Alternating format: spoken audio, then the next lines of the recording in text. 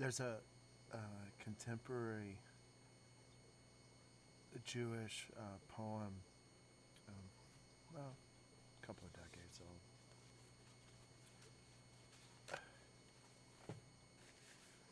and I can't remember the entire poem. I'd like to, but I remembered that when I heard the words sung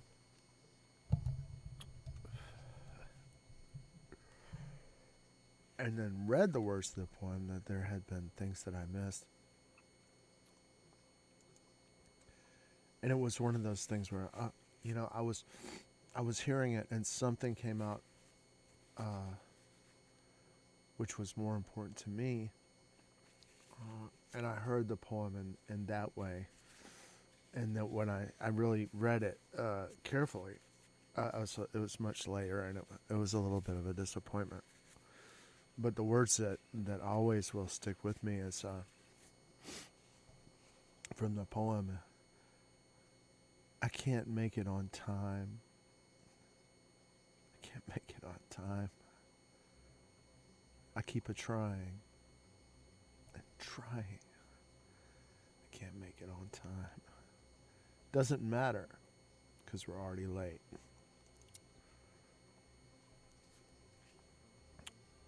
Can't make it on time.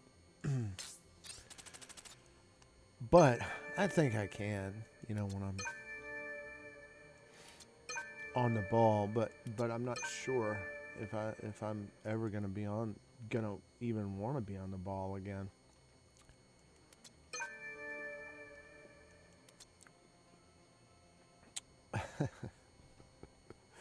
But that's okay. I feel pretty good.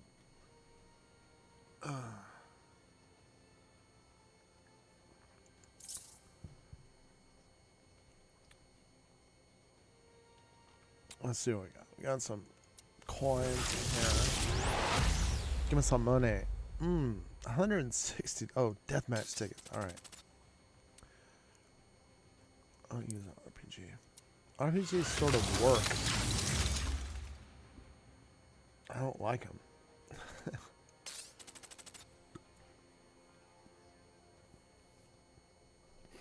The thing about an RPG is it has no damage fall off. That the projectile hits you and then detonates. Oh my goodness. I can't believe I open right when I get here. What?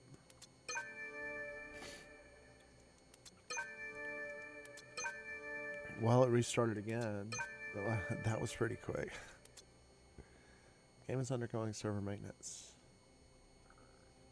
That's pretty quick maintenance. Inbox event. Don't forget to claim your rewards. 1,500. How many has I got?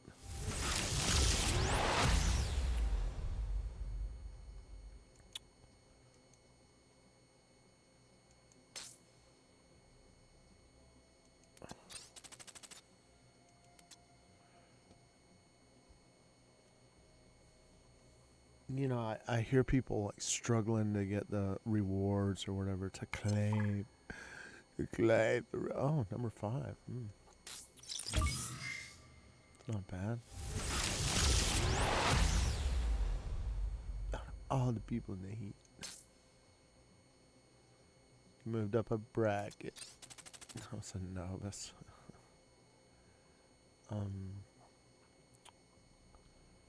What is this? Whatchamajigger? For the thingamabob. Let me see. Soul Priya. Yeah, sort of. Walking Dead, Nathan. Desuturo. Tuoria. Okay, here's this guy. Supernatural. No, this guy. Eva fan. I like Eva fan. Okay.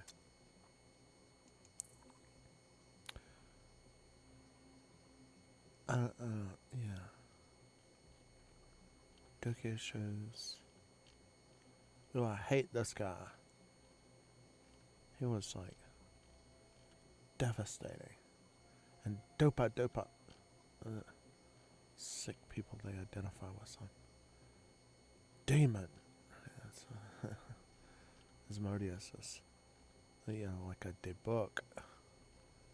I forgot, in Hebrew, I think Ashmodai, right? That's the name of the thing, the creature that kills the husbands. There's this girl, and in the Ketuvim or whatever the writings, Tobit. There's a story, and it's an interesting thing about fakes, because it's supposed to be in the 8th century before the Common Era. This is how I remember it. Tobit is supposed to be a really remote antiquity, like something, no, close to 3,000 years old. It's not. The text is full of these anachronisms, so scholars since it has all these anachronisms and these detectable errancies that are inconsistent with the claimed milieu of its production. We declare, they think it's fake. It was written about the 2nd century before the Common Era. So it's a mere 2,200 years old. And but it's still, this is what I like to call an old fake, a very old fake. A fake that's so old, but it's priceless. It has become a treasure, right? This is the thing. If you're I've got something stuck in my tooth back here. If you're in an old country like China, I was in a museum, and I probably have a photograph of this somewhere, but I have these bells of the Zhou dynasty, right?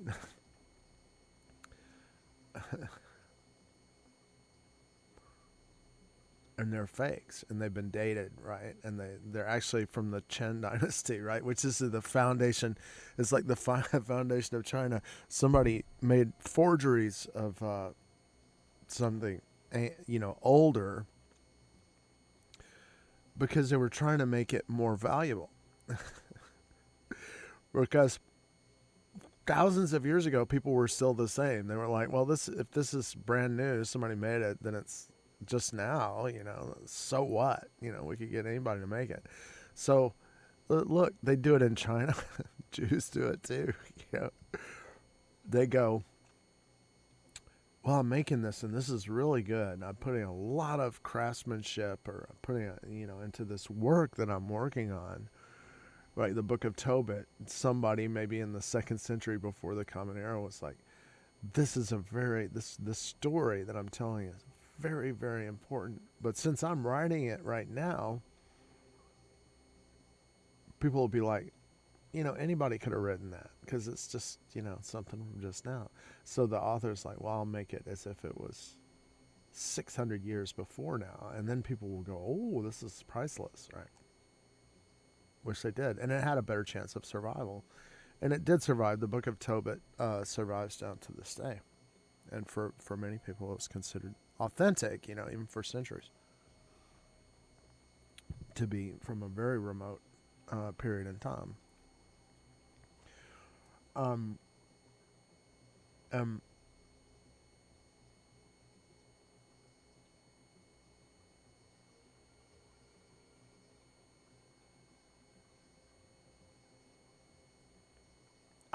got it.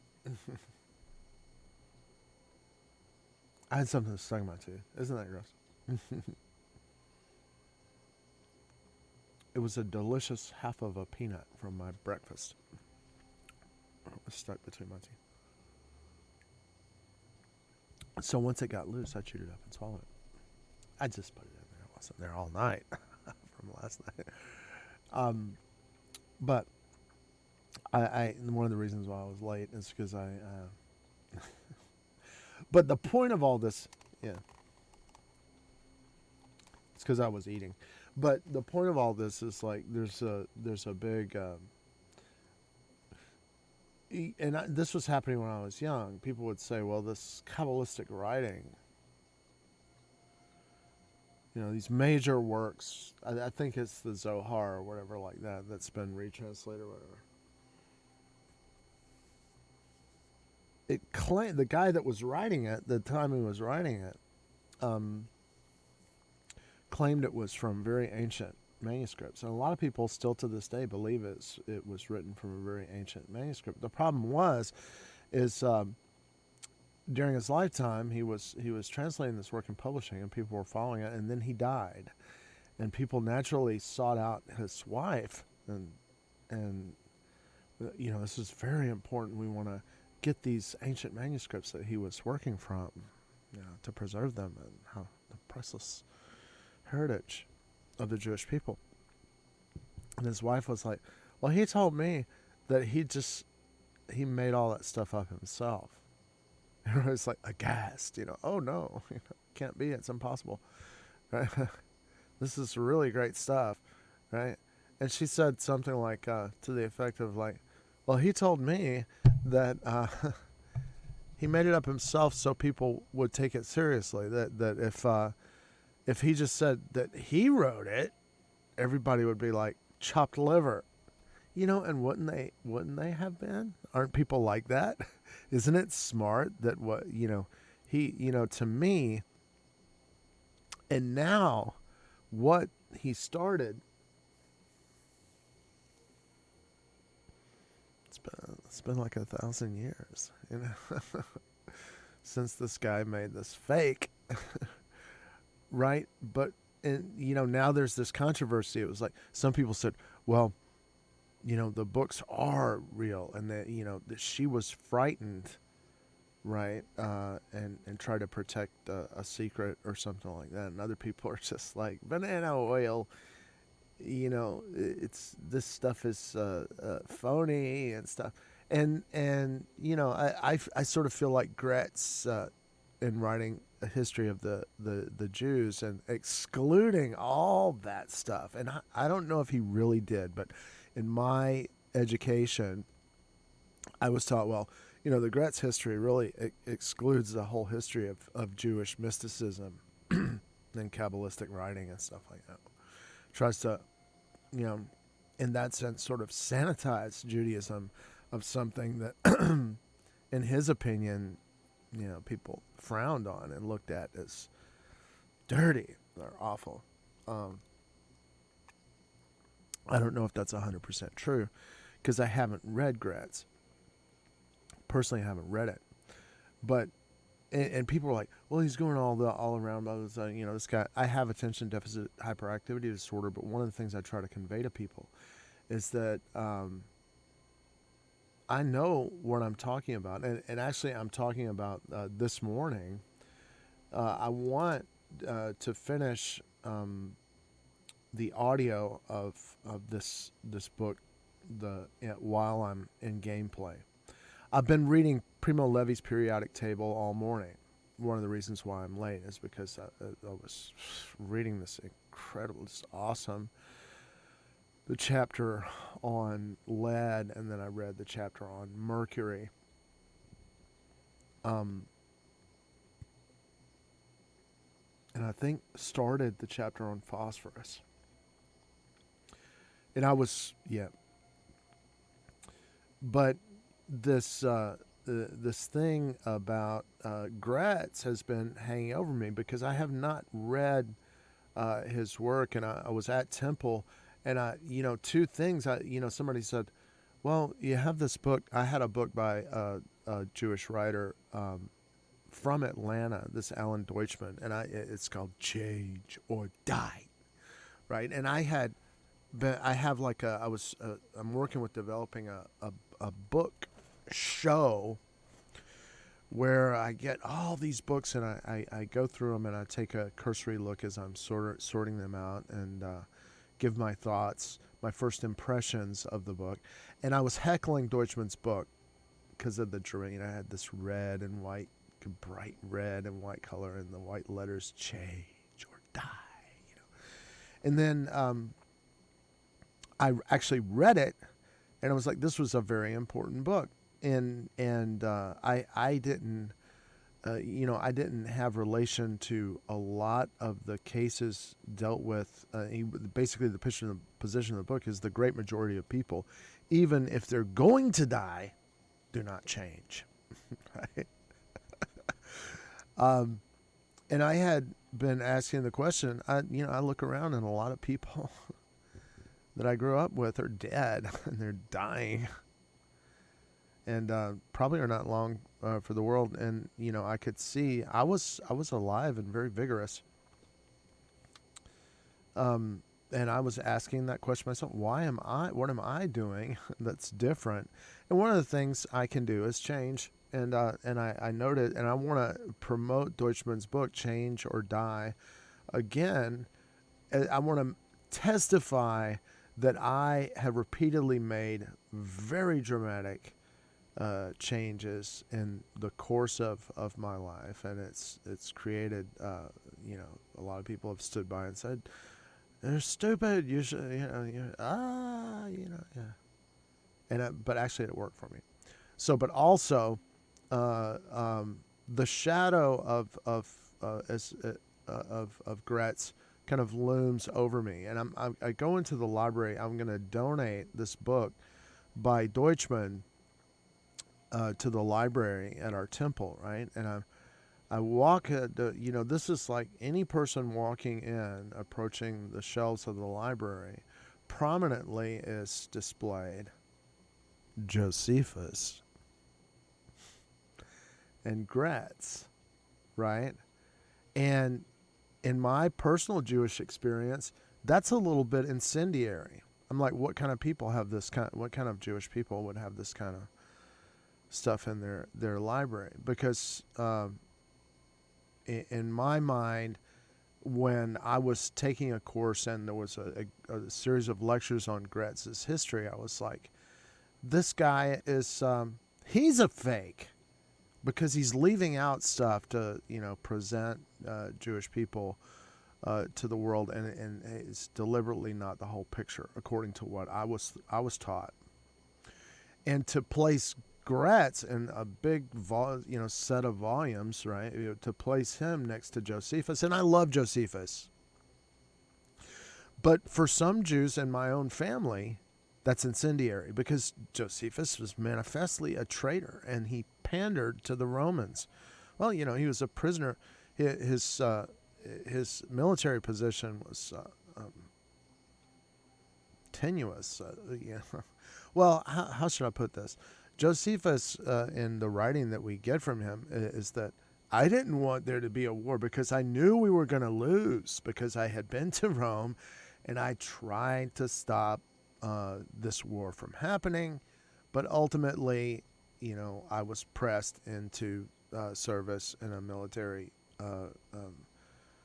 role at Jotapata, the fortress, and it was taken by the Romans. And as he was being cast in the prison, he got a message to Vespasian that he had a dream that he was, and there's this rumor that Jews had prophets, right? That they have dreams, and the things that they dream actually come to pass.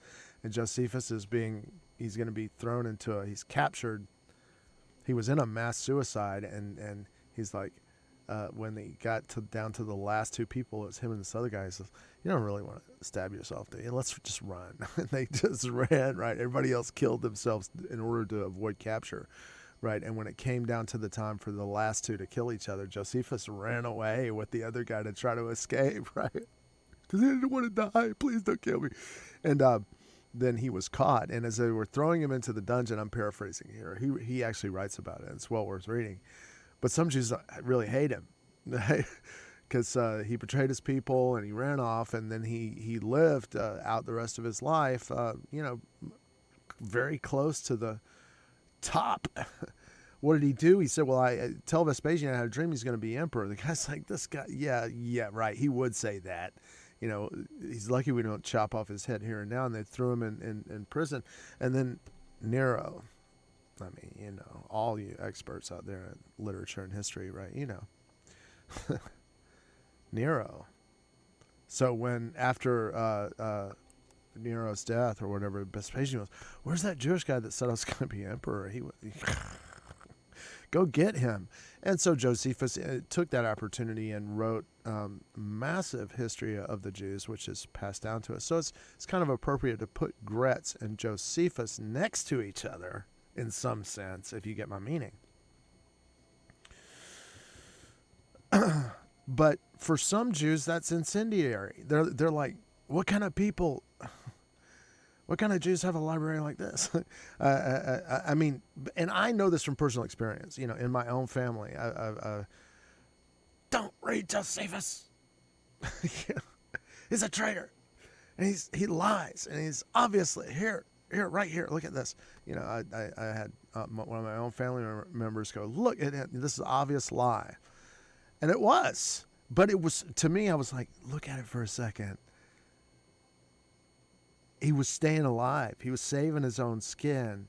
And in my view, it's transparent that Josephus hid a lot of things in plain sight, that he kind of protested too much, you know, pandering to the Roman view of things, and thereby was able to produce a massive history from the first century of the antiquities of the Jews based on captured manuscripts and things that, you know, are lost, that were destroyed ultimately. Probably kept a lot of books for himself, and so his work is very important, but nonetheless incendiary. Now, this huge rambling thing, you know, and in particular, like in a typical Georgia school or whatever, you know, kids that do like I'm doing now and going on all this stuff like that, they want to throw them out. You know, they're like, this person is mentally something wrong with them. But really all I'm trying to say is this, is I'm determined to finish this audio. I'm not, when I play Macarena this morning, right, I'm not going to talk. I'm going to finish this Melanesian mythology book. I'm going to let it play. I'm going to let it finish. And I'm going to try to get into Gretz. And then for a number of days, I'm going to play the Gretz history of the Jews, because, you know, it's something that I need to get done, because I you know, I'm sort of on the opposite end of the spectrum. I'm sort of a kind of Jewish person that I'm like, well, if Gretz doesn't respect Kabbalistic mysticism and actually writes a whole history and excludes that, I think I'm less inclined to read his book. But I want to, you know, recognize that it's probably very significant and that I should read it. I shouldn't, you know, if I felt, for example, and I went through this, when I first had a copy of Josephus, I had the Penguin edition of the Jewish Wars, right? Which is not his complete works. That's the eyewitness account around it's about AD 70 of the Common Era, when the temple was actually destroyed, a couple of generations after the crucifixion. I didn't get it from, I got it from the book collection of Robert Hogan, who was a parent whose children were at Paideia, where I went to high school. They were selling their property, and they had lived in, I think, Sweden or Switzerland for many years already, and just had this house. And when they sold it, I got my first copy of the Jewish War, which I'd never heard of it. But I was working at the Omni Hotel, and I kept the Jewish War, the Penguin edition of the Jewish Wars, in my chest pocket when I was working in room service in the Omni Hotel. And whenever the hotel gets really busy, the wait for the service elevator is much longer because all the servers are trying to serve all the floors and everything like that. So there are these excruciatingly long waits for room service waiters. And I read a great deal of classic literature standing in those stairwells during the years that I worked at the Omni, and that was one of the books that I have read over and over again. So taking a page out of my own book, even though Jews in my own family were like, this is garbage, we don't read this. I read it and I benefited from it. And by the same token, I had a course where Gretz was mentioned, and I found some things about him unfavorable. And so, how to put all this in one sentence, because it's been going on for about 20 minutes, if you notice, right? I do have ADHD, diagnosed or whatever. But what I'm trying to say is I know exactly, I want to say one sentence. I'm going to finish this book and start another book, and I'm not going to talk. For the aforementioned reasons. All right, so let's go.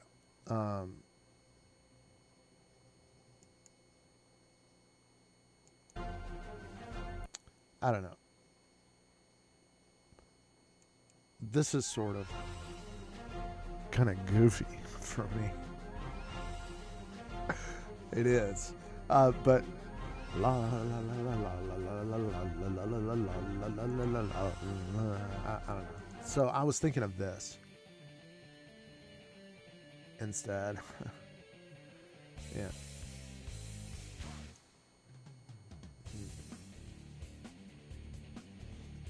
And then, yeah, let's go. A magical formula is an inviolable, integral item of tradition. It must be known thoroughly and repeated exactly. Pages 214. As it was learned, a spell or magical practice, if tampered with in any detail, would entirely lose its efficacy. Thus the enumeration of ancestral names cannot conceivably be omitted. Again, the direct question, why do you mention those names, is answered in the time-honored manner, Toku Nabugubu Namasi Rexcl. Old custom. And in this matter I did not profit much from discussing matters with even the most intelligent natives. That the names of the ancestors are more than a mere enumeration is clear from the fact that the Aliyula is offered in all the most important systems, which have been thoroughly examined, and also from the offerings in Sagali described above. But even these presents and the partaking of the Sagali, though undoubtedly they imply the presence of the Baloma, do not express the idea of the spirit's actual participation in fostering the aim of the magic. Of their being the agents through whom the magician works, to whom he appeals or whom he masters in the spell, and who perform subsequently the task imposed on them. The natives at times express meekly the idea that a benevolent attitude of the spirit is very favorable to the fishing or gardening, and that if the spirits were angry they would do harm.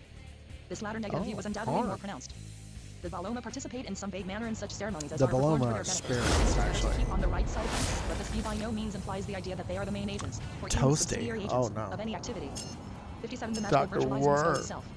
The native attitude of mind towards the Baloma in magic may become more clear when compared with that obtaining during the Nalamala. That's a bad decision. There the Baloma are participants and onlookers, whose favor ought to be gained, whose wishes are naturally respected, who, further, are not slow in showing their disapproval, and who can make a nuisance of themselves if not properly treated, though their anger is not nearly so terrible as that of the normal type of supernatural beings, savage or civilized. In the Nalamala, pages 215. Paragraph continues. Baloma are not your agents in anything that goes on. Nope. Their role is purely passive.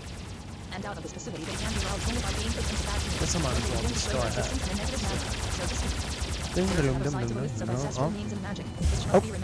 Good. Thank you. Underlying a certain system of magic and on the family tradition of a certain subclan has been discussed above. The ancestral names mentioned in the several formulae form therefore one of the traditional elements so conspicuous in general. The mere sanctity of those names, being often a chain linking the performer with a mythical ancestor and originator, is in the eyes of the natives a quite sufficient prima facie reason for their recital. Indeed, I am certain that any native will regard them thus in the first place, and that they would never see in them any appeal to the spirits, any invitation to the Baloma to come and act. The spells uttered whilst giving the Aliyula being, perhaps, an exception. But even this exception does not loom first and foremost in his mind and does not color his general attitude towards magic. 58.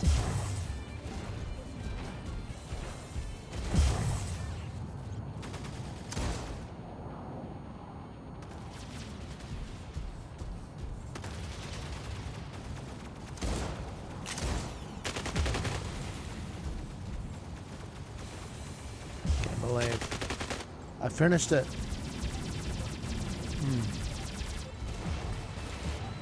Now I sort of want to die and go get my book. Good. I always like to take out Wicked Sick. Good. Toasty. Yes. Thank you, Toasty. It's always very nice when people remain still when I really want to get done. And Wicked Sick, yeah.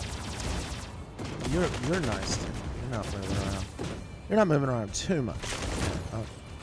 Ouch. kamikaze mode yet? No. I'm so, oh.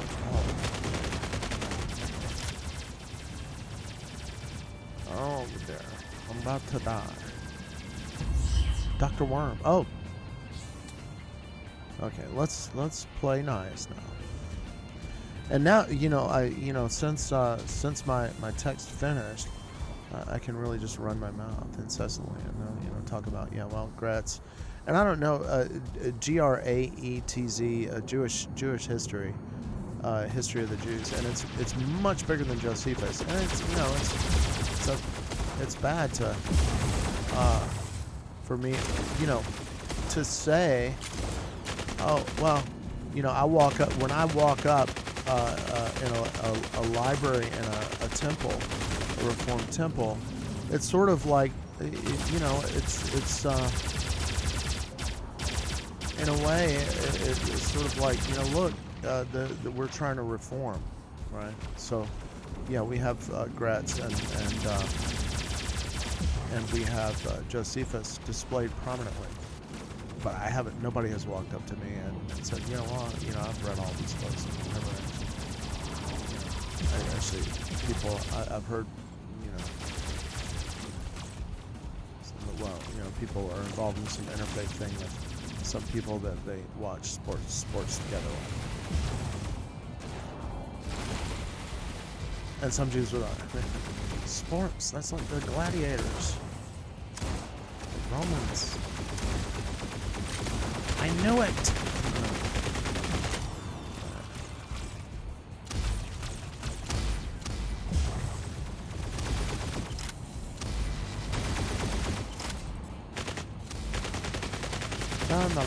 No, God, I'm pop. Tisk. Oh, tisk. Ouch. Good, Mountain Boy. I love you, buddy. Tisk. Need to get off the way. Tisk. Oh, I can't. What are you guys doing, man? I was like hanging my behind way out here. I'm usually much more conservative about getting out in the open. And we lost? And I didn't get a single mech destroyed? Well, did I? Yeah, no, I didn't. God. Buddy old. Toasty, pal. Come on, Toasty. Yeah, God, Toasty. See, I was waiting for you to come out. I was, yeah. People don't realize. Well, all you get, is there's a little red eye, and it's like I can see the little red eye that somebody sees me. I know that somebody sees me, but I don't know who it is that's actually, and it could be that it's possible for them to see me, but they're actually looking at something else, and that's why I'm very easily destroying.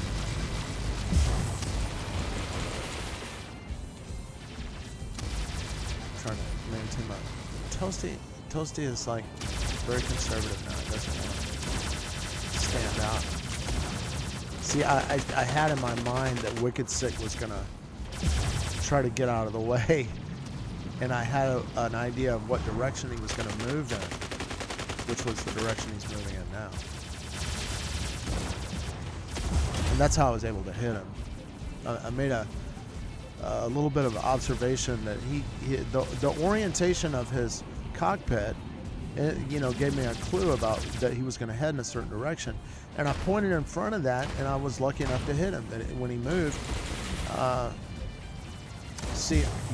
Tisk was doing the same thing. He was looking back my way while running in the direction, which was an indicator to me that if I was a little bit over. Good, Toasty. And that's good. You need to be chill enough. Oh, I'm out of ammunition. Oh, I could have hit you so many times. But, there you go. Just trying to do the best you can. Can I get... No. See, he was moving out. And I that's why I didn't, just lean on it, because I knew he was going to be... And he's behind this thing, Mountain Boy. That's pretty smart.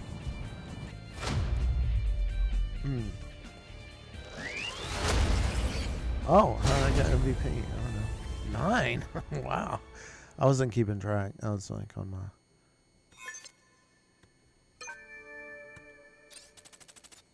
All right, now, so what have I got to do? I actually reveal this whole process here. Oh, and this is interesting. If you were watching me last night, I was playing around. You know, as parents or whatever, you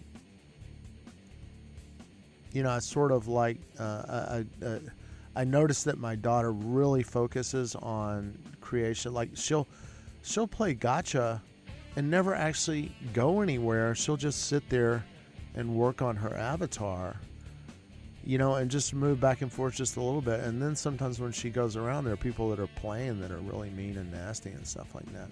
And so I know that she loves to make avatars. So I did a little bit with Magic Mirror last night. And I really, really liked it. But if you're on Magic Mirror, theoretically, and it runs on Unity, you can load an avatar with alpha transparency or whatever to put on your stream, where the way it works is this. The mouth moves from your voice audio, which means that it's not one of these things that's like VUP, which is actually needs to take control of your webcam because it's getting data from your face and head movement from your face. VUP does, which is on Steam. It's an avatar creation thing that you can use, like Animaze, right? I think Animaze too, FaceRig, which used to be FaceRig Pro, also, you know, it ties up your camera. So you know, in some ways it's more secure as long as VUP is running. You know, nobody can see if you're naked. Or if you're eating your boogers, they can't see it. For sure they can't, because VUP and FaceRig and Animaze all really have it and are using it. If they crash, only then could it be possible for somebody to see through your webcam. On the other hand, if you use Magic Mirror to set up your avatar, you can go to Vroid Hub and find some avatar that you like, right? So I was on there, I was looking at that, and yeah. But where I was, in fact, I was also trying to get Collab Cam to work, and it wasn't working right. Yeah, this is an interesting thing. I've got here's my Facebook, and there's a guy trying to. It's like some kind of grants for small businesses that lost money, and a guy that has a business that's a close friend of mine, and he went through. You know, he lost a lot with the pandemic and stuff. He sent me a message on Facebook about these grants, right? And I was like, I called him. I'm like, I got a message, and I'm not sure it's you. Call me back. No, actually, I got money for these grants. It's not a scam, it was real. I got money. Send him a message. So I sent him a message. So he's blinking, the agent is blinking back at me, you know, and I guess I have to fill out this application to see if I can get a grant to get my business back off the ground. Really got hit hard by the, you know, I was a teacher all my life, and then I started a business, and then the pandemic hit, and I had to close down. And yeah, so I can see my Twitch and my ancient Yahoo email, and this is a CIA an article on how you know, the CIA got the Ba'ath Party into power in Iraq, and then they got Saddam Hussein into power, and how he was working for the U.S. government, or why he was an employee. I guess, yeah, and then he got fired because he didn't do his job. He was supposed to, you know, exterminate Iran or wipe them off the map, and he failed to do that. So, you know, it's one of those interesting articles that goes back and shows, for some people, what the story of Saddam was. It was actually a different story. And here's where my mission study was. Here is, I was reading Aaron Swartz, may he rest in peace. I was reading Aaron Swartz's article on The Dark Knight. He wrote about Batman, and he noticed, well, the Joker actually gets rid of more of the bad guys than Batman does in The Dark Knight. It's a good, I want to study his article more and more. God rest his soul. So there's my Mishnah study. and Rashi, the Rashi commentary on, this is Jewish stuff. Rashi's commentary on 23:19, right?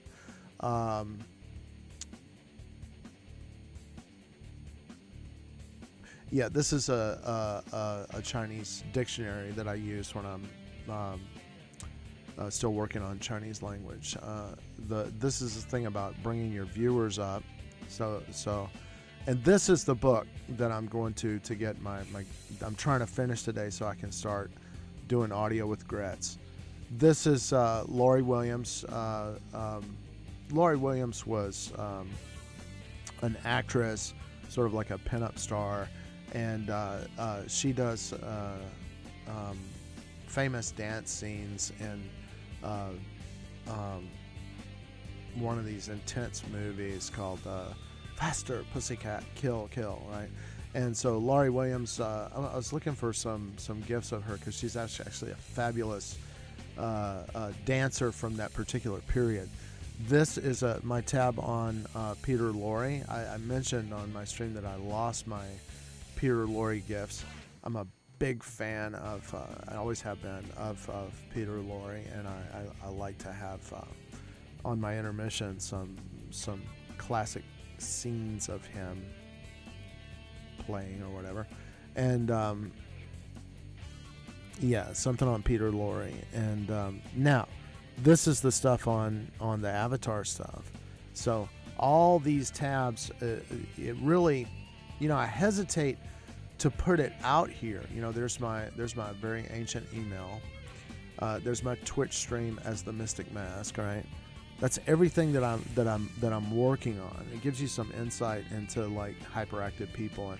And for my brother, he has a tendency towards this, but he has such a frustrated response to his own characteristic that he really if he allows himself to get this scattered, he considers this to be scattered, which actually, if you chill out, it's not. For me, I know all these things, what I'm doing, everything is involved in stuff that I'm actually in the middle of working on, for various reasons. And there is method to, and my brother would go, this is insane, because he's hyperactive ADHD too, but he's told that that's a sickness, and I don't think that's good. Don't do it. No, don't fall for that. So this is the reality, and actually the whole going in here, to get back to the game, I need to get in here because I need to be in this spot. So my goal is to finish these 3 chapters, and I'd just like to show you how this works. All right, so here's my text. I select it and I hit Control-C. Now I get a prompt from, let me see if I can bring this up, from Text Aloud, and I just hit New, and then boom, it pops up, right, like this. Okay, so here's where the cursor is, right? I want to make sure I've completely stopped to do this right, and these are the previous chapters, right? Now,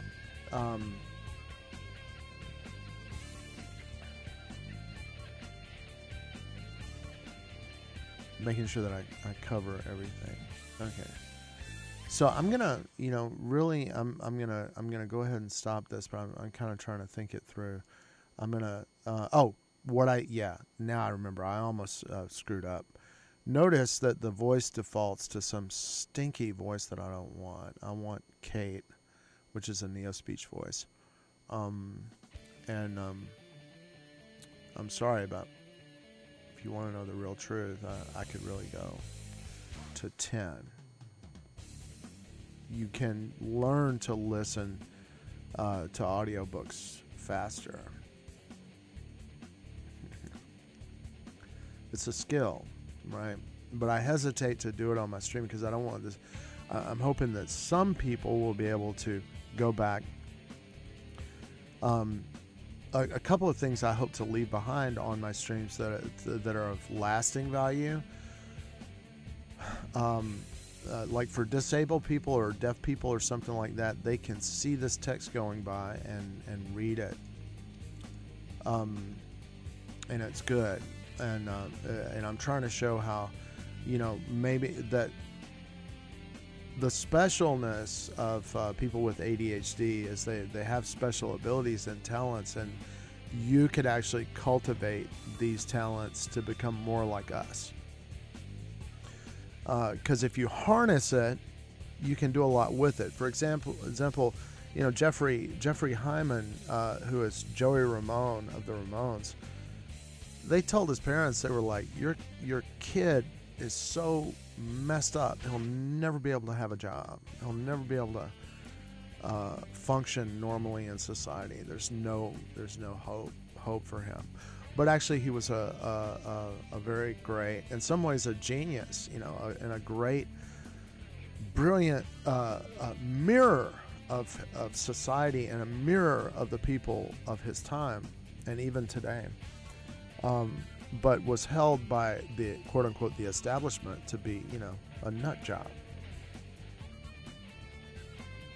So, we all have strengths and weaknesses. Okay, so I'm gonna shut up.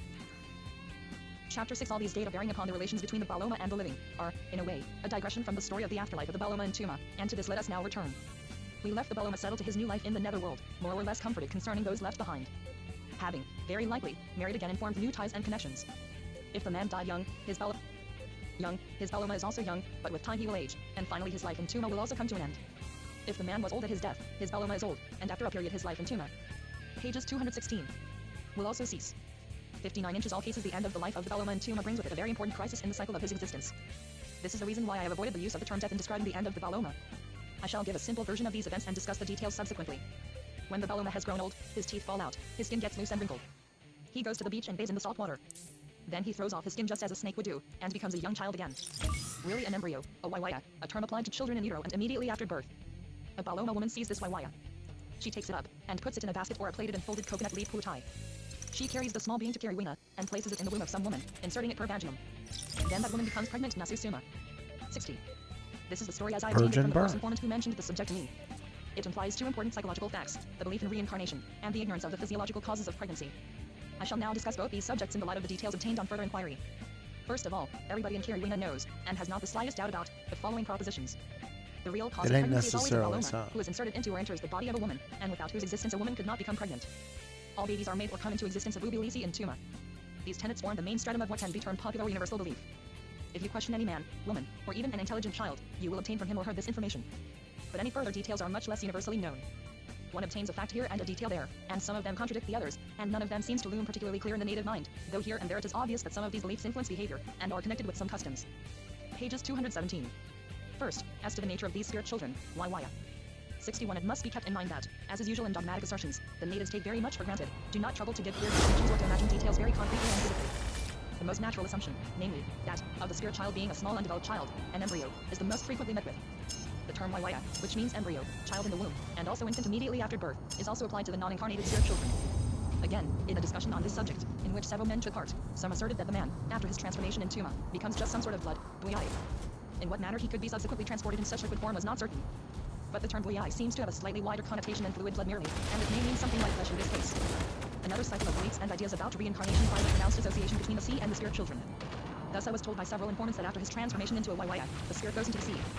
The first version obtained quoted above implied that the spirit, after having washed on the sea beach and become rejuvenated, is taken up immediately by a female Baloma and carried to Kiriwina.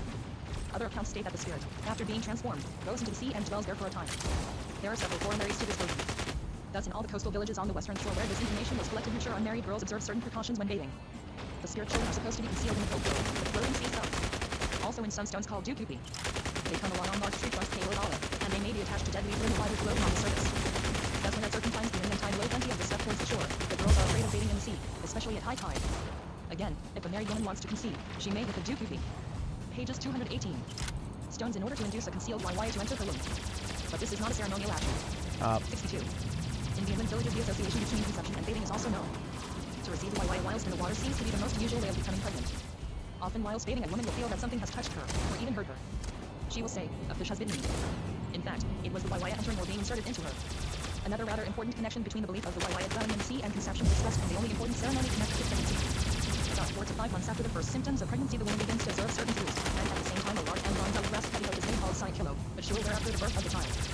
This is made by certain female relatives, who also perform magic over it, in order to benefit the child. On the same day, the woman is taken to the sea, where relatives of the same class as those that made the saikilo bathe her in the salt water. A Sagali ceremonial distribution of food follows the proceedings. The usual explanation of the Ulula reason for this ceremony is that it makes the skin of the woman white, and that it makes the birth of the baby easier. 63 but in the coastal village of Kawas area, a very definite statement was volunteered, to the effect that the Kakiwa ceremony is connected with incarnation of the spirit children. The view taken by one of my informants was that during the first stage of pregnancy, the Waiwaya has not really entered the woman's body, but that there is merely a kind of preparation made for its reception. Then, during the ceremonial bathing, the spirit child enters the body of the woman. No Whether comment. this volunteered interpretation was only his opinion or whether it is a universal belief in the coastal villages, is not known to me, but I am inclined to believe that it does represent an aspect of the coastal natives' belief. But it must be emphatically stated that this interpretation, pages 219, was absolutely poo-pooed by my informants of the inland villages, who also pointed out the contradiction of the ceremony is performed later on, during pregnancy, and that the Waiwaya has been established long ago in the mother's womb. It is characteristic that any inconsistency is noted in a view which is not the informant's own standpoint, while similar contradictions are most blandly overlooked in his own theories. The natives are, remarkably enough, not a bit more consistent with conjoined Reptilianus than civilized people. Besides the belief in reincarnation by action of the sea, the view that the Waiwaya is inserted by Baloma is prevalent. These two ideas blend in the version of the Baloma who inserts the Waiwaya does it underwater. The Baloma often appears in a dream to a prospective mother, who will tell her husband, "I dreamed that my mother or maternal aunt, or my elder sister or grandmother inserted a child into me. My breasts are swelling." As a rule, it is a female Baloma that appears in the dream and brings the Waiwaya, though it may be a man, but the Baloma must always be of the Bioma maternal kindred of the woman. Many know who brought them to their mother. Gusto Ulua, the chief of Omercana, was given to his mother Bomakata by Bugalaga, one of her Tabula grandfathers, in this case her mother's brother. 64 again, Ola Jesse, the woman mentioned on page 162, who goes to Tuma, Padi her son, to Kilubahiki, given her by Tom Nabu, her Kadala mother's brother. To Kilubahiki's wife, Kadal Wu, knows that her mother came to her, and gave her the baby, a girl now about 12 months old. Such knowledge is possible only in the cases when the Baloma actually appears in a dream to the woman and tells her that he will insert a Waiwaya into her. Of course, such enunciations are not absolutely in the program. Indeed, the majority of people do not know who it is to whom they owe their existence. There is one extremely important feature of the beliefs about reincarnation, and however opinions differ about the pages 220. Other details, this feature is stated and affirmed by all the informants. Namely, that the social division, the clan and subclan of the individual, is preserved through all his transformations. The Baloma, in the nether world, belongs to the same subclan as the man before death. And reincarnation moves also strictly within the boundaries of the subclan. The Waiwaya is conveyed by a Baloma belonging to the same subclan as the woman, as just stated. The carrier is even as a rule some mere Bila. And it was considered absolutely impossible that any exception to this rule could happen, or that an individual could change his or her subclan in the cycle of reincarnation. Ouch. 65. So much about the belief in reincarnation. Though it is a universal and popular belief, that is, though it is known to everybody, it does not play an important role in social life. The last mentioned detail only about the persistence of kinship ties throughout the cycle is decidedly a belief illustrating the strength of the social division, the finality of belonging to a social group. Conversely, this belief must strengthen those ties.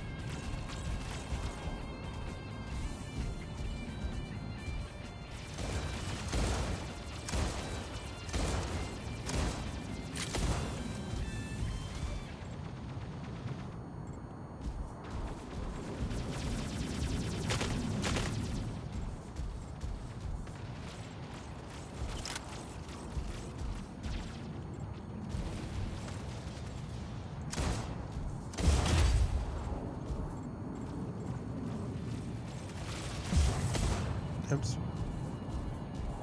Bad timing. Okay, so that was very interesting, and you know, it's like they made the claim, you know, that these beliefs indicate that they don't understand how people get pregnant. That's a non sequitur.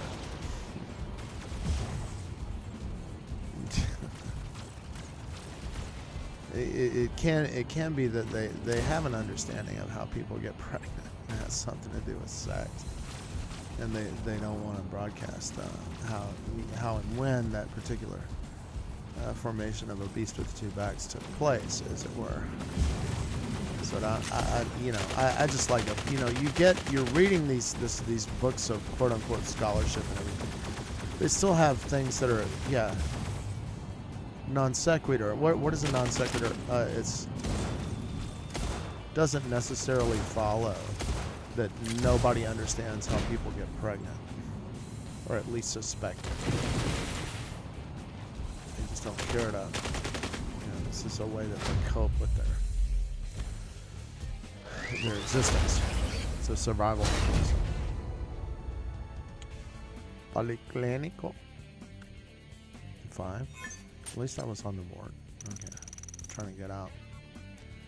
And I'm stubbornly sticking to my. I'm trying to stubbornly stick to my plan. So what have I got here? I've got this next chapter of the book, and what would I do? I would go back over to my browser with all this crap that I have going on here. If I scroll down to the bottom, there's chapter 7. Chapter 7. I go and I select it, and I hit Control C, and then I hit New. Okay, now I can't speak for Cursor, but notice, really, and I should do this if I'm going to make it a little bit educational. There is a way, I think, in here to set the default voice options, default voice, NeoSpeech, Kate. Okay, so now it's going to stop always going back to that, and by default be the girl. Now, when I go to Gretz, I may leave it on a girl's voice as well, but you'll notice if you do this for a long time, like if you use text aloud and NeoSpeech, there's different ones you can use. I just stumbled across these, but if you're using them, James Joyce, like say you're doing something, you want to listen to James Joyce while you're doing it. The Dead, written by James Joyce, and I often talk about the story. I really like it. Needs to be, because it's sort of like about the cluelessness of men towards women, humorously so, right? And like I think I was in a car one time, and I was like, let me I want to listen to that story again, and I brought up a LibriVox recording of the book. It's like a collection of stories that the Dead appears in, which I forget what the name of it is, but you can find it. James Joyce, The Dead.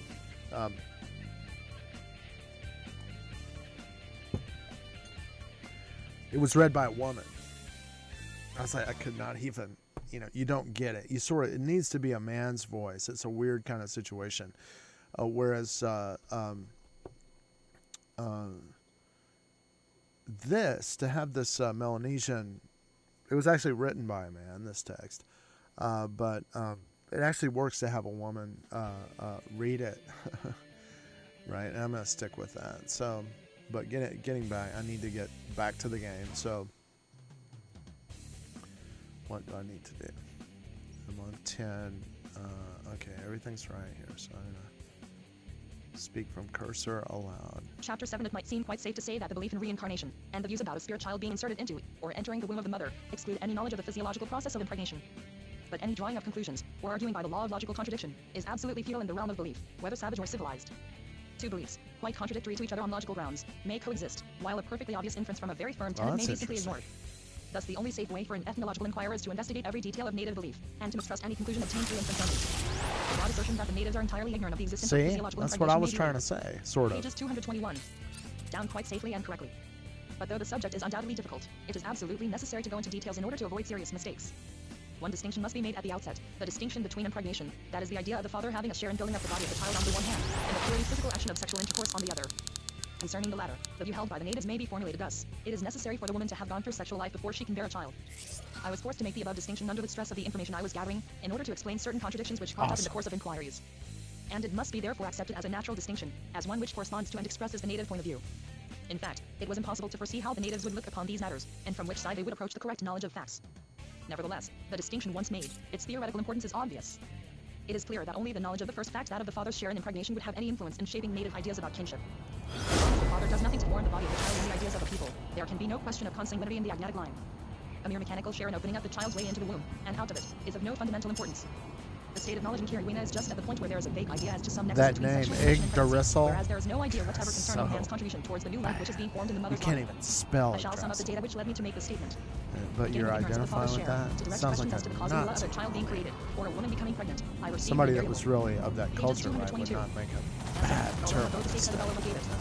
66. Can't spell Of it for course, us. like all questions about Can't the spell. this one has to be put with patience and discrimination, and it may at times remain unanswered. But in many cases when I put this question bluntly and directly, and when it was comprehended, I received this answer, though I must add here at once that it was at times complicated in an extremely puzzling manner by someone's about population. As I was puzzled by that, and as I was very keen on getting this point clear, I discussed it whenever it could be approached as a side issue. I put it in a straight toe, and I discussed it very often in concrete instances wherever any special case of pregnancy, past or present, was the subject of conversation. Especially interesting and crucial were the cases where the pregnant woman was not married. 67.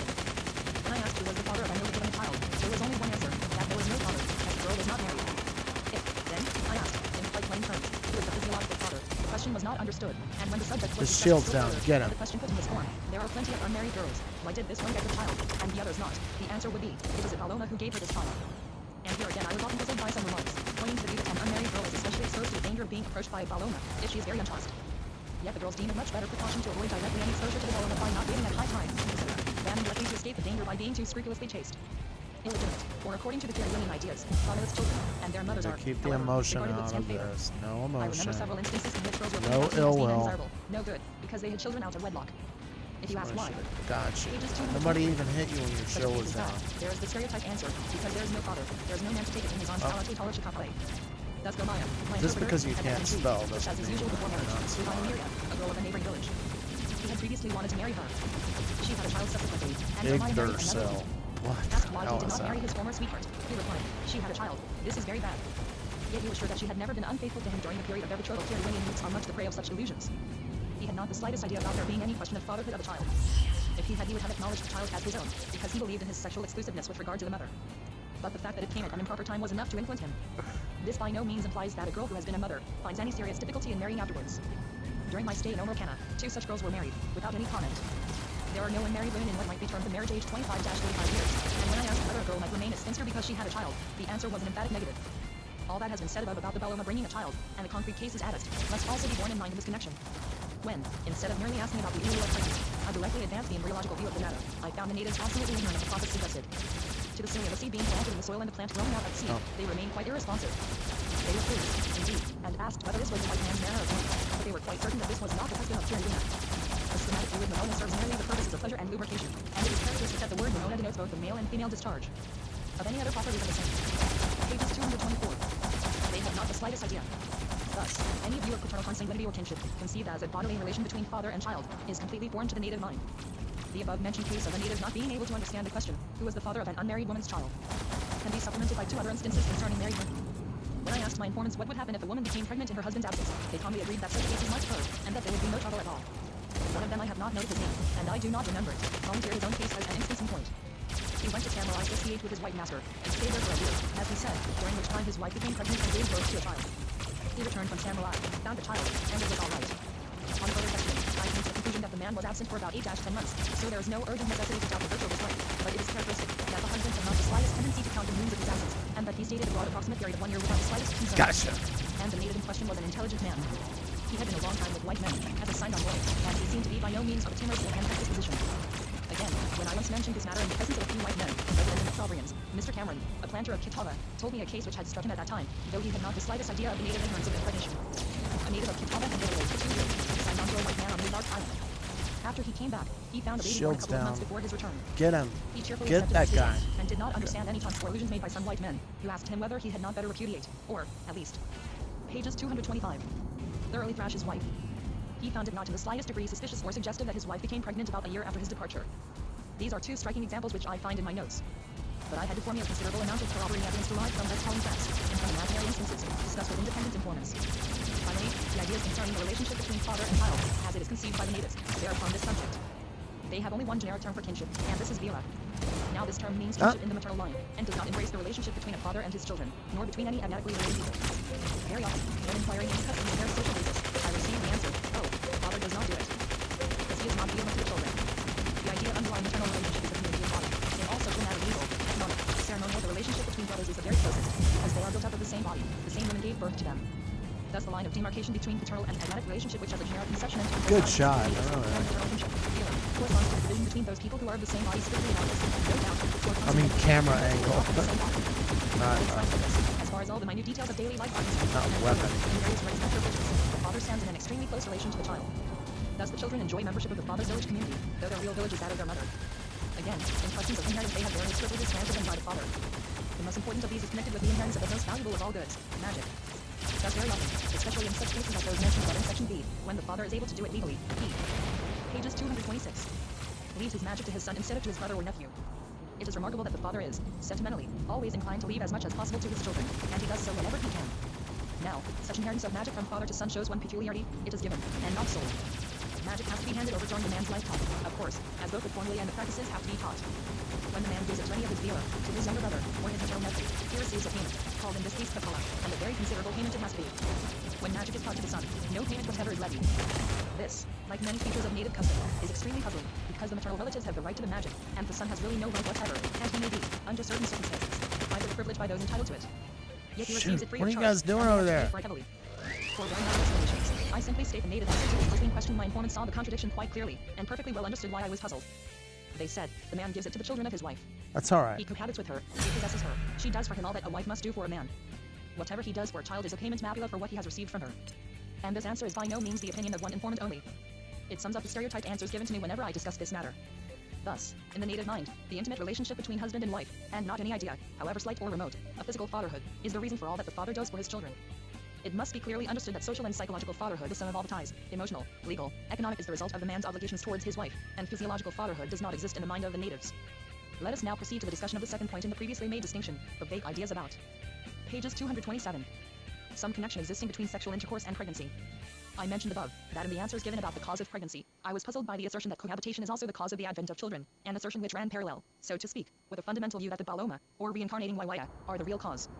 This assertion was very much less conspicuous. In fact, it was so much overshadowed by the main view, that at first I noticed only the latter, and was persuaded that I had obtained this information quite smoothly and that there were no more difficulties to be cleared up.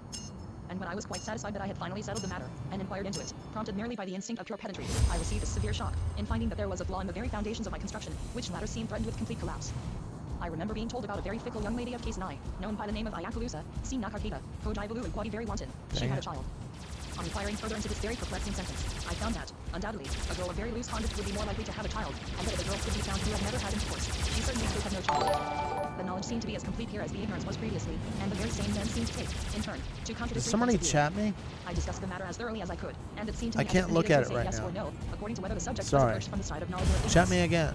They were puzzled at my persistence, and I admit with shame and patience, and I was unable to explain to them my difficulty, though I pointed, as it seemed to me, straight to the contradiction.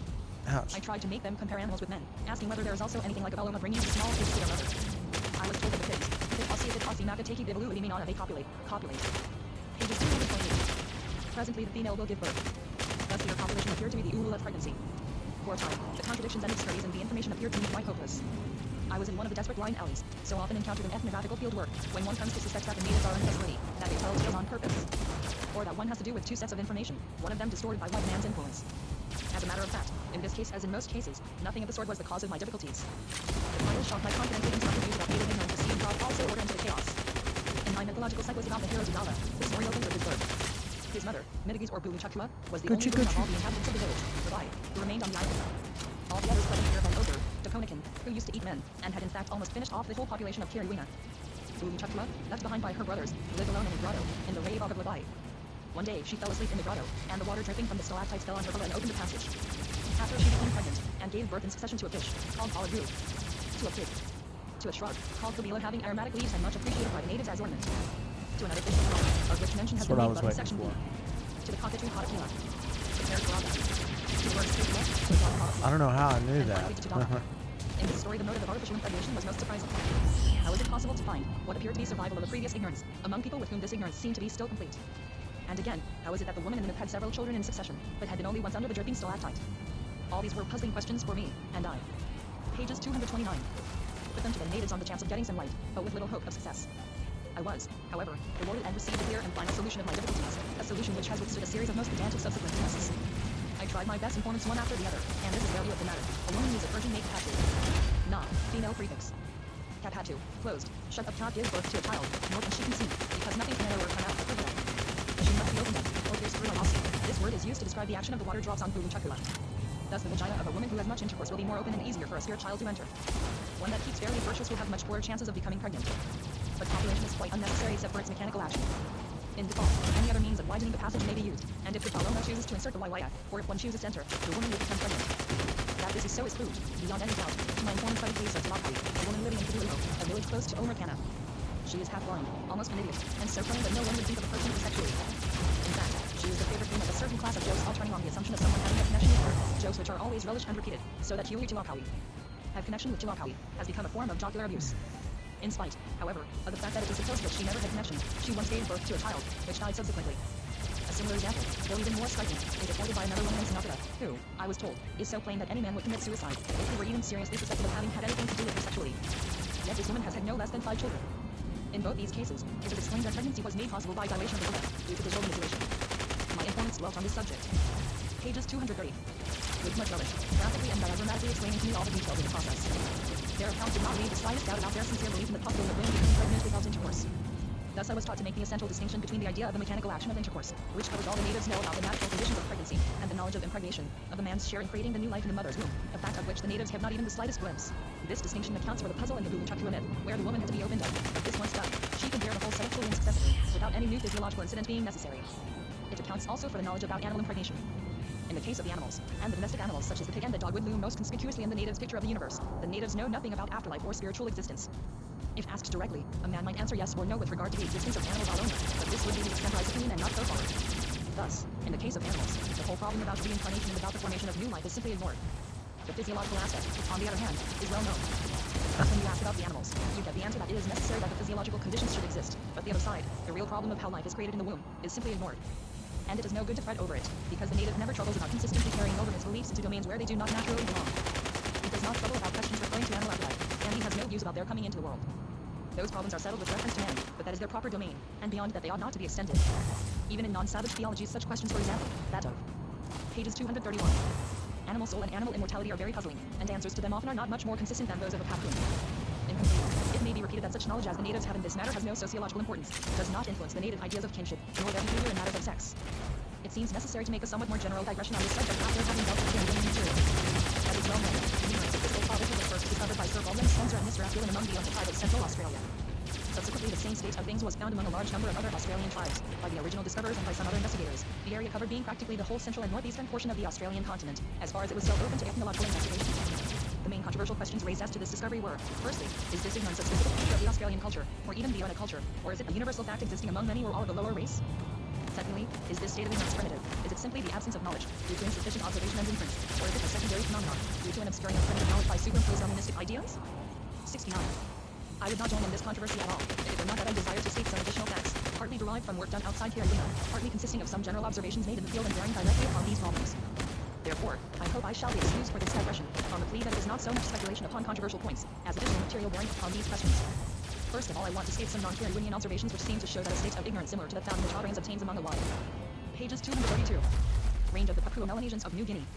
Professor Solomon points out that it is stated that a single sexual act is not sufficient to produce pregnancy, to ensure which cohabitation should be continued steadily for a month. Suddenly I have found a similar state of things among the Mailu on the south coast of New Guinea. The connection between cohabitation and conception seems to be known among the Mailu, but to direct inquiries as to the cause of pregnancy I did not obtain emphatic and positive answers. The natives, of this I am positive, do not clearly grasp the idea of the connection between the two facts. Like Professor Seligman among the Koida, I found the firm belief that it is only continuous intercourse for a month or more that leads to pregnancy, and that one single act is not sufficient to produce the result. 71. Neither of these statements is very emphatic, and in fact they do not seem to imply a complete ignorance of physical fatherhood. Yet as neither of the investigators seems to have gone into detail, one may a priori suspect that the statements allow some further qualification. As a matter of fact, I was able to inquire into the matter on my second visit to New Guinea, and I know that my statement about the Mailu is incomplete. At the time of my visit to Mailu I was puzzled in the same manner as in Kiribati. I had with me in Kiribati 2 boys from a district adjacent to that of the Mailu, who gave me exactly the same information as that gathered in Kiribati, that is, they affirmed the necessity of sexual intercourse before pregnancy, but were absolutely ignorant as to impregnation. Again, looking through my notes taken in the summer of 1914 at Mailu and through some notes taken among the Sinagalo, a tribe closely allied to the Koida, I see that the native statements really imply only the knowledge of the fact that a woman must have experienced some sexual life before conceiving. And that to all direct questions, whether there is anything in intercourse that induces pregnancy, I received negative answers. Unfortunately, in neither place did I directly inquire whether there are any beliefs about. Pages 233. The supernatural cause of pregnancy. The boys from Katogaro from the district near Mailu told me there were no such beliefs among them. Their statement cannot, however, be considered final, as they have spent much of their time in white man's service and might not have known much of traditional knowledge of their tribe. There can be no doubt, however, that both Professor Solomon's statement and my information obtained in Mailu would, if developed with the help of native informants, Can't touch you. results to the Kiribati data with regard to the ignorance of impregnation. All these natives, the point of Thank you the southern Machine so of much. Hato and the northern Machine of Kiri Williams That's 72 are representative strong. of the Melanesian stock of natives, the Kiri Williams being a very advanced branch of that stock. In fact, as far as our Shoot that present knowledge guy. goes, the most advanced. 74. The existence of complete ignorance of the type discovered by Spencer and Gillen among the most advanced Papua-Melanesians and its prevalent existence among all the Papua-Melanesians seems to indicate a much wider range of distribution and a much greater dominance to the higher stages of development than could be assumed hitherto. But it must be emphatically repeated that unless the inquiry be detailed, and especially unless the above-made distinction be observed, there is always the possibility of Come on, failure and brother. of erroneous statement. 74.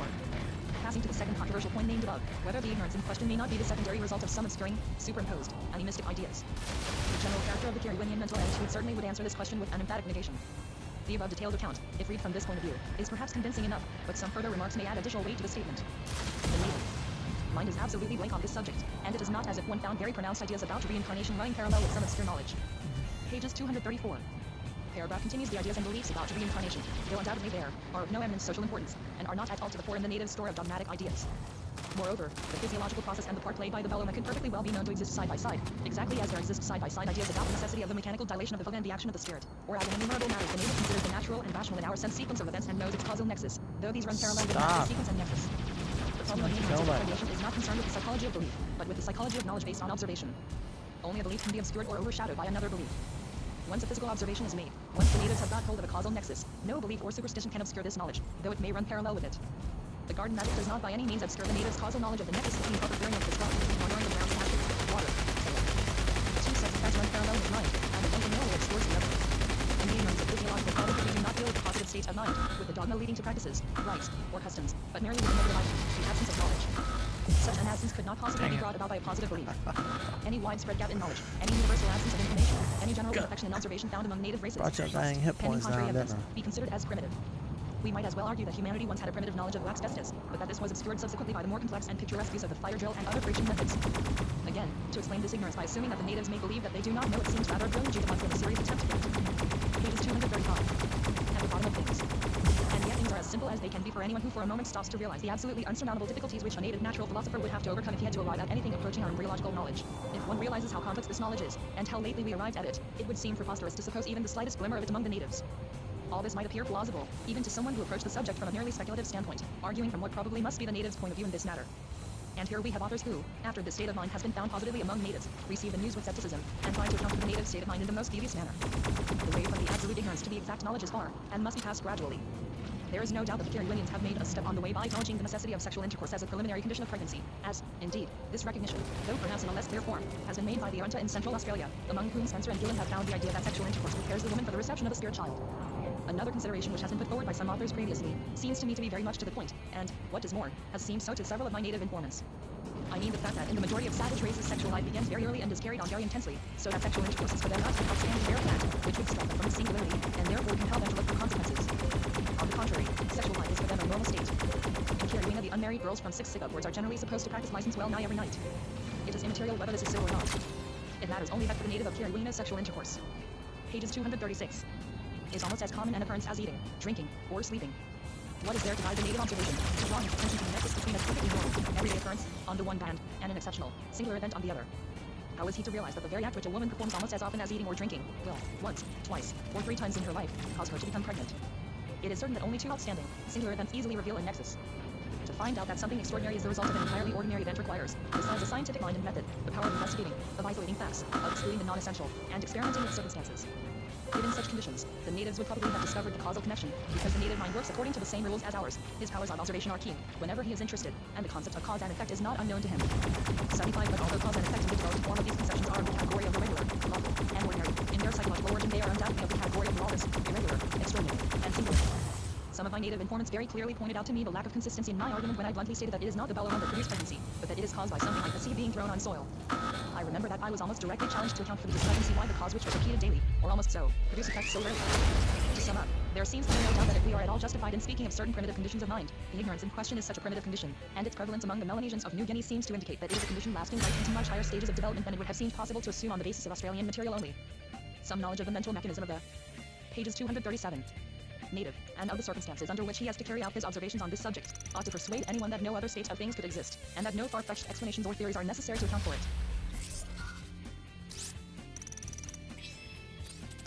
Yeah, so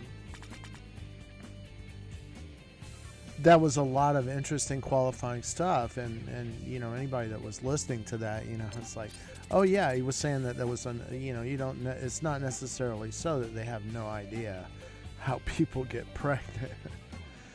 But it gets into the whole thing, and you know, I've a longtime student of psychoanalysis, informal student of psychoanalysis. You know, a fundamental thing is that as individuals, we live in our own linguistic construct. Linguistic in what sense? Both, you know, audio, like an audio, visual, and written. You know, the spoken and written language. When I use linguistic in the terminology of, you know, trying to express it as a fundamental aspect of the human condition, we're basically inside our mind, and we can close our eyes and visualize things, and that can communicate stuff. So, you know, you go to sleep, you have a dream. Just like a movie is a kind of language. It tells a story, right? And a written word is the same thing. It's writing and stuff. You're reading it, and it tells a story. Or somebody uses words. All these things together are what I get at is a broader concept of a linguistic construct that we are always within, right? You don't actually know. You may ask a person, do you know how you get pregnant? And they may, you know, any individual may have hit on the truth of the matter. They can't prove it, but they may not reveal that they know, because they don't get anything from that, or in fact they might get harmed. So that was a lot of qualifying statement on the belief system, but I think it's very important when we look at this. This is scholarship from the turn, you know, it's really before psychoanalysis, the advances of psychoanalysis, and you know, looking back on it now, we can go, well, gee, you know, you're going, well, you know, they could have had some idea, and some of them could have made some association or connection, or that, one of the statements was this: the sexual intercourse is part of the preparation for the spirit to impregnate, the boloma to impregnate the woman. That by engaging in sexual intercourse, her body is prepared to receive. So, I mean, to me, you know, that's like making a direct connection. Like, you need the sexual intercourse to have a baby, because that prepares your body for the reception of the spirit by the insertion of the spirit by the boloma, right? Yeah. You don't know what any individual, you know, you can ask them a question and they can tell you, but we know from modern brain science that a lot of times your decision about, in fact, your decision about how you're going to answer someone is preconscious. A lot of the decisions that we make are preconscious, so we actually don't know at the conscious level what the real reason is why we do certain things. And I saw an AP course that got removed from YouTube. I wish I had got it, but it was an AP course on cognitive neuroscience, which is cool that we have that somewhere in the United States. But it came to a point in the course where it was like, anybody that studies cognitive, the current cognitive neuroscience is going to have to come to this stage of coming to grips with free will. Because if all this stuff is true, we really don't know why we make decisions. We make up reasons why we do the things that we do after we do them.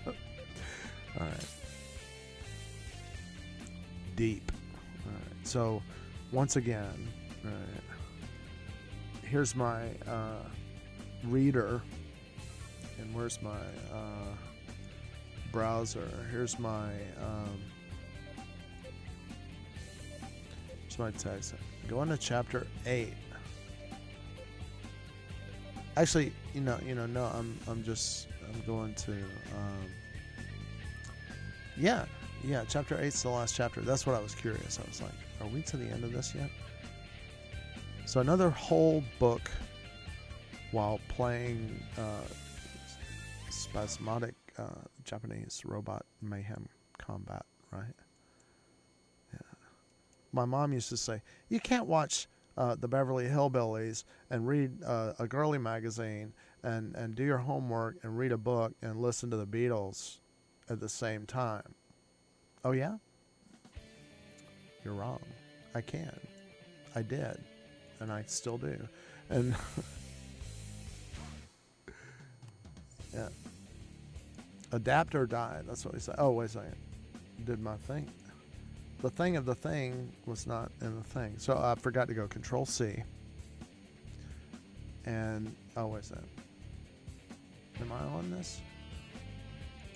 Copy. And, what is it? File. I gotta just go new article. For some reason, my little window didn't come up. I don't know. I may have missed it. But anyway, let's start.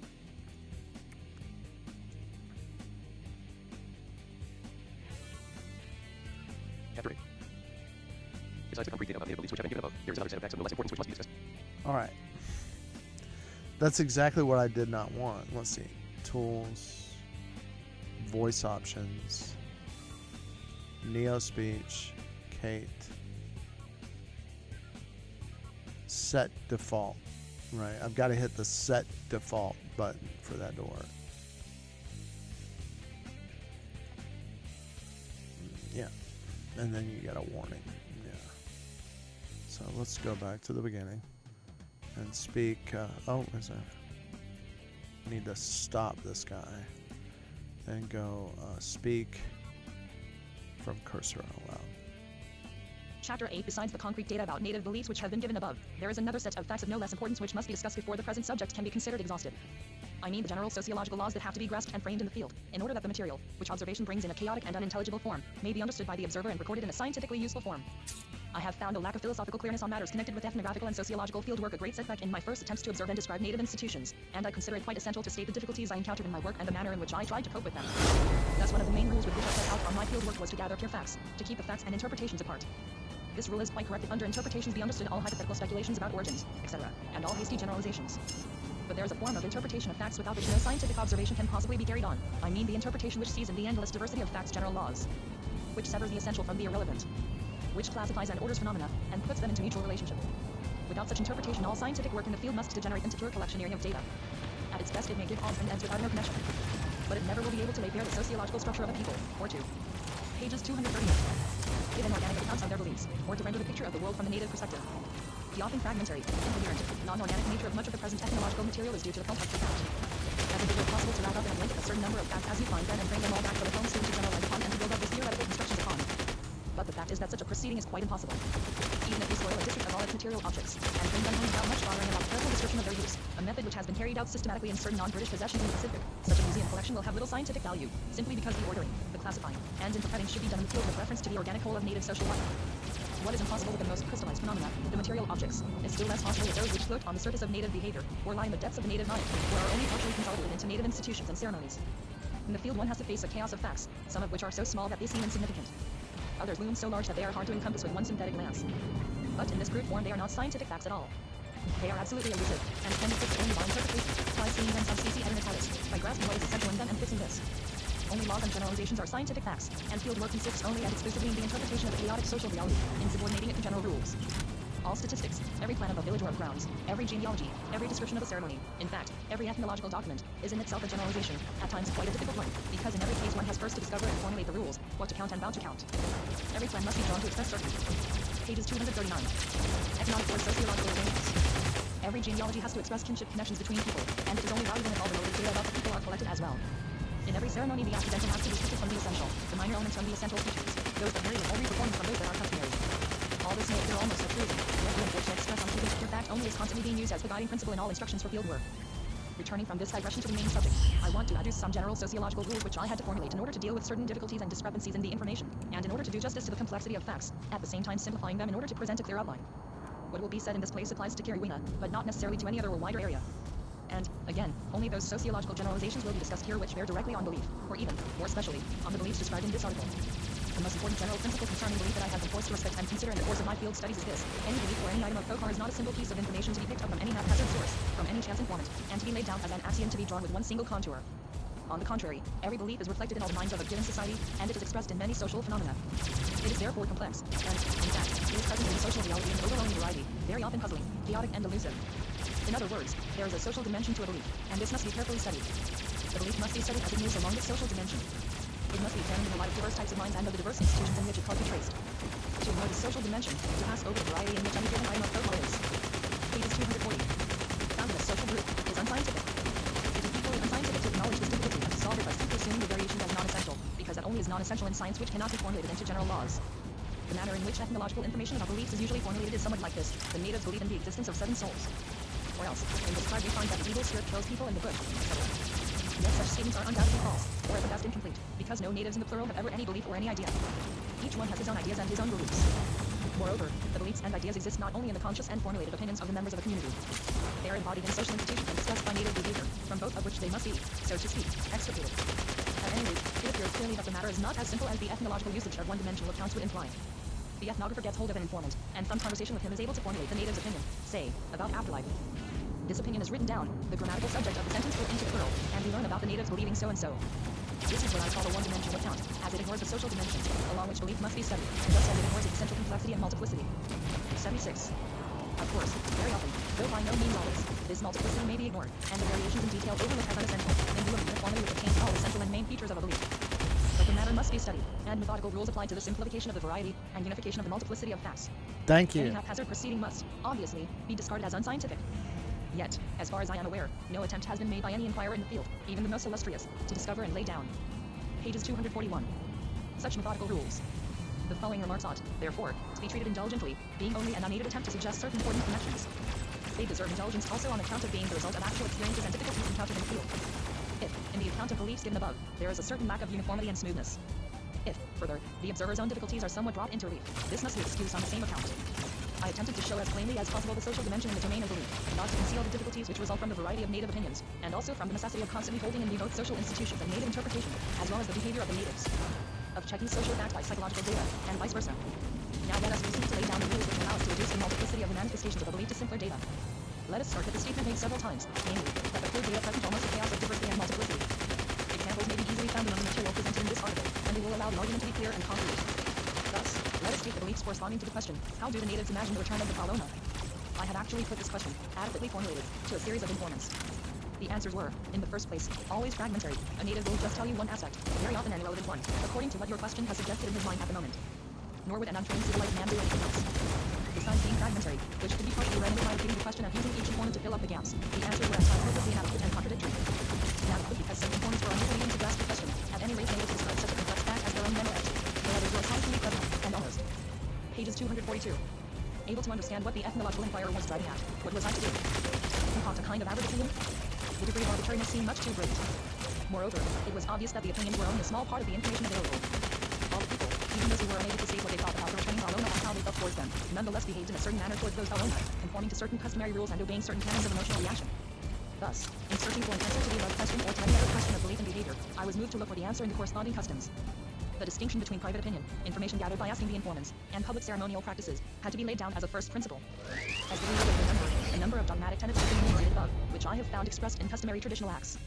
Thus the general belief that the Paloma return is embodied in the broad fact of the Nalamal itself.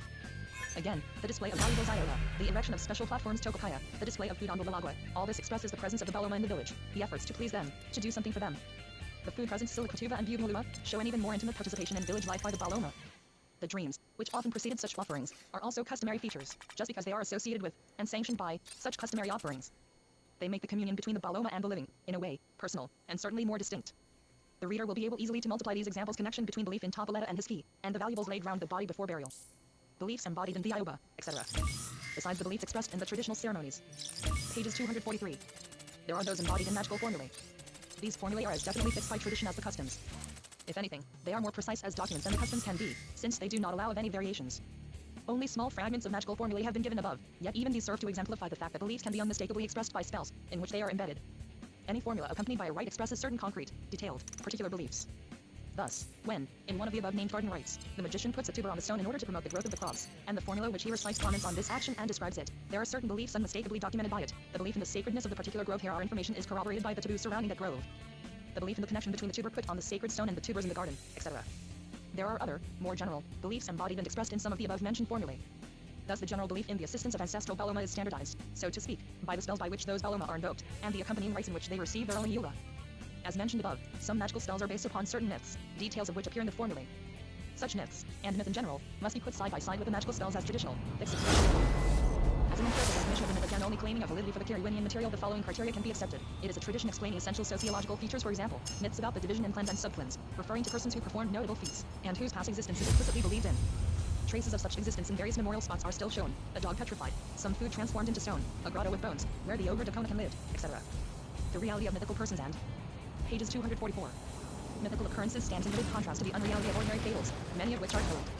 All beliefs embodied in mythological tradition can be assumed to be almost as invariable as those embodied in magical formulae. In fact, the mythical tradition is extremely well fixed, and accounts given by natives of different places in Kirwina, natives of Luba and natives of Sumatra, agreed in all details. Moreover, I obtained the account of certain myths of the Tababa cycle during a short visit to Woodlark Island, which lies some 60 miles to the east of the Trout but belongs to the same ethnological group, called by Professor Seligman the Northern Theme, which agrees in all essential features with the facts obtained in Kirwina. Some with all these considerations, we may say that all beliefs as implied in native customs and tradition must be treated as invariably fixed items. They are believed and acted upon by all, and, as customary actions do not allow of any individual varieties, this class of belief is standardized by its social embodiments. They may be called the dogmas of native belief, or the social ideas of the community, as opposed to individual ideas. 77. One important addition has to be made. However, to complete this statement, only such items of belief can be considered as social ideas as are not only embodied in native institutions, but are also explicitly formulated by natives and acknowledged to exist therein. Thus, all the natives will acknowledge the presence of the Baloma during the Milamala, their expulsion at the Ayuba, etc. And all the competent ones will give unanimous answers in the interpretation of magical rites, etc. On the other hand, the observer can never safely venture to read his own interpretation into the native customs. Thus, for instance, in the above-mentioned fact, that morning is always finally decided immediately after an Ayuba. There seems to be unmistakably expressed the belief that the person waits till the Baloma of the deceased has gone before giving up the morning. But the natives do not endorse this interpretation, and therefore it cannot possibly, pages 245, be considered as a social idea, as a standardized belief. The question whether this belief was not originally a legal belief belongs to quite a different class of problems, but it is obvious that the two cases must not be confounded. One, where a belief is formulated as society universally, besides being embodied in institutions. The other, where the belief is born, though it can't be expressed in an institution. This allows us to formulate a definition of a social idea that is intended for belief embodied in institutions or traditional texts, and formulated by the unanimous opinion of all competent informers. The word competent simply excludes small children and hopelessly unintelligent individuals. Such social ideas can be treated as the invariance of native belief. Besides the social institutions and traditions, both of which embody and standardize belief, there is another important factor, which stands in a somewhat similar relation to belief. I mean the general behavior of the natives towards the object of a belief. Such behavior has been described above as illuminating important aspects of native belief about the Baloma, the Kosi, the Mulukusi, and as expressing the natives' emotional attitude towards them. This aspect of the question is beyond doubt of extreme importance. To describe the ideas of the natives concerning a ghost or spirit is absolutely insufficient. Such objects of belief arouse pronounced emotional reactions, and one ought to look, in the first place, for the objective facts corresponding to these emotional reactions. The above data concerning this aspect of native belief, insufficient as they are, show clearly that with more experience and method of systematic inquiry could be carried out into the emotional side of belief on lines as strict as ethnological observations admit. The behavior can be described by putting the natives to certain tests concerning their fear of ghosts, or their respect for spirits, etc. I have to admit that, though realizing the importance of the subject, I did not quite see, whilst in pages 246. Field, the proper manner to deal with this difficult and new subject. But I now clearly see that, had I been better on the lookout for relevant data in this line, I should have been able to present much more convincing and objectively valid data. Thus, when the problem of here my tests were not sufficiently elaborate, and even as they were made, not sufficiently minutely recorded in my notes. Again, though I will remember the tone in which I heard them speaking, rather irreverently, about the Baloma, I also remember that a few characteristic expressions struck me at the time, which I ought to have noted at once, and did not. Again, watching the behavior of the performers and spectators in a magical ceremony, certain small facts characterizing the general tone of the natives' attitude are to be found. Such facts I have observed partly, though, I think, insufficiently they were only just mentioned in this article when speaking about the Kampa-Kola ceremony, as they really do not bear on the subject of spirits or afterlife. The fact is, however, that until this aspect is more generally taken under observation and some comparative material exists, the full development of the method of observation is very difficult. The emotional attitude expressed in behavior, and characterizing a belief, is not an invariable element, it varies with individuals, and it has no objective seat such as the beliefs embodied in institutions have. Nevertheless, it is expressed by objective facts, which can be almost quantitatively stated, as in measuring the amount of inducing needed in the length of an expedition on which a native will venture alone under fear-inspiring conditions. Now, in each society there are braver and more cowardly individuals, emotional people and callous ones, etc. The diverse types of behavior are characteristic for different societies, and it seems enough to state the type, since the variations are well nigh the same in all societies. Thank you. Of course, if it be possible to state the variations, so much the better. Thoughtful of you. To illustrate the matter concretely, by the simplest example, that of fear, I have experimented with this element. Pages 247. in another district in Malu, on the south coast, and found that no normal inducement, no offering of even an excessive payment in tobacco, would prevail upon any native to cover at night and alone any distance out of sight and earshot of the village. Even here, however, there were variations, some men and boys being unwilling to run the risk even at dusk, others being ready to go out at night to summon considerable distance for a payment of a stick of tobacco. In Kiriwina, as described above, the type of behavior is absolutely different. But here again, some people are much more timorous than others. Perhaps these variations could be expressed more exactly, but I'm not in the position to do it, and at any rate the type of behavior characterizes the corresponding beliefs, when compared with the Milo type, for instance. It seems feasible, therefore, as the first approach to exactness, to treat elements of belief expressed by behavior as types. That is, not to trouble about the individual variation. In fact, the types of behavior seem to vary considerably with the society, whereas the individual differences seem to cover the same range. This does not mean that they ought to be ignored, but that, in the first approach, they may be ignored without making the information incorrect through incompleteness. Let us pass now to the last class of material which must be studied in order to grasp the beliefs of a certain community, the individual opinions or interpretations of facts. These cannot be considered as invariable, nor are they sufficiently described by indicating their type. Behavior, referring to the emotional aspect of belief, can be described by showing its type, because the variations move within certain well-described limits, the emotional and instinctive nature of man being, as far as one can judge, very uniform, and the individual variations remaining practically the same in any human society. In the domain of the purely intellectual aspect of belief, in the ideas and opinions explaining belief, there is room for the greatest range of variations. Belief, of course, does not obey the laws of logic, and pages 248. The contradictions, divergencies, and all the general chaos pertaining to belief must be acknowledged as a fundamental fact. One important simplification of this chaos is obtained by referring the variety of individual opinions to the social structure. In almost every domain of belief there is a class of men whose social position entitles them to a special knowledge of the beliefs in question. In a given community they are generally and officially considered to be the possessors of the orthodox version, and their opinion is considered the correct one. Their opinion, moreover, is to a considerable extent based on a traditional view which they have received from their ancestors. This state of things is, in Kiriwina, very well exemplified in the tradition of magic and of the connected myths. Although there is as little esoteric lore and tradition, and as little taboo and secrecy, as in any native society which I know from experience or literature, nevertheless there is complete respect for a man's right to his own domain. If you ask in any village any question referring to more detailed magical proceedings in the gardening department, your interlocutor will immediately refer you to the Toasi garden magician.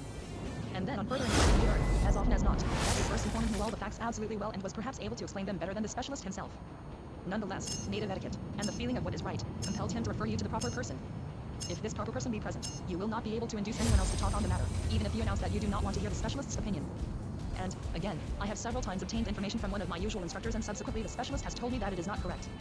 When, later, I referred this correction to my original informant, he would, as a rule, withdraw his opinion saying, well, if he says so, it must be correct. Special caution ought of course to be exercised when the specialist is naturally inclined to lie, as is often the case with the pages 249. Sorcerers, those who possess the power to kill people by magic. Again, if the magic and corresponding tradition belong to another village, the same discretion is reserved for it. You are advised to go to the village for information. When pressed, your native friends may perhaps tell you what they know about the matter, but they will always wind up the report by saying, you must go there and gather the right knowledge at the right source.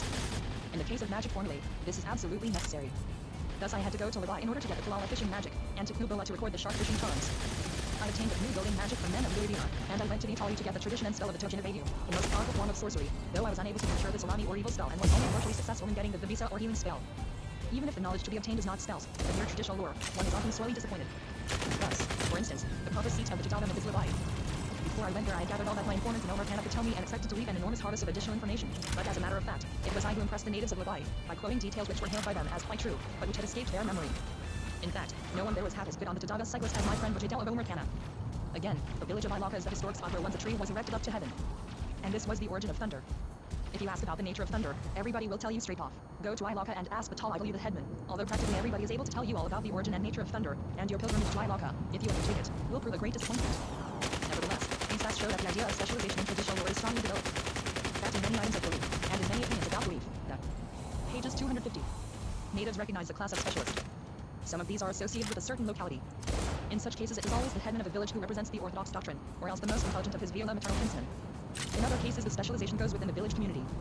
In this place we are not concerned with this specialization, insofar as it determines the right to obtain magical formulae, or the correct reciting of certain myths, but only insofar as it refers to the interpretation of all beliefs connected with such formulae or myths. Because, besides the traditional text, the specialists are always in possession of the traditional interpretations or commentaries.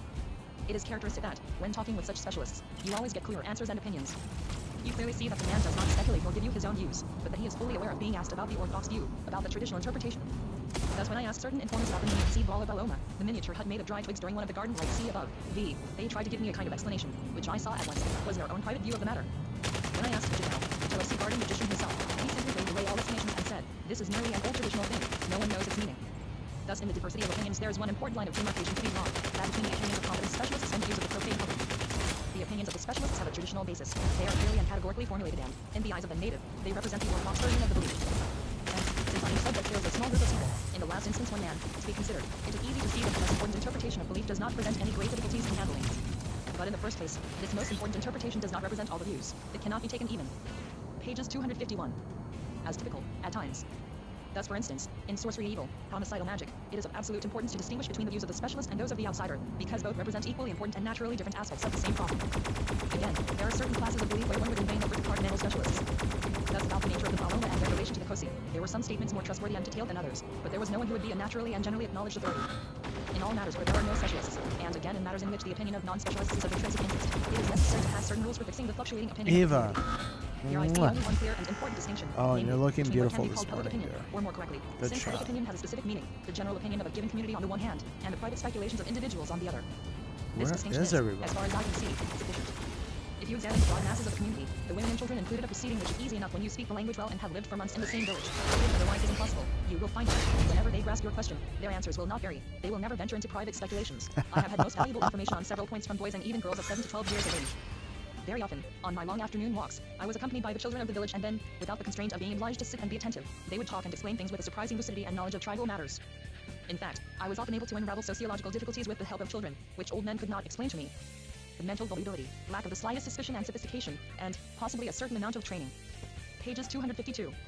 Received in the mission school, made of them incomparable informants in many matters. As to the danger of their views being modified by missionary teaching, well, I can only say that I was amazed at the absolute impermeability of the native mind to those things. The very small amount of our creed and ideas they acquire remains in a watertight compartment of their mind. Thus the general tribal opinion in which practically no variety is to can be ascertained even from the humblest informants. When dealing with intelligent grown-up informants, things are quite different. And as they are the class with whom an ethnographer has to do most of his work, the variety of their opinion comes very much to the fore, unless the inquirer is satisfied in taking one version of each subject and sticking to it through thick and thin. Such opinions of intelligent, mentally enterprising informants, as far as I can see, cannot be reduced or simplified according to any principles. They are important documents, illustrating the mental faculties of a community. Further on, they very often represent certain typical ways of conceiving a belief, or of solving a difficulty. But it must be clearly borne in mind that such opinions are sociologically quite different from what we call above dogmas or social ideas. They are also different from generally accepted or popular ideas.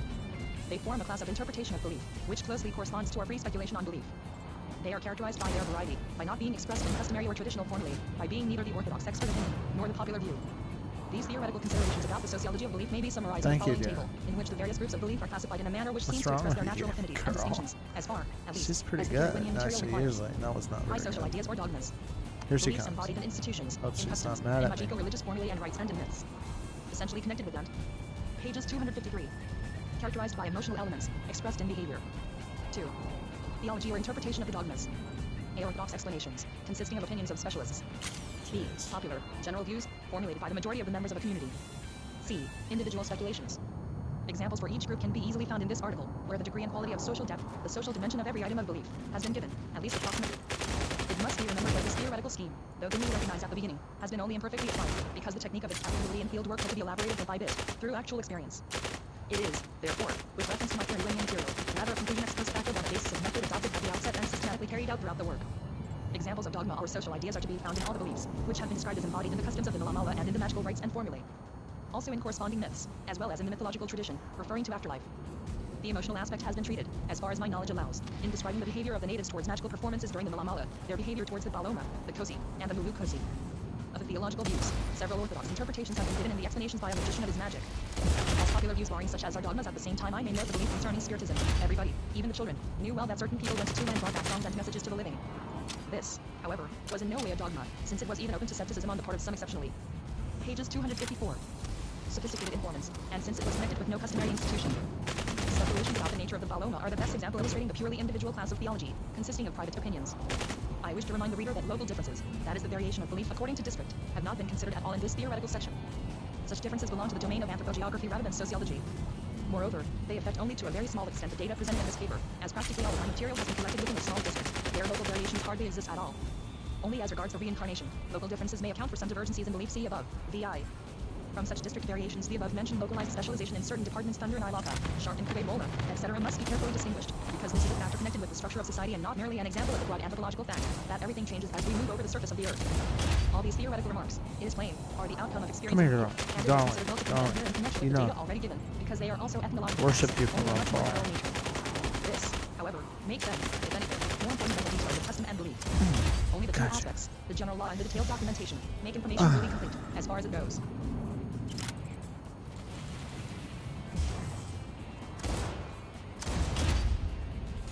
Ouch! What are you doing with a gun that powerful?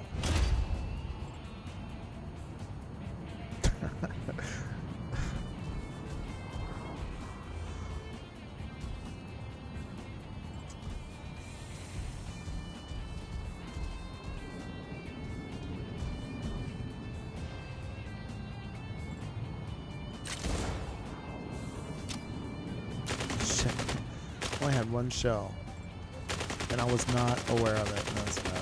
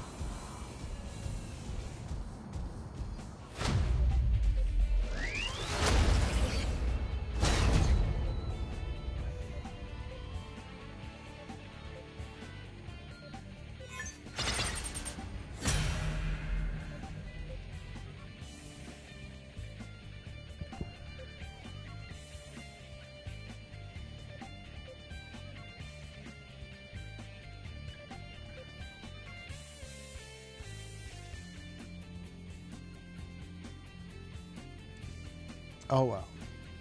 Gee. Maybe I won't see Eva again. She needs a break from me. I think.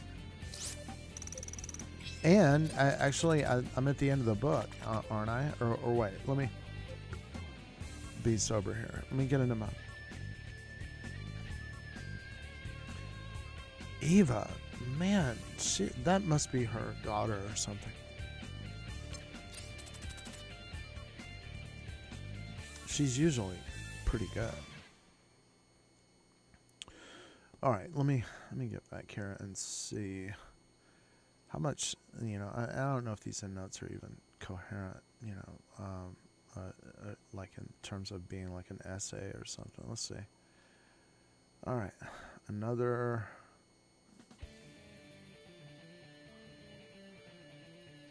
We've gone over another book, Beloma, The Spirits of the Dead in the Trobriand Islands by Bronislav Malinovsky.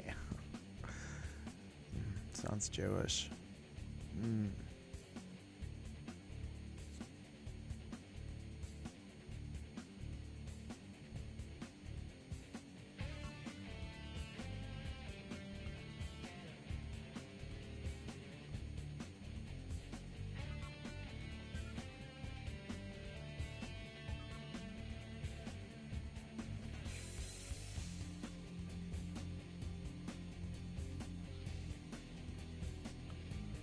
Okay, this is worth going over. Control. This is the disadvantage of Control C. All right, so new.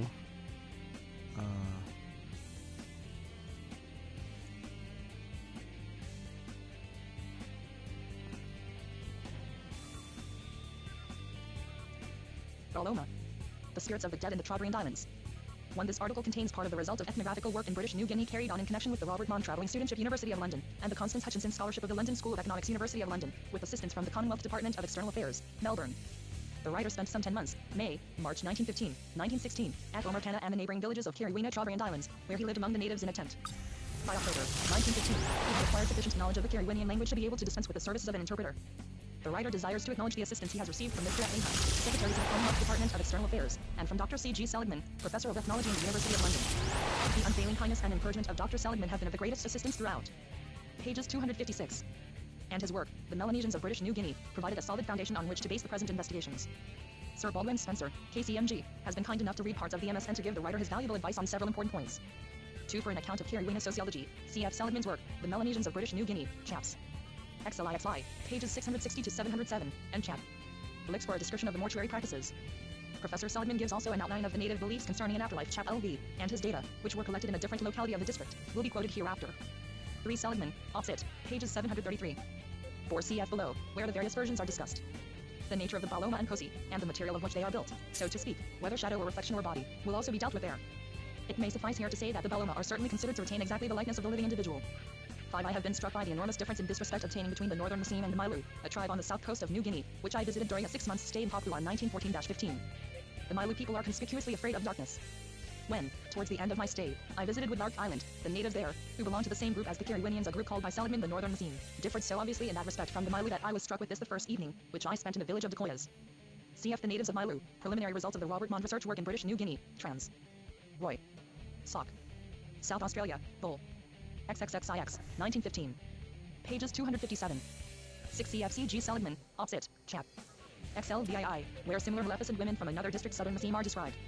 I do not dwell here in detail on the beliefs about the Mulukusi, but I am under the impression that the natives are not quite sure whether it is a kind of sending or double that leaves the body of the witch or whether she goes out herself on her errand in an invisible form. Cf. also the natives of Mailu, pages 653, and footnote on pages 648. 7. The preliminary burial, as well as burying in the middle of the village, has recently been suppressed by government. 8. It must be noted that the grave was in olden days situated right in the middle of the village, and that a close vigil was kept over it, having, among other motives, that of protecting the corpse from these female ghouls. Now that the grave is outside the village, the vigil has been abandoned, and the Mulukusi can pray on the corpse as they like. There seems to be an association between the Mulukusi and the high trees on which they like to perch, so that the present site of burial, placed as it is right among the high trees of the grove like surrounding each village, is specially odious to the natives. 9. This well is situated not far from the shore, in the Rayanbog, the elevated, stony, wooded coral ridge, which runs in a ring round almost all the smaller islands of the archipelago and the greater part of the large island Boya. All the stones and the well here mentioned are real and can be seen by mortals. 10. This effect of the Jamala water was explained by one of my informants only. The others did not know the object of this evolution, though all affirmed its existence. 11. This is a contradiction of the statement of the pages 258. Paragraph continues fellow must assemble around the new arrival and help him in waiting. See below, the remarks about such inherent inconsistencies. 12. The natives strictly distinguish between the valuable possessions of Libya and the other less valuable elements and objects of use.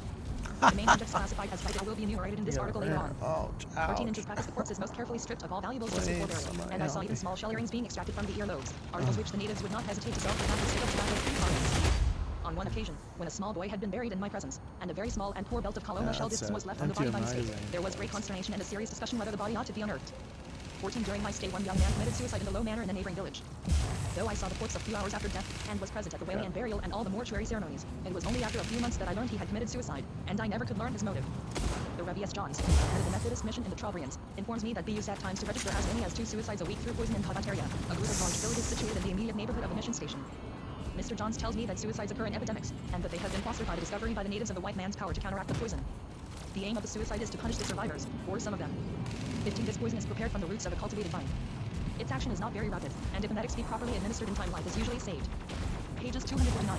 Ouch. 16. There seems to be some possibility of death by old age, especially in the case of very insignificant old men and women.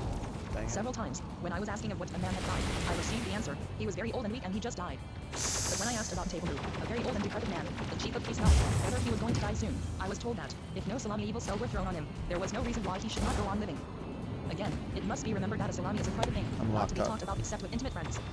It must be emphasized that the ignorance of natural death is the general typical attitude expressed in custom and reflected in such legal and moral institutions as exist, rather than some kind of absolute atheistic statement, excluding any contradictions or uncertainties. 17. Seligman, Opsit, pages 733. 18. The distinction between rank and authority is important in Kiriwinian sociology. The members of the Tabalu section of the Malasi clan have the highest rank. The head of this clan wields authority over the village of Omarkana and, in a way, over a great portion of the main island and some adjacent islands. Whether he will retain this authority after death and seemed doubtful to Tolua, the present chief of Omarkana. But there was not the slightest doubt that he and all the other Tabalu, as well as everyone else, would retain their respective rank and their membership in clan and subclan. To understand this, see an excellent account of the Trobrian social system in Seligman, Opsit, Chaps. XLIX 19. In order to understand this statement, the reader must be acquainted with the social system of the Kiriwinian C. Seligman, Loxit. There is a very close connection between every village and a certain section of the clan. Usually, but not always, this section is descended from an pages 260 ancestor who came out of the ground in that locality. In any case, the head of this section is always said to be the master or owner of the land Tolak Laikukaya, from Toli, a prefix denoting mastership, ownership, and Pwaya, ground, soil, land. 20. This ruling in Tuma, as described to me by my informants, corresponds to the manner in which people meet on certain occasions called Kadmisi. The Kadmisi are expeditions of Amar's adventure, in which the unmarried girls of a village go and flock to another village and there sleep with the youths of that village. Hitting it. Any single male who fancies one of the girl guests gives her through an intermediary some small present of comb, some shell discs or turtle shell rings, which is handed over with the words Kamkaku. Well, If accepted, the two belong to each other for the night. it's alright. Such expeditions, though well established and sanctioned by custom, are strongly resented by the young men of the village from which the Kadmisi starts, and they end as a rule in the south fashion administered by the male to the female youth of the village. 21. A lifetime is undoubtedly a much less definite period to the natives than it is to ourselves. 22. Another center is the island of Kealula. 23. Solomon, opposite, pages 734. 24. Similar songs have also been brought by other people from Tuna. 25. To judge leniently such inconsistencies of native belief, it is sufficient to remember that we meet the same difficulties in our own ideas about ghosts and spirits. No one who believes in ghosts or spirits ever doubts that they can speak, and even act. They can rap on tables or lift table legs, lift objects, etc. Pages 261. 26. Opposite, pages 733. 27. Opposite, pages 679. 28. Ceremonial in the narrower sense, as opposed to the mere uttering of a spell over a certain object. 29. For instance, the Milo on the south coast, sea trance. Boy. Sock. South Australia, Bull. XXXIX, pages 696. Going into this short, purely descriptive account of harvesting, I have purposely avoided sociological technicalities. The complex system of mutual gardening duties is an extremely interesting feature of Caribbean social economics.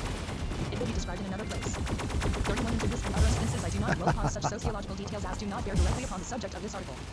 32. The calendar arrangements in the Chauvet Islands are the fact that there are 4 districts, each of which places the beginning of the year, that is, the end of the Malamala moon, at a different time.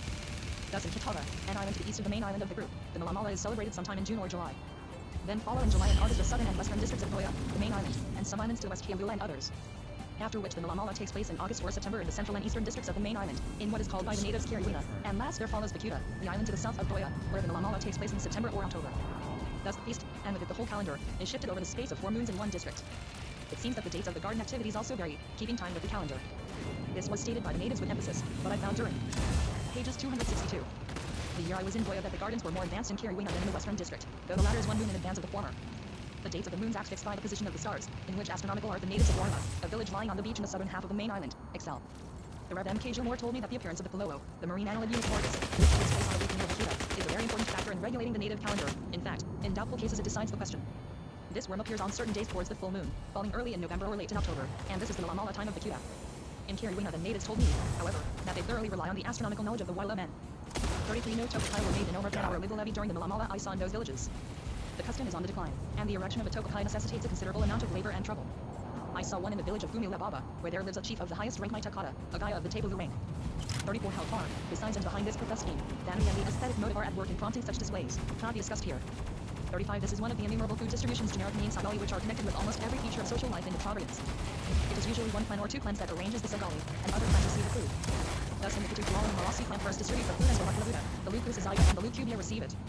After a few days another Kitukuala is held, with the inverse social grouping. The dual arrangements of the clans varies according to pages 263.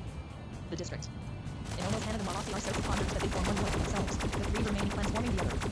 It is impossible to enter here into the detailed examination of the social mechanism and of the other features of the Sagali. 36. Of course, chiefs get as much pay as they require before giving any to the Tokay. But it is characteristic that the privileges of the chief have much more to do with the liberty to give than with the liberty to consume. Danby is a stronger passion than greed, though perhaps this reflection Bunny hole, wheeze pow. Dancing in general is not sorted by the initiation of the drums Kata Visa Kasasa, which is connected with the Kitukuala. The Kadidu have to be initiated separately by a Kata Visa Kadidu. 38. There are names for each day about full moon. My fault. Thus the day and night of the full moon are called Yakila or Kaitoro. On day 4, Yankavila. 2 days, Yulakewa. The day after full moon, Valda. The following one, Wolo. The Iuba takes place on the night of Wolo. 39. The drums of the Kiriwinians consist of 1. The large drum normal size of New Guinea drum called Kasasa or Kupi, this latter word being an obscene synonym for the glans penis, and 2. The small drum, about 1/3 the size of the larger, called Katamenia. All their drum beats are a combination of the 2 drums, the Kupi and the Katamenia leading each its separate voice. 40. There are 2 main types of dance in Boya. The circular dances, where the orchestra, the drums and the singer stands in the middle, and the performers go round them in a circle, always in the opposite direction to the hands of a watch. These dances are again subdivided into 1. Basila Pandana stringer dances with slow movement. Pages 264. Paragraph continues 2. Kaitatuba 2 bunches of leaves, with a quick movement. And 3. Kadabu wooden painted shield, dances with the same quick movement. In the Basila dances women can take part very exceptionally, and all the performers wear women's petticoats. The second group of dances are the Kasawaga, where only 3 men dance, always in imitation of animal movements, though these are very conventionalized and unrealistic. These dances are not circular, there are no songs as a rule to accompany them. The orchestra consists of 5 kupi drums and 1 katamenia. 41. When a village is in mourning bola, and drums are taboo, the Iuba is performed by means of a conch shell talio, but it must not be omitted even under such circumstances. 42. The dread of leading questions, as expressed over and over again in all instructions for ethnographical field work is, according to my experience, one of the most misleading prejudices. Leading questions are dangerous with a new informant, for the first half hour or a couple of hours, at the outside, when they work with him. But any work done with a new, and consequently bewildered, informant is not worth being recorded. The informant must know that you want from him exact and detailed statements of fact. A good informant, after a few days, will contradict and correct you even if you make a lapse of lingo, and to think of any danger from leading questions in such a case is absolutely groundless. Again, real ethnographical work moves much more in statement of actual details, details which, as a rule, can be checked by observation, where again there is in no case any danger from leading questions. The only case where direct questioning is necessary, where it is the only instrument of the ethnographist, is when he wants to know what is the interpretation of a ceremony, what is his informant's opinion about some state of things. Then leading questions are absolutely necessary. You might ask a native, what is your interpretation of such and such a ceremony? P. 265. And wait for years before getting your answer even if you know how to word it in native language. You would more or less solicit the native to take up your attitude and look at things from ethnographical perspective. Again, when dealing with facts that are just out of range of immediate observation, like customs of war, and some of the obsolete technological objects, it is absolutely impossible to work without leading questions, if many important features are not to be omitted, and as there's no earthly reason to avoid this type of questioning, it is directly erroneous to plan the leading questions. Ethnological inquiry and judicial examination are essentially different, in that in the latter the witness has usually to express his personal, individual opinion, or to relate his impressions, both of which can be easily modified by suggestion, whereas in ethnological inquiry the informant is expected to give such eminently crystallized and solidified items of knowledge as an outline of certain customary activity, or a belief or a statement of traditional opinion. In such cases a leading question is dangerous only when dealing with a lazy, ignorant, or unscrupulous informant, in which case the best thing is to discard him altogether. 43. A characteristic fact to illustrate this statement is furnished by a Scotchman, who has been living for years among the natives as trader and pearl buyer. He has in no way lost the caste and dignity of the white man. In fact, he is an extremely kind, hospitable gentleman. Nevertheless, he has assumed certain native peculiarities and habits such as the chewing of arepa nut, a habit seldom adopted by white men. He is also married to a Kirriwinian. In order to make his garden thrive, he uses the help of a native Tosi garden wizard from the next village, and that is the reason, my informants told me, that his garden is always considerably better than that of any other white man. 44. The broad generalities given about Kirriwinian garden magic are, of course, not to be taken even as an outline of. Pages 266. Go where you're going. This magic, which, it is hoped, will be described in another paper. 45. It should be remembered that each village has its own system of garden magic, intimately connected with that village, and transmitted in the maternal line. The membership in the village community is also transmitted in the female line. 46. I cannot deal here in detail with this rule, to which there are many apparent exceptions. This will be done in another place. The statements in the text ought to be amended, hereditary in the female line in the long line. For instance, very often a father gives the magic to his son, who practices it during his lifetime, but this son cannot pass it on to his son unless he has married a girl of his father's clan, so that his son belongs to the original clan again. Cross-cousin marriage, prompted by this and similar motives, is fairly frequent, and is considered distinctly desirable. 47. Thus, for instance, the Kainagla, one of the most powerful non-angel spells, is associated with the myth localized in the villages of Ha and Buoidalu. Yeah. Again, certain canoe building magic, You're in a called hurry. Raigo, contains references to a myth, the scene of which is to Raigo God. Kitara. Many other examples could be added. 48. The native name for a subclan is Dala. C.F. Seligman, opposite, pages 678, where the form Dalila is Dala, with the pronominal suffix of the third person, is family. The author gives there the names of Dala belonging to the 4 clans. They include the most important Dala, but there are many others. As Professor Seligman says, the members of each Dala trace their origin to a common ancestor. Such an ancestor emerged originally out of a hole in the earth in a given locality. And, as a rule, the Dala lives in, or near, that locality. Very often the hole is in the grove surrounding. Pages 267. The village, or even right in the village. These holes, called houses Brolak, are, at present, either water holes or stone heaps, or small shallow cavities. The hole mentioned by Professor Seligman on pages 679 is the one out of which emerged several of the most aristocratic Dala. But this is an exception, the rule being one Brolak, one Dala. 49. I am almost certain that it is an archaic form, connected with Vitu, a prefix expressing causation. Thus, to show the way, to explain, Vitu Loki is composed of Vitu, to cause, and Loki, to go there. There are a number of such causative prefixes in Kirriwinian, each possessing a different shade of meaning. In this place, of course, they cannot be discussed. 50. This is an example of the above-mentioned exceptions to the matrilineal descent of certain magical formulae. Iwana, father of Jadal, was the son of a table that is, of one of the family who owned Omercana. His father, Urayasi, gave him the magic, and as Iwana married Watu his cousin, a table he could transmit the magic to his son, of Jadal, and the office of Tosi Garden magician thus returned to the table his subclan. 51. As a matter of fact, this system is imported from another village, Lubila, situated on the northern coast. Hence its name, Kalubila. It contains only 1 or 2 references to some places near that village, but it was not known in Omercana whether those places were sacred or not. 52. Abagala is an archaic form of the name over the Nile. 53. Bom is abbreviated from Boma, which means taboo. Lakuliku is an expression for earthquake, which is an important item in the magical vocabulary. 54. Kamkuam, eat. Kami, the personal prefix of the second. Pages I 268. clicked to hang up. Person plural, That's what I used with food. clicked. Munimoya, plural of Munimoya, old woman. The 2 personal names of the Beloma old women are remarkable for beginning with Ili, very likely derived from Ilia fish. Bielida means sea. It seems thus possible that they are some mythical persons, associated with fishing, in whom the tradition has been lost.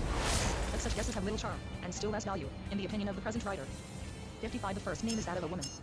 Iagalo means I. Ayamana is said to have been the mother of Unalibu. Here also the name is suggestive of some connection with the spell, which is said over the Libu plant.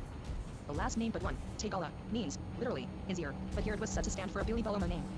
56. It must be stated that several of these formulae have not been translated in a satisfactory manner. It was often possible to secure the help of the man who recited the spell. Several spells were collected during short visits to outlying villages. In several cases the man was too old or too stupid to help in the, from the native point of view, extremely difficult and puzzling task of translating the archaic and condensed formula, and of common or knowledge obscurities. And, as a rule, it is no use asking anyone but the original owner to translate or comment upon any formula. I have been able, however, from my knowledge of the colloquial language to grasp the general meaning of almost all the formulae. 57. The full discussion of the subject must be referred to another place. It is interesting that in a certain class of Tsunami evil spells there is a direct invocation to a being, a Twakume, a wood spirit living in trees, to come and perform the evil. And everybody agrees that it is the Twakume who is the Ulula basis, reason, of the Tsunami, that he enters the body and produces disastrous internal disorders. Pages 269. If all these general statements must be regarded as preliminary, they will be supported by proper documents in the proper place. But do not compare those data with discussing ignorance of natural death. In this ignorance there ought to be distinguished 1. The ignorance of the necessity of death, of the life coming to an end. 2. Ignorance of the natural causes of sickness as we conceive it.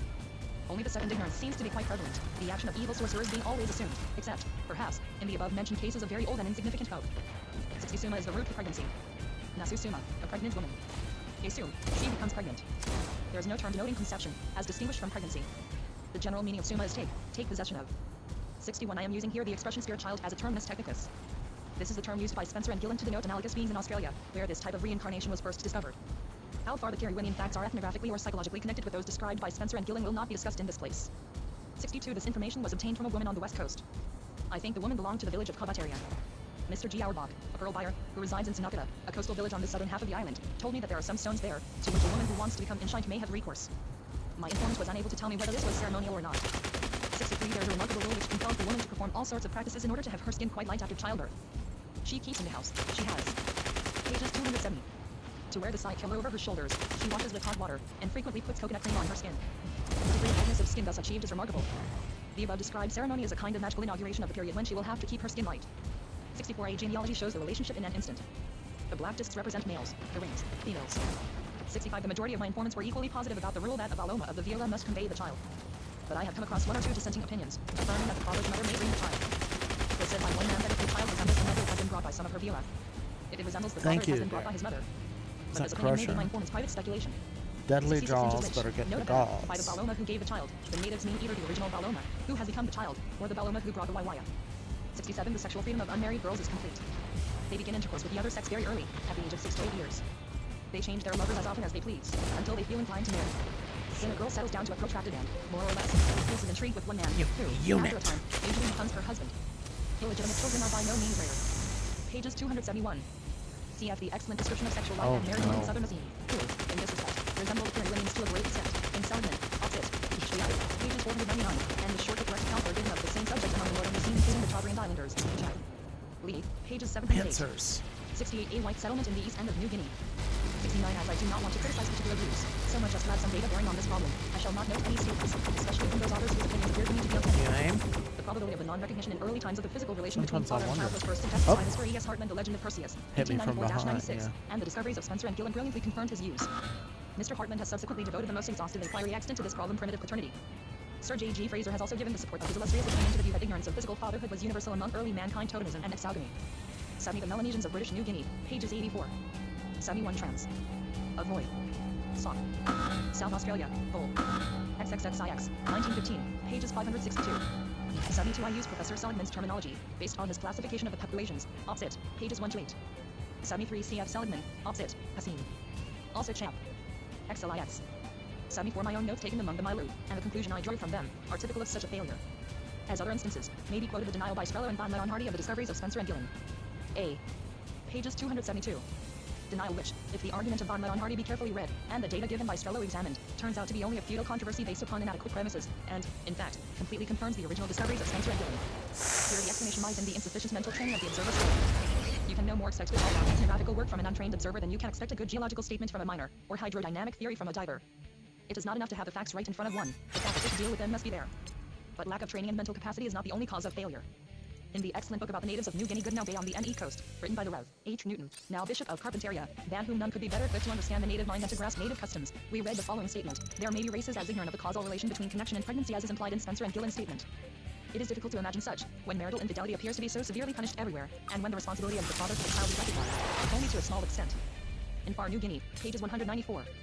Thus, an excellent observer such as the present Bishop of Carpentaria undoubtedly is, living for years among the natives, knowing their language, has to imagine a state of things which exists fully and completely all around him. And his arguments for denying this state everywhere, not only among his tribe, is that marital jealousy and recognition of fatherhood both exist to recognition, which again is not known in the tribe in question, on the physical side. As if there were the slightest logical nexus between jealousy of pure instinct and ideas of conception. Or, again, between these latter and the social ties of the family. I have taken this statement for criticism, just because it is found in one of the very best ethnographical books which we have about South Sea natives. But I wish to add that my criticism. Pages 273. is in a way unfair, because Mr. Newton, as a missionary, could scarcely discuss with the natives all the details of the question, and also because Mr. Newton gives the reader fully to understand that he has not inquired into the question directly, and candidly states the reasons for his doubts. I have quoted the statement, nevertheless, in order to show the many technical difficulties which are connected with the obtaining of accurate information on this subject, and the many gaps through which errors can leak into our knowledge. 75 My experience in the field has persuaded me of the complete futility of the theories which attribute to the savage a different type of mind and different logical faculties. The native is not prological in his beliefs, he is illogical, for belief or dogmatic thinking does not obey the law of logic among savages any more than among ourselves. 76 To test this sociological principle on civilized instances. When we say that the Roman Catholics believe in the infallibility of the Pope, we are correct only insofar as we mean that this is the orthodox belief, enjoined on all members of that church. The Roman Catholic Polish peasant knows as much about this dogma as about the infinitesimal calculus. And if it were proposed to study the Christian religion, not as a doctrine, but as a sociological reality, a study which, as far as I am aware, has never yet been attempted, all the remarks in this paragraph would apply, mutatis mutandis, to any civilized community with the same strength as to the savages of Kirihwina. 77 I am purposely not using the term collective ideas, introduced by Professor Durkheim and his school, to denote a conception, which in their hands, more especially in the writings of Hubert and Moss, has proved extremely fertile. In the first place, I am not able to judge whether the above analysis would really cover what that school denotes by collective ideas. Remarkably enough, there does not seem. Pages 274. To be anywhere a clear, candid statement of what they mean by collective idea, nothing approaching a definition. It is obvious that in this discussion, and in general, I am under a great obligation to these writers. But I am afraid that I am entirely out of touch with Professor Durkheim's philosophical basis of sociology. It seems to me that this philosophy involves the metaphysical postulate of a collective soul, which, for me, is untenable. Moreover, whatever discussion might be carried on as to the theoretical value of the conception of a collective soul, in all practical sociological investigations one would be left hopelessly in the lurch by it. In the field, when studying a native or civilized community, one has to do with the whole aggregate of individual souls, and the methods and theoretical conceptions have to be framed exclusively with this multiplex material in view. The postulate of a collective consciousness is barren and absolutely useless for an ethnographical observer. Dang it. Yeah, I gotta get this going.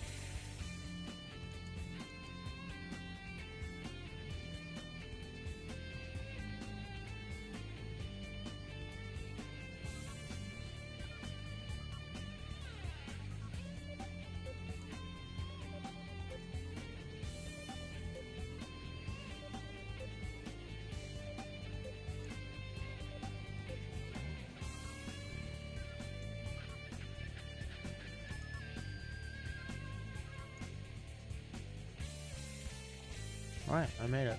Well, about to die, probably. Let's see.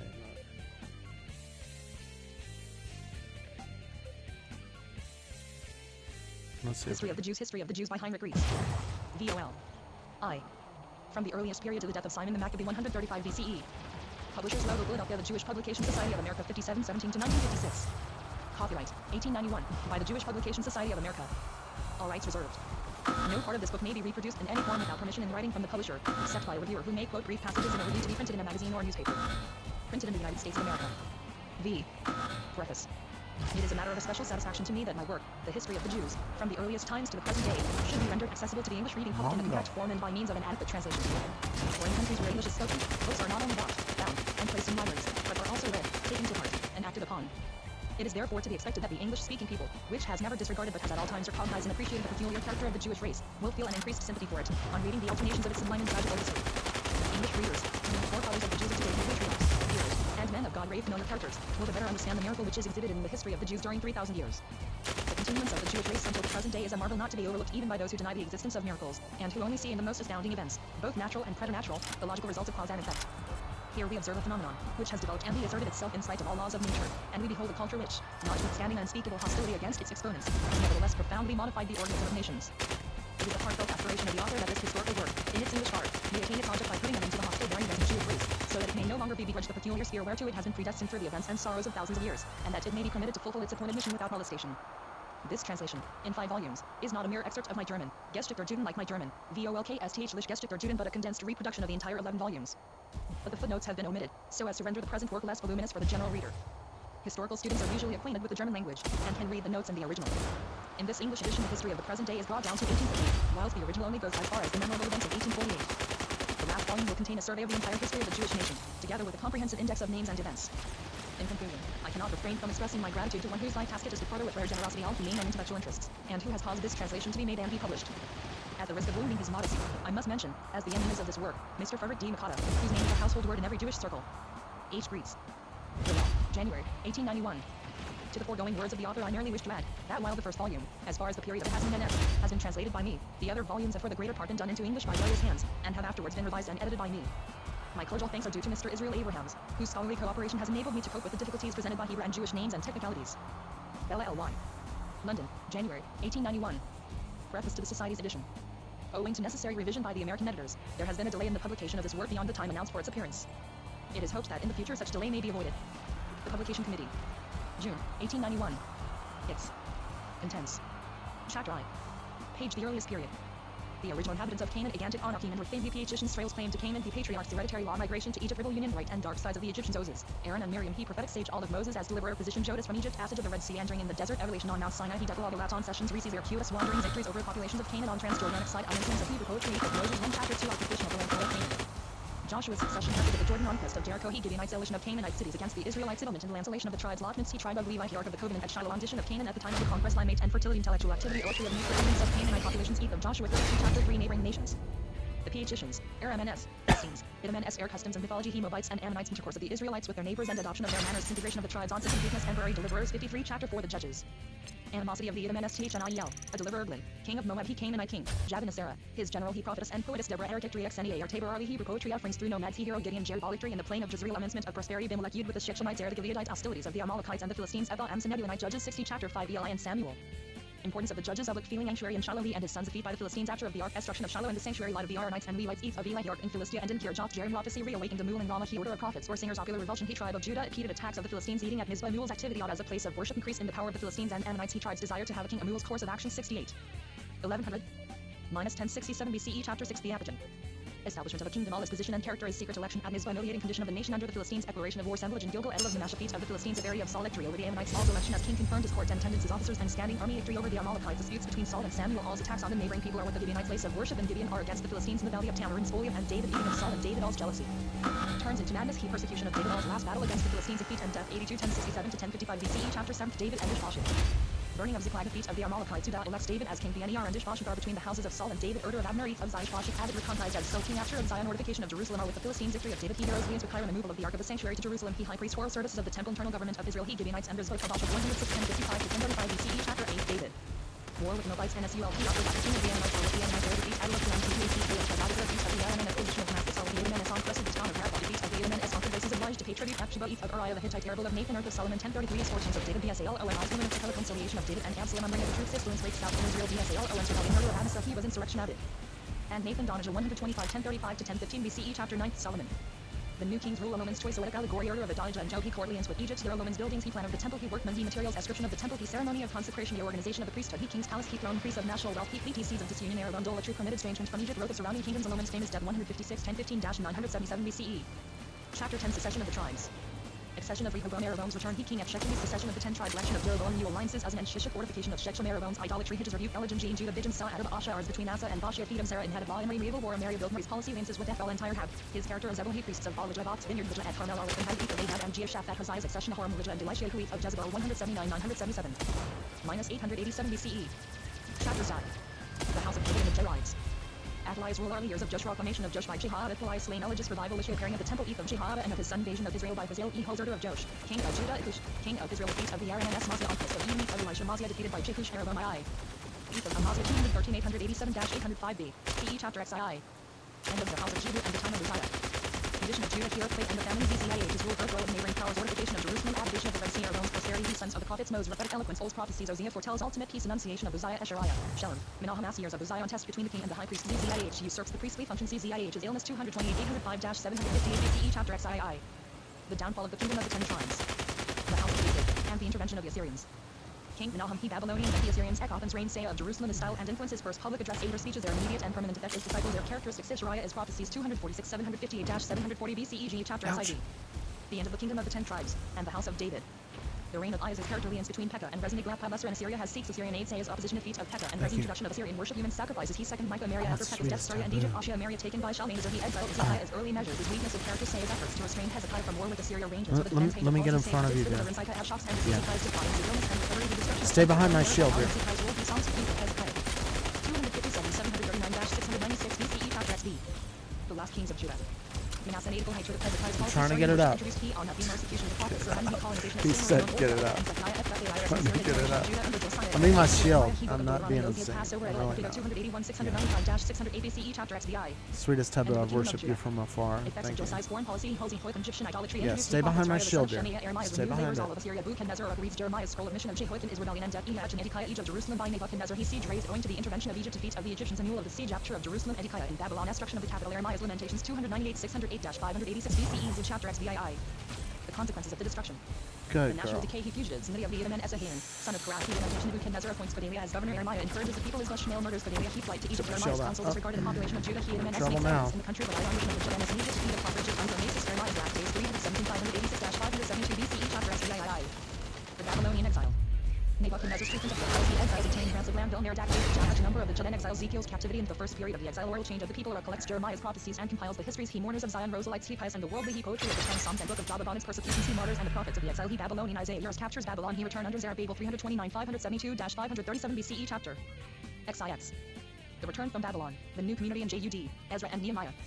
The journey to Jerusalem, he Samaritans commencement of the rebuilding of the temple, interruption of the work areas, Aggai and Zechariah on completion of the temple on test between Zerubbabel and Joshua, intermarriage with heathens, he Judenes in Babylonia, Zra visits Jerusalem, solution of the heathen marriages, he book of Ruth, TTACKS by Sanballat, Nehemiah is arrival in Jerusalem, fortification of the capital, Sanballat's intrigues against Nehemiah, enslavement of the poor, Nehemiah's protested population of the capital, he genealogies, the reading of the law, he feast of tabernacles, he great assembly, he consecration, departure of Nehemiah, action of Eliashib holding. The tides Alachi, the last of the prophets, Nehemiah's second visit to Jerusalem is number 354-537-420 BCE XD chapter XX. The suffragage. Enmity of the Samaritans against the Judeans, he temple on Mount Gerizim, he high priest Manasseh, he mixed language of the Samaritans, their veneration for the law of Moses, a days and loses its national meaning, he Jubilee and sabbatical year, giving he council of 70, Assyrian characters, he schools and the sovereign observance of the ceremonies, he prayers, he future life, he Judeans under Artaxerxes II and III. Air banishment to the Caspian Sea of Haman and Joshua contend for the office of high priest, He writings of the period, he Greeks and Macedonians, Alexander the Great and the Judeans subaccounted the province of Sea, Assyria struggles between Alexander's successors after of Jerusalem by Ptolemy and added to the Lydian Egyptian kingdom, Judean colonies in Egypt and Syria and the Greek colonies in Palestine, 389-420-300 BCE chapter XXI. Simon the Just and his descendants. Condition of the Judeans under the Ptolemies, imminent facts, improvements, his praises are sung by Sirach, his doctrines, he Chassidim and the Nazarites, Iman's children, Neaziah and the revolt against Egypt, Osiph, son of Tobias' embassy to Alexandria, is appointed tax collector between Antiochus the Great and Egypt, defeat of Antiochus the Greek manners and Judaism, he Song of Songs in I. Opus despoils Jerusalem, he confessed between Antiochus and Rome, continued colonization of the Judeans, he Chassidim and the Hellenists, Osi ben Jozer and Josie ben Jonan, Neaziah and Simon Elidorus, the last spoke of Proverbs against the heirs of his time, 420-300-175 BCE chapter XXII. The tyrannical conversion to Hellenism and the elevation of the Maccabees. Antiochus Epiphanes, his character is wars with Rome, he appoints Jason to the high priesthood, introduction XBIOF, the Greek games, the son sends envoys to Tyre to take part in the Olympian Games, FFAIRS in Jerusalem, Antiochus invades Egypt, at court of his death in Jerusalem, Antiochus attacks the city and defiles the temple, his designs against Judaism, the second invasion of Egypt, he persecution of the Judeans, he murders Mattathias and his 5 sons, Pels appears in modern he Chassidim of Mattathias and acquaintance of Judas, Maccabeus as leaders, virtue battles against Apollonius and Herod, Antiochus determines to exterminate the Judean people, opposition and object of the book of Daniel, victory of Judas over Lysias, 442-175-166 BCE chapter XXII. Victories and death of Judas, Jonathan the Hasmonean, return of Judas to Jerusalem, the consecration of the temple, he feasted by fortification of the capital, Theodomen and Danites defeated by Judas, LL treatment of the Galilean Judean Caesars against Timotheus of Antiochus, Abbasia of the Hellenists, to Antiochus Viedel at Bethsur, retreat of Judas, FFAIRS in Jerusalem, LCIMUS intervention of the Romans, Siccanus interview with Judas, Adela Darsaith of Judas, assaults of his career, audition of the people after the death of Judas, Chassidim, the Hellenists, and the Hasmonean. And Esonathan's guerrilla warfare against Bacchides of the high priest Alcimus, truce between Jonathan and Bacchides, Jonathan of high priest, his far-sighted policy, his captivity and his death, 471-165-143 BCE chapter XXIV. The JUDNS in Alexandria and the government of Simon. The Judean colonies in Egypt and Cyrene, internal affairs of the Alexandrian community and Collider favors the Judeans, Neas and Dosiphias, he temple of Onia's translation of the Pentateuch into Greek, trouble between the Judeans and Samaritans in Alexandria, FFAIRS in Judean dependence of Judean, league with Romans, birth row of the Advent of the Hellenists, Immen's point of war between Simon and the Syrian king, invasion by Sennacherib, assassination of Simon, 503-160-135 BCE. 1. History of the Jews chapter I, the earliest period. The original inhabitants of Canaan. Gigantic monarchy in the Cain. The Peachicians. Israel's claim to Canaan. The patriarchs. Hereditary law. Emigration to Egypt. Tribal union. Bright and dark sides of the Egyptians. Moses, Aaron and Miriam. The prophetic sage. Call of Moses as deliverer. Opposition. Exodus from Egypt. Passage of the Red Sea. Wanderings in the desert. Revelation on Mount Sinai. The Decalogue. Relapse. Concessions. Crisis. circuitous wanderings, victories over populations of Canaan on Transjordanic side, commencements of Hebrew poetry, death of Moses. It was on the spring day that some pastoral tribes passed across the Jordan into a strip of land which can only be regarded as an extended coastline of the Mediterranean. This was the land of Canaan, subsequently called Palestine. The crossing of the Jordan and the entry into this territory were destined to become of the utmost importance to mankind. The land of which whichever tribes possessed themselves became the arena of great events, so enduring and important in their results, that the country in which they took place became known as the Holy Land.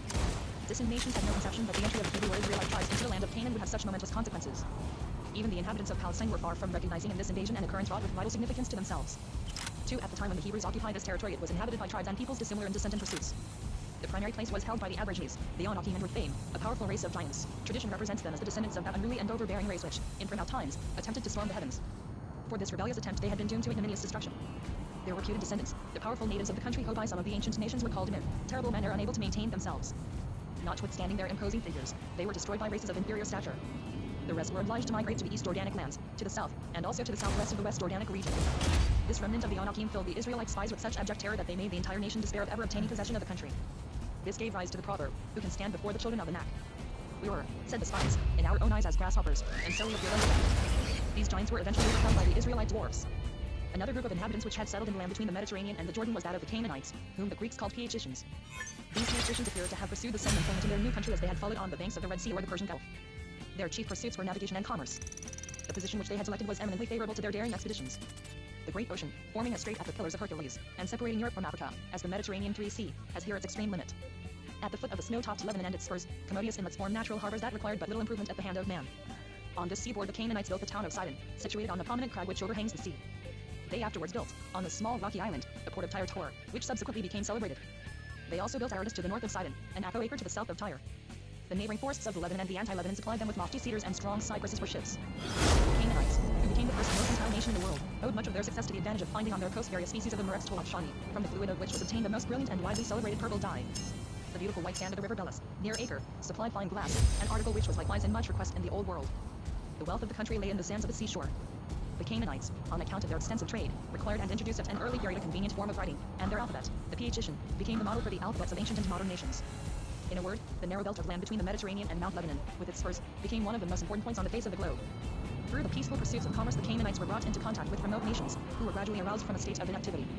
They became subdivided into the small nationalities of Amorites, Hittites, Hivites, and Perizzites. The Jebusites, who inhabited this district, were of minor importance. They dwelt on the tract of land which afterwards became the site for the city of Jerusalem. Of still less account were the Girgashites, or who had no fixed residence. All these names would have remained unknown had not the Israelites entered the land. But this people had not taken a footing in the country with the mere object of finding pasture land for their flocks. Their pretensions were far greater. Chief of all, they claimed as their patrimony the land where the graves of their forefathers were situated. The first patriarch, Abraham, who had emigrated from Aram, on the borders of the Euphrates, had, after many wanderings through the country, acquired in Hebron, as an hereditary burial place, the cave of Machpelah, or the double cave, together with the adjoining hill and trees. There his wife Sarah had been interred, then he himself, and after him his son, the patriarch Isaac. The third patriarch, Jacob, after many vicissitudes and wanderings, had purchased a plot of land near Shechem, and had taken that important city with his sword and with his bow. The city was in the very heart of the territory of the Hivites, and its capture had taken place in consequence of a breach of peace, through the abduction and dishonor of Jacob's daughter. The land was henceforth regarded as the property of the patriarch, and he only reluctantly quitted it at the outbreak of a famine, in order to proceed to Egypt, where corn was plentiful. On his deathbed, Jacob impressed upon his sons that they should deposit his remains in the family tomb of the double cave. Not alone did Canaan contain the graves of the three patriarchs, but also the altars which they had erected and named in various places, in honor of the deity whom they worshipped. The Israelites were therefore family convinced that they had a right to the exclusive possession of the land.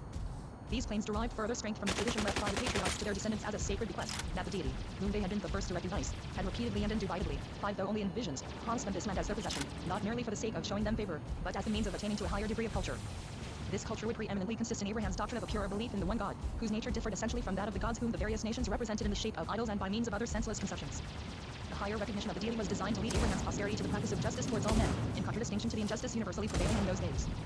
It was affirmed that this higher culture was ordained by the Almighty as the way of God, and that as such it should be transmitted by the patriarchs to their families as a bequest and as a subject of hereditary instruction. They also received the promise that through their posterity, as the faithful guardians of this teaching, all nations of the earth should be blessed, and should participate in this intellectual advancement of Israel. And that with this same object the land of Canaan had been allotted to Israel, as specially adapted for the purposes of the hereditary law. Hence it was that the Israelites, while in a foreign country, felt an irrepressible yearning for their ancestral land. Their forefathers had impressed them with the hope that, though some of their generations would sojourn in a land which was not their own, a time would surely come when Israel should return to that land which was the resting place of their patriarchs, and where the patriarchal altars had been erected and consecrated. This promise became identified with all their positive expectations, and with their conviction that the acquisition of Canaan was secured to them on condition that they performed the duties of worshipping the God of their fathers, and observed the ways of justice and righteousness. The nature of this worship and the way of justice was not clearly defined, nor did they require such a definition. The lives of the patriarchs, as commemorated by posterity, serve as a sufficient illustration of the family law. Abraham was especially held up as a model of human excellence. Differing from other nations who worshipped their fertile ancestors, his descendants did not revere him as a performer of marvelous deeds, nor as one exalted to the eminent degree of a god or a demigod. Not as a warrior and a conqueror did he live in the memory of his descendants, but as a self-denying, God-fearing man, who joined true simplicity and faith to nobleness in thought and in action. According to their conception, Abraham the Hebrew, although born of idolatrous parents in Aram, on the other side of the Euphrates, and although brought up amidst idolatrous associations, had obeyed a voice which revealed to him a higher God, and had separated himself from those around him. When disputes arose, he did not obstinately insist upon his claims, but renounced his rights for the sake of living at peace with his fellow men. So hospitable was he, that he would go forth to invite the passing wayfarers, and delighted in entertaining them. He interceded for the sinners of Sodom and the neighboring cities, when their cruel and inhuman acts had brought on them the punishment of heaven. And he prayed that they might be spared for the sake of any few righteous men amongst them. These and other remembrances of his peace-loving and generous disposition, of his self-abnegation, and of his submission to God, were cherished by his descendants, together with the conviction that such a line of conduct was agreeable to the God of their fathers. That for the sake of these virtues God had protected Abraham, as well as his son and his grandson, because the two latter had followed the example of their predecessor. This belief that God especially protects the virtuous, the just, and the set of good, was fully confirmed in the life of the patriarch Jacob, to whom the additional name Israel was given. His life had been short and toilsome, but the God of his fathers had delivered him from all his sorrows. Such remembrances of ancestral piety were retained by the sons of Israel, and such family traditions served to supplement and illustrate their hereditary law. The growth of Israel as a distinct race commenced amidst extraordinary circumstances. The beginning of this people bore but very slight resemblance to the origin of other nations. Israel as a people arose amidst peculiar surroundings in the land of Goshen, a territory situated in the extreme north of Egypt, near the borders of Palestine. The Israelites were not at once molded into a nation, but consisted of 12 loosely connected shepherd tribes. These tribes led a simple life in the land of Goshen. The elders of Kenim of the families, who acted as their chiefs, were consulted on all important occasions. They had no supreme chieftain, nor did they owe allegiance to the Egyptian kings. And that they habitually enjoyed the freedom of a republic, in which each tribal section was enabled to preserve its independence without falling into subjection or serfdom. Although they did not become intermixed with the ancient Egyptians, who in fact had an aversion to shepherds perhaps on account of the oppression they had in former ages endured from such shepherds, the hopeless opportunities for contact and mutual communication could not be wanting. Some families of Israel had abandoned their pastoral pursuits, and devoted themselves to agriculture or industrial occupations, and were therefore brought into connection with the inhabitants of towns. It seems that the members of the tribe of Ephraim stood in closer social contact with the original inhabitants. This intercourse had a favorable influence upon the Israelites. The Egyptians had already gone through a history of 1,000 years, and attained to a high degree of culture. Their kings, or pharaohs, had already built populous cities, and erected colossal edifices, temples, pyramids and mausoleums. Their priests had acquired a certain degree of perfection in such arts and technical accomplishments as were suited to the requirements of the country, as for example, architecture and hydraulic constructions, the kindred science of geometry, the art of medicine, and the mystery of embalming for the perpetual preservation of the remains of the departed. Also the artists working with objects in gold, silver and precious stones, in order to satisfy the luxurious demands of the kings. They also knew the art of sculpture and the use of pigments. They studied chronology, together with astronomy, which was suggested by the periodical overflow of the Nile. The all-important art of writing had been invented and perfected by the Egyptian priests. They first used stones and metals to commemorate the renown of their monarchs. And they afterwards employed the fiber of the papyrus shrub, which was originally marked with clumsy figures and subsequently with ingeniously drawn symbols. Of these several attainments the Israelites seem to have acquired some notion. The members of the destitute tribe of Levi in particular, being unencumbered by pastoral service or by landed possessions, appear to have learned from the Egyptian priests the art of writing. Owing to their superior knowledge, they were treated by the other tribes as the sacerdotal class, and hence they held, even in Egypt, the privileged distinction of their priestly position. The residence of the Israelites in Egypt was of great advantage to them. It raised them, or at least a portion of them, from a rude state of nature to a higher grade of culture. But what they gained on the one hand, they lost on the other. And in spite of their arts and accomplishments, they would in time have fallen into a more abject condition. Amongst no people which had advanced beyond the first stage of fetish worship, had idolatry assumed such odious development, or so mischievously tainted the habits, as was the case with the Egyptians. By combining and intermingling the gods of the various districts, they had established a complete system of polytheism. As a matter of course, they worshipped goddesses as well as gods. What made the mythology of the Egyptians especially repulsive was the fact that they placed the deified beings of their adoration, from whom they expected help, far below the level of human beings. They endowed their gods with the shape of animals, and worshipped the inferior creatures as divine powers. Ammon, their chief god, was represented with ram's horns, the goddess Hecate with a cat's head, and Hathor, the goddess of licentiousness, with a cow's head. Osiris, who was worshipped throughout Egypt, was represented in a most loathsome and revolting image, and the universally honored Isis was often pictured with a cow's head. Animals being scarce in the Nile region, great value was attached to their preservation, and they received divine homage. Such honors were paid to the black bull Apis Aber in Memphis, to the white bull in Heliopolis, to the lustful goats, to dogs, and especially to cats. Also to birds, snakes, and even mice. The killing of a sacred bull or cat was more severely punished than the murder of a human being. This abominable idolatry was daily witnessed by the Israelites. The consequences of such perversions were sufficiently deplorable. Men who invested their gods with the shape of animals sank down to the level of beasts, and were treated as such by the kings and by persons of the higher castes, sea priests and soldiers. Humanity was contemned. And no regard was paid to the freedom of the subjects, and still less to that of strangers. The pharaohs claimed to be descended from the gods, and were worshipped as such even during their lifetime. The entire land with its population was owned by them. It was a mere act of grace on their part that they granted a portion of the territory to cultivators of the soil. Egypt, in fact, was not peopled by an independent nation, but by bondmen. Hundreds of thousands were forced to take part in compulsory labor for the erection of the colossal temples and pyramids. The Egyptian priests were worthy of such kings and gods. Cruelly as the pharaohs harassed their subjects with hard labor, the priests continued to declare that the kings were demigods. Under the weight of this oppression, the people became devoid of all human dignity, and submitted to the vilest bondage without ever attempting to relieve themselves from the galling yoke. The repulsive idolatry then prevailing in Egypt had yet further pernicious consequences. The people lost the idea of chastity, after they had placed the brute creation on an equality with their deities. Unspeakable offenses in the use of animals had become of daily occurrence, and entailed neither punishment nor disgrace. The gods being depicted in unjust positions, there appeared to be no need for human beings to be better than the gods. No example is more contagious and seductive than folly and sin. The Israelites, especially those who were brought into closer contact with the Egyptians, gradually adopted idolatrous perversions, and abandoned themselves to unbridled license. This state of things was aggravated by a new system of persecution. During a long period, the Israelites residing in the land of Goshen had been left unmolested, they having been looked upon as roving shepherds who would not permanently settle in Egypt. But when 11 decades and even a century had passed by, and they still remained in the land and continued to increase in numbers, the council of the king of Egypt and his state of freedom was denied to the Egyptians themselves. The court now feared that these shepherd tribes, which had become so numerous in Goshen, might assume a warlike attitude towards Egypt. To avoid this danger, the Israelites were declared to be bondmen, and were compelled to perform forced labor. To effect a rapid decrease in their numbers, the king commanded that the male infants of the Israelites should be drowned in the Nile or in some of the canals, and that only the female infants should be spared. The Israelites, formerly free in the land of Goshen, were now kept in a house of bondage, in an iron furnace. Here it was to be proved whether they would conform to their hereditary law, or follow strange laws. The Egyptian tribes could not stand this trial. They had a dim knowledge that the God of their fathers was being very different from the Egyptian idols. But even this knowledge seemed to decrease from day to day. Love of imitation, sore oppression, and daily misery made them obtuse, and obscured the faint light of their hereditary law. The enslaved laborers did not know what to think of an unseen God who only lived in their memories. Like their masters, the Egyptians, they now lifted their eyes to the visible gods who showed themselves so merciful and propitious to Israel's tormentors.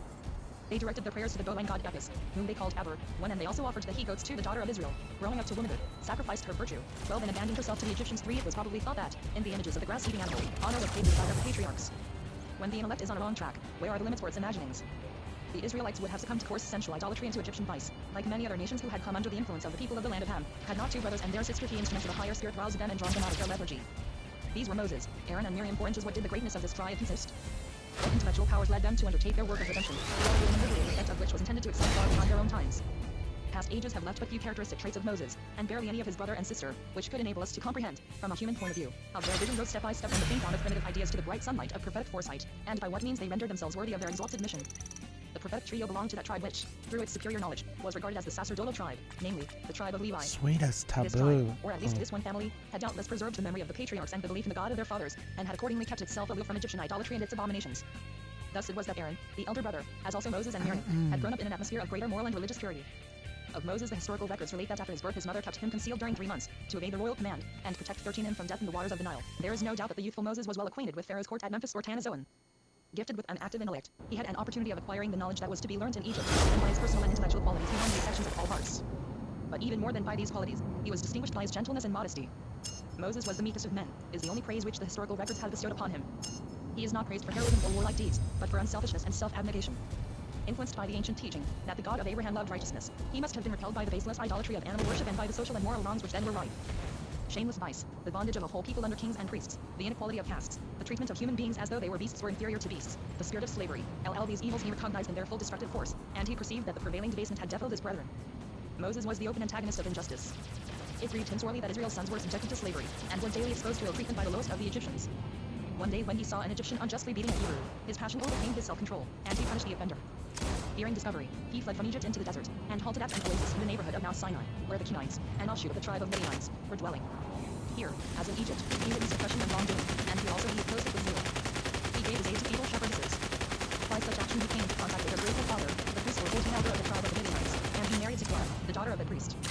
His employment in Midian was that of a shepherd. He selected fertile grazing plots where the herds of Royal, his father-in-law, between the Red Sea and the mountain lands. In this solitude the prophetic spirit came upon him. What is the meaning of this prophetic spirit? Even those who have searched the secrets of the world, or the secrets of the soul in its grasp of the universe, can give only a faint notion and no distinct account of its nature. The inner life of man has depths which have remained inscrutable to the keenest investigator. It is, however, undeniable that the human mind can, without help from the senses, cast a far-seeing glance into the enigmatic concatenation of events and the complex play of forces. By means of an undisclosed faculty of the soul, man has discovered truths which are not within the reach of the senses. The organs of the senses can only confirm or rectify the truths already elicited. They cannot discover them. By means of the truths brought to light by that inexplicable power of the soul, man has learned to know nature and to make its forces subservient to his will. These facts attest that the power of the soul owns properties which go beyond the ken of the senses, and transcend the skilled faculties of human reason.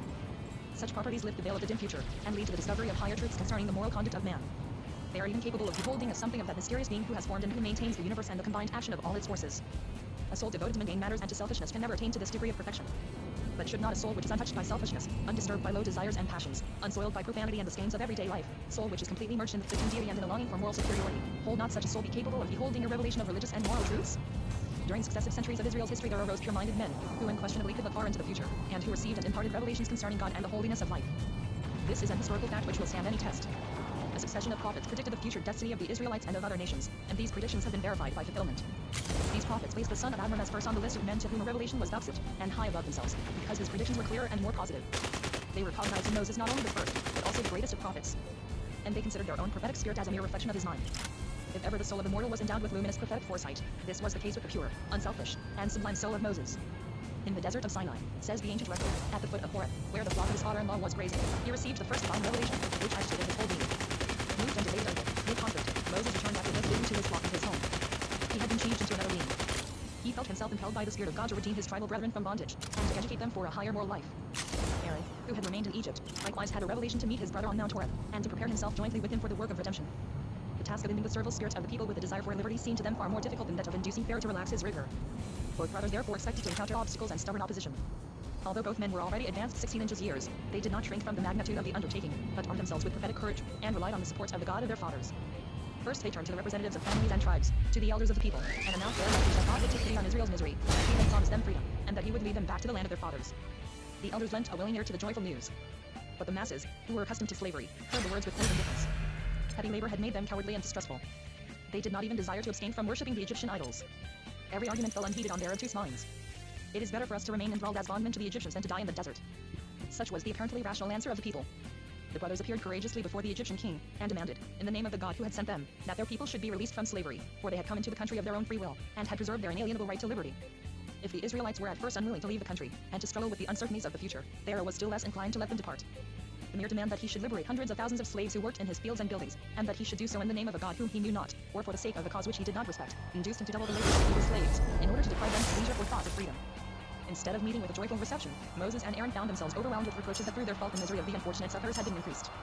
The king only determined to 17 give way after he and his country had witnessed many terrifying and extraordinary phenomena and plagues, and when he could no longer free himself from the thought that the unknown God was punishing him for his obstinacy.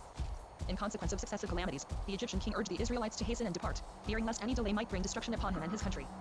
The Israelites had barely time to supply themselves with the provisions necessary for their long and wearisome journey. Memorable was the daybreak of the 15th of Nisan March, on which the enslaved people regained their liberty without shedding a drop of blood. They were the first to whom the great value of liberty was made known, and since then this priceless treasure, the foundation of human dignity, has been guarded by them as the apple of the eye. Thousands of Israelites, their loins girded, their staves in their hands, their little ones riding on asses, and their herds following them, left their villages and tents, and assembled near the town of Ramesses. Strange tribes who had lived by their side, shepherd tribes akin to them in race and language, joined them in their migration. They all rallied round the prophet Moses, obeying his words. He was their king, although he was free from ambition, and he may well be called the first promulgator of the doctrine of equality amongst men. The duty of all men during this exodus was more difficult to discharge than his message to the king and to the people of Israel. Only few amongst these thousands of newly liberated slaves could comprehend the great mission assigned to them. But the masses followed him stolidly. Out of this horde of savages he had to form a nation. For them he had to conquer a home, and establish a code of laws, which rendered them capable of leading a life of rectitude. In this difficult task, he could reckon with certainty only on the tribe of 18 Levi, who shared his sins, and assisted him in his arduous duties as a teacher. Now the Egyptians were wearing the dead which the plague had suddenly stricken down. The Israelites, the fourth generation of the first immigrants, left Egypt, after a sojourn of several centuries. They journeyed towards the desert which divides Egypt from Canaan, on the same way by which the last three Israelites entered the Nile country. But Moses would not permit them to go by this short route, because he feared that the inhabitants of Canaan, Splice tea, man, I love would you. oppose their entry with an armed force. He also Save apprehended that my the tribes, skin. whom their long bondage had made timorous, would take Splice the place on the tea first approach of will danger. Their swarm first destination was Mount Sinai, on where any they were to receive those laws Macarena and precepts fighter from the with a practice of gray which they had been set free. uniform. Pharaoh had, With a red however, uniform. determined to recapture the slaves who had been snatched from his grasp, when, in a moment of weakness, he had allowed them to depart. When the Israelites saw the Egyptians approaching from afar, they gave way to despair, for they found themselves cut off from every means of escape. Before them was the sea, and behind them the enemy, who would soon overtake them, and undoubtedly reduce them again to bondage. Crying and lamenting, some of them asked Moses, "Are there no graves in Egypt that thou hast brought us out to die in the desert?" However, the means of escape unexpectedly presented itself, and could only be regarded by them as a miracle. A hurricane from the northeast had driven the water of the sea southwards during the night, so that the bed had for the greater part become dry. Their leader quickly seized on this means of escape, and urged the frightened people to hurry towards the opposite shore. His prophetic spirit showed him that they 19 would never again see the Egyptians. They rapidly traversed the short distance across the dry bed of the sea, the deeper parts of the water, agitated by a storm, forming two walls on the right and the left. During this time, the Egyptians were in hot pursuit after the Israelites, in the hope of leading them back to slavery. At daybreak, they reached the west coast of the sea, and, perceiving the Israelites on the other side, they were hastening after them along the dry pathway, when the tempest suddenly ceased. The mountain-like waves, which had risen like walls on both sides, now poured down upon the dry land, and buried men, horses, and chariots in the watery deep. the sea washed some corpses to the coast where the Israelites were resting in safety. They here recall the marvelous deliverance. The most trials became deeply impressed with the sight, and looked with confidence to the future. On the day they put their firm trust in God and in Moses, his messenger. With a loud voice they sang praises for their wonderful deliverance. In chorus they sang, I will praise the Lord, for he is ever glorious. The horse and his rider he cast into the sea. The deliverance from Egypt, the passage through the sea, and the sudden destruction of their resentful enemy were three occurrences which the Israelites had witnessed, and which never passed from their memories. In times of the greatest danger and distress, the recollection of the scene inspired them with courage, and with the assurance that the God who had redeemed them from Egypt, who had turned the water into dry land, and had destroyed their cruel enemy, would never desert them, but would ever reign over them. Although the multitude did not long retain this trustful and pious disposition, but fell into despondency at every new difficulty, the intelligent portion of the Israelites were, 20 inches subsequent trials, sustained by their experiences at the Red Sea. The tribes, delivered from the bonds of slavery, and from Oh, the you terrors want of Splash long oppression, Tea? could peaceably now pursue their way. They had a many days' journey to Sinai, the temporary goal of their wanderings. Although the country through which they traveled was a sandy desert, it was not wanting in water, and in pasture land for the shepherds. This territory was not unknown to Moses, their leader, who had formerly pastured the flocks of his father-in-law here. In the high mountains of Sinai and its spurs, the water in the springtime gushes forth copiously from the rocks, forms into rills, and rushes down the slopes towards the Red Sea. Nor did the Israelites suffer through want of bread, for in its stead they partook of manna. Finding this substance in large quantities, and living on it during a long time, they came to consider its presence as a miracle. It is only on this peninsula that drops sweet as honey exude from the high tamarisk trees, which abound in that region. These drops issue in the early morning, and take the globular size of peas or of coriander seeds. But in the heat of the sun they melt away. Elated by their wonderful experiences, the tribes now seemed prepared to receive their holiest treasure, for the sake of which they had made the long circuitous journey through the desert of Sinai. From Rephidim, which lies on a considerable altitude, they were led upwards to the highest range of the mountain, the summit of which appears to touch the clouds. 5 to this spot Moses led the Israelites in the 3rd month after the exodus from Egypt, and appointed 21 their camping ground. He then prepared them for an astounding phenomenon, which appealed both to the eye and the ear. By prayer and abstinence they were bidden to render themselves fit for lofty impressions, and worthy of their exalted mission. With eager expectation and anxious hearts they awaited the 3rd day. A wall round the nearest mountain summit prevented the people from approaching too close. On the morning of the 3rd day a heavy cloud covered the mountain top. Lightning flashed, and enveloped the mountain in a blaze of fire. Peals of thunder shook the surrounding mountains, and awakened the echoes. All nature was in uproar, and the world's end seemed to be at hand. With trembling and shaking, the old and the young beheld this terrifying spectacle. But its terror did not surpass the awfulness of the words heard by the affrighted people. The clouds of smoke, the lightning, the flames and the peals of thunder had only served as a prelude to these portentous words. Mightily impressed by the sight of the flaming mountain, the people clearly heard the commandments which, simple in their import, and intelligible to every human being, form the elements of all culture. 10 words rang forth from the mountain top. The people became firmly convinced that the words were revealed by God. Theft and bearing false witness were stigmatized as crimes. The voice of Sinai condemned evil thoughts no less than evil acts. Hence the prohibition, thou shalt not covet thy neighbor's wife, nor any possession of thy neighbor. The Indians, the Egyptians, and other nations famous for their colossal structures, had, during more than 2,000 years, gone through many historical experiences, but shrink into utter insignificance, when compared with this one momentous event. The work accomplished at Sinai by an instantaneous 22 act remained applicable to all times by asserting the supremacy of ethical life and the dignity of man. This promulgation of the law marked the natal hour of the distinct people, like unto which none had ever existed. The sublime and eternal laws of Sinai emanating from a deity whom the senses cannot perceive, from a Redeemer who releases the enthralled and the oppressed bear revealed truths treating of filial duty, of spotless chastity, of the inviolable safety of human life and property, of social integrity, and of the purity of sentiment. The Israelites had been led to Mount Sinai as trembling bondmen. Now they came back to their tents as God's people of priests, as a righteous nation Jeshurun. By practically showing that the 10 commandments are applicable to all the concerns of life, the Israelites were constituted the teachers of the human race, and through them all the families of the earth were to be blessed. None of the others could then have surmised that even for its own well-being an isolated and insignificantly small nation had been charged with the arduous task of the preceptive office. The Sinaitic teachings were not of an ephemeral nature, even in regard to their form. Being engraven on tables of stone, they could be easily remembered by successive generations. During a long period these inscribed slabs remained in the custody of the Israelites, and were called the tables of the testimony, or the tables of the law. Being placed in an ark, which became a rallying center, round which Moses used to assemble the elders of the families, these tables served as a sign of the Sinaitic covenant. They formed a link between God and the people who had formerly been trodden underfoot, and who were now bidden to own no other Lord save the one from whom the law had gone forth. It was for this reason that the Ark, 23 as the repository of the tables, was designated the Ark of the Covenant. The ethical truths of Sinai became henceforth the basis for a new system of morality, and for the national constitution of the Israelites. These truths were further developed in special laws which had a practical bearing upon the public and private affairs of the people. Slaveholders and slaves were no longer to be found amongst the Israelites. The selling of Israelites as slaves, and perpetual servitude of an Israelite became unlawful. A man who forfeited his liberty was liable to be held in service during 6 years, but in the 7th year he regained his freedom. Willful murder and disrespect to parents were punishable with death. The sanctuary could give no protection to criminals condemned to die. The murder of a non-Israelitish slave involved condign punishment. A Gentile slave ill-treated by his master recovered his liberty. A man committing an offense on the virtue of a maiden was bound to make her his wife, and to pay a fine to the father of the injured woman. Equitable and humane treatment of the widow and the orphan was enforced. A similar provision was ordained for the benefit of strangers who had joined one of the tribes. The Israelites, in fact, were bidden remember their former sojourn in a foreign land, and to refrain from inflicting upon strangers the inhuman treatment which they themselves had formerly endured. This spirit of equity and brotherly love, pervading the ancient code of laws, could not at once change the habits of the people. The duties involved in these laws were too spiritual and too elevated to have such an effect. Moses having temporarily absented himself to make preparations for the reception of the Sinaitic law, the deluded portion of the people imagined that their God was abandoning them in the desert, and they clamored for the rule of a visible Godhead. Aaron, who had taken the lead in the absence of Moses, timorously yielded to this impetuous 24 demand, and countenanced the production of a golden idol. This image of Apis Ormus received divine homage from the senseless multitude who danced around it. Moses, on descending from Mount Sinai, ordered the Levites to put to death some thousands of the people. Nothing but the exercise of extreme rigor could have repressed this worship of idols. With the object of protecting the people from a relapse into idolatry, and of supporting them during their state of transition from barbarism, they were allowed to form a conception of the deity not by means of an image or some material aid which would appeal to the senses. On Sinai they had beheld flashes of lightning with flames of fire, and from the midst of a burning cloud they had heard the 10 Commandments. An emblem of this phenomenon was now introduced to remind the people of the presence of the deity as revealed at Sinai.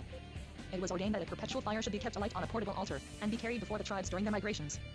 Not the deity himself, but the revelation of the deity at Sinai, should thereby be made perceptible to the sense of vision. The performance of sacrificial rites was a further concession to the crude perceptions of the people. The spiritual religion promulgated at Sinai did not intend sacrifices as the expression of divine adoration, but was meant to inculcate a moral and holy life. The people, however, had not yet risen to this conception, and could only be advanced by means of education and culture. The other ancient nations having found in sacrifices the means of propitiating their deities, the Israelites were permitted to retain the same mode of divine service. But its form was simplified. The altar became an integral part of the sanctuary, in which no image was tolerated. The only objects contained therein were a candelabrum, 25 a table with 12 loaves, symbolizing the 12 tribes. And there was also a recess for the Ark of the Covenant. Altar, sanctuary and sacrificial rites required a priesthood. This primal institution, too, was retained. The Levites, as the most devoted and best informed tribe, were charged with sacerdotal functions, as during the sojourn in Egypt. The priests of Israel, unlike those of the Egyptians, were precluded from holding landed property, as such possessions might have tempted them to misuse their prerogatives and neglect their sacred duties. For this reason it was prescribed that their subsistence should be derived from the offerings made by the people. Collaterally there existed a custom, dating from remote patriarchal ages, which demanded that the firstborn son of every family should attend to the performance of sacrificial rites. This prerogative could not be abruptly abolished, and continued for some time alongside of the Levitical priesthood, though both of them stood in the way of the pure Sinaitic teachings. The materialism of the age demanded indulgent concessions, combined with provisions tending to the refinement of popular habits. Only through the aid of the spiritually gifted could the understanding of the subordinate nature of sacrifices be preserved in the consciousness of the people. During the 40 years of their wandering in the desert, the Israelites sought pastures for their flocks within the mountain region and its neighborhood. During these migrations Moses instructed the people. The older generation gradually passed away. Their descendants, obedient to the teachings of the law of his disciples, formed a docile, pious, and valiant community, and became proficient in the knowledge of their laws. Moses now surrounded himself with counselors, who were the chiefs of 7 families. This system became a model for later forms of administration. 26 The Council of Elders participated in important deliberations, and assisted in the management of public business. On the advice of Jethro, his father-in-law, Moses appointed inferior and higher judges, who respectively had under their jurisdiction 10, 100, and 1,000 families. The people had the right of electing their own judges, whose appointment they then recommended to Moses. These judges were charged to maintain strict impartiality in cases of litigation between members of the tribes of Israel, or between Israelites and strangers.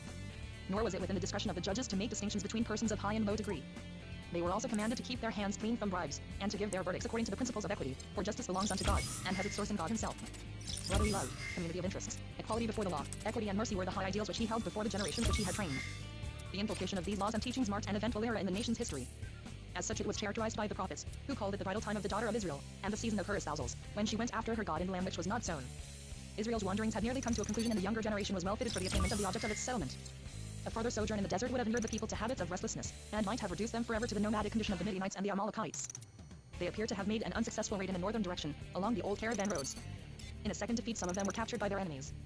But this discomfiture was apparently avenged by combatants belonging to the tribe of Judah, who were aided by men of the tribe of Simeon, and by Kenites, with whose assistance they seized several cities. 27 The other tribes were prepared to effect an entrance into the country by following a circuitous route on the eastern side. This expedition might have been shortened if the Idumeans, who dwelt on the mountain ranges of Seir, had permitted the Israelites to pass through their territory. Apparently the Idumeans were afraid that the invading Israelites would dispossess them of the land, and they therefore sallied forth to obstruct the direct road. Their opposition forced the tribes of Israel to make a long detour around the country of Idumea, and to turn to the east of the mountain ranges of Seir in order to approach Canaan from the opposite side.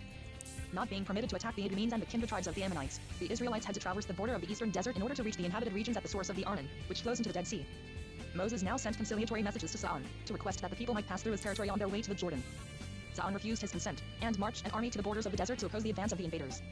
The Israelites of the new generation, animated with youthful prowess, put themselves in battle array, and routed the hostile troops, whose king they slew at Jahaz. This victory was of incalculable importance to the Israelites. It strengthened their position and inspired them with self-reliance. They at once took possession of the conquered district, and henceforth abandoned their nomadic life. While the Israelites felt confident of success in conquering the land of promise, the Canaanites, on the other hand, were terror-stricken at the defeat of the mighty Sa'an. The Israelites could now move about freely, being no longer incommoded by the narrow belt of the desert, nor by the suspicions of unfriendly tribes. Strangers having given way to a 28 state of security, this sudden change of circumstances aroused in their bosoms virtuous emotions, together with ignoble passions. The people of Moab now perceived that their feeble existence was threatened by their new neighbors. Balak, their king, felt that he could not cope with the Israelites in the open field of battle, and he preferred to employ the arts of Balaam, the Idumean or Midianite magician, whose maledictions were supposed to have the power of calling down distress and destruction on an entire people or on a single individual. Balaam having been struck with amazement at the sight of Israel's encampment, the intended maledictions were changed on his lips into blessings. He averred that no enchantment avails against Jacob, and no divination against Israel, a glorious future having been assured to that people.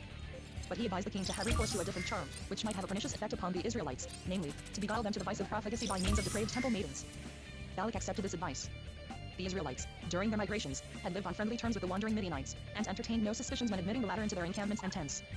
Counseled by Balaam and instigated by Balak, many Midianites brought their wives and daughters into the tents of the Israelites, who were then invited to join the idolatrous festivities at the shrine of Baal Peor. On such occasions it was the custom for women to sacrifice their virtue in the tents, and the burden of dishonor was then presented as an oblation to the idols. Many an Israelite was led into profligacy by these allurements, and partook of the sacrificial feasts, two sins which tended to sap the foundation of the doctrine revealed on Sinai. Unhappily no one in Israel seemed willing to obey the command of Moses 29 by checking this outbreak of vice. Phinehas, Aaron's grandson, was the only man whose heart revolted against these excesses. Seeing that a Midianite woman entered a tent with the chief of the tribe of Simeon, he stabbed both of them to death. And thus was the raging plague turned away from the people. On the other hand, there was now witnessed a significant change in Israel. The unexpected and eventful victories had aroused amongst them the melodious power of song, the first indication of that talent, without which no nation can attain to a superior degree of culture. The first songs of the Hebrews were those of war and victory. The authors Moshelim of warlike hymns rose at once in public estimation, and their productions were preserved in special collections, as for example, in the Book of the Wars of God. Hebrew poetry, in its early stages, was sufficient in depth and elegance, but it had two characteristics which in the course of time were developed to the highest stage of refinement. With regard to form, it exhibited a symmetry in the component parts of each verse parallelismus memberum. The same train of thought was repeated with appropriate variations in two or even three divisions of the verse. In the treatment of a theme, the muse of early Hebrew poetry displayed a tendency to irony, this being the result of a twofold conception, namely, that of the ideal aspect by the side of anathetic reality. The Israelites, seeking to arrive at the goal of their wishes and to gain possession of the land of promise, could not tarry in the fertile region between the Arnon and the Jabbok. They had to prepare for crossing the Jordan. But now the evil consequences of having triumphed over Sihon and Og became manifest. The tribes of Reuben and Gad announced that they wished to remain in the conquered land, because its verdant pastures were well adapted for their numerous flocks and their herds of cattle and camels. In making such a demand it appeared that these tribes desired to sever their lot from that of their brethren, and to live as independent nomads.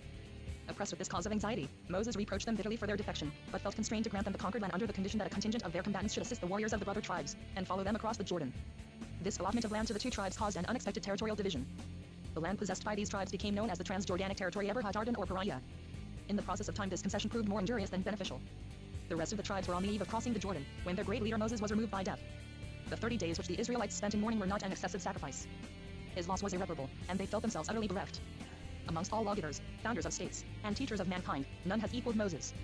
Not only did he, under the most inauspicious circumstances, transform a horde of slaves into a nation, but he imprinted on it the seal of everlasting existence. He breathed into the national body an immortal soul. He held before his people ideals, the acceptance of which was indispensable, since all their weal and woe depended upon the realization or non-realization of those ideals. Moses could well declare that he had carried the people as a father carries his child.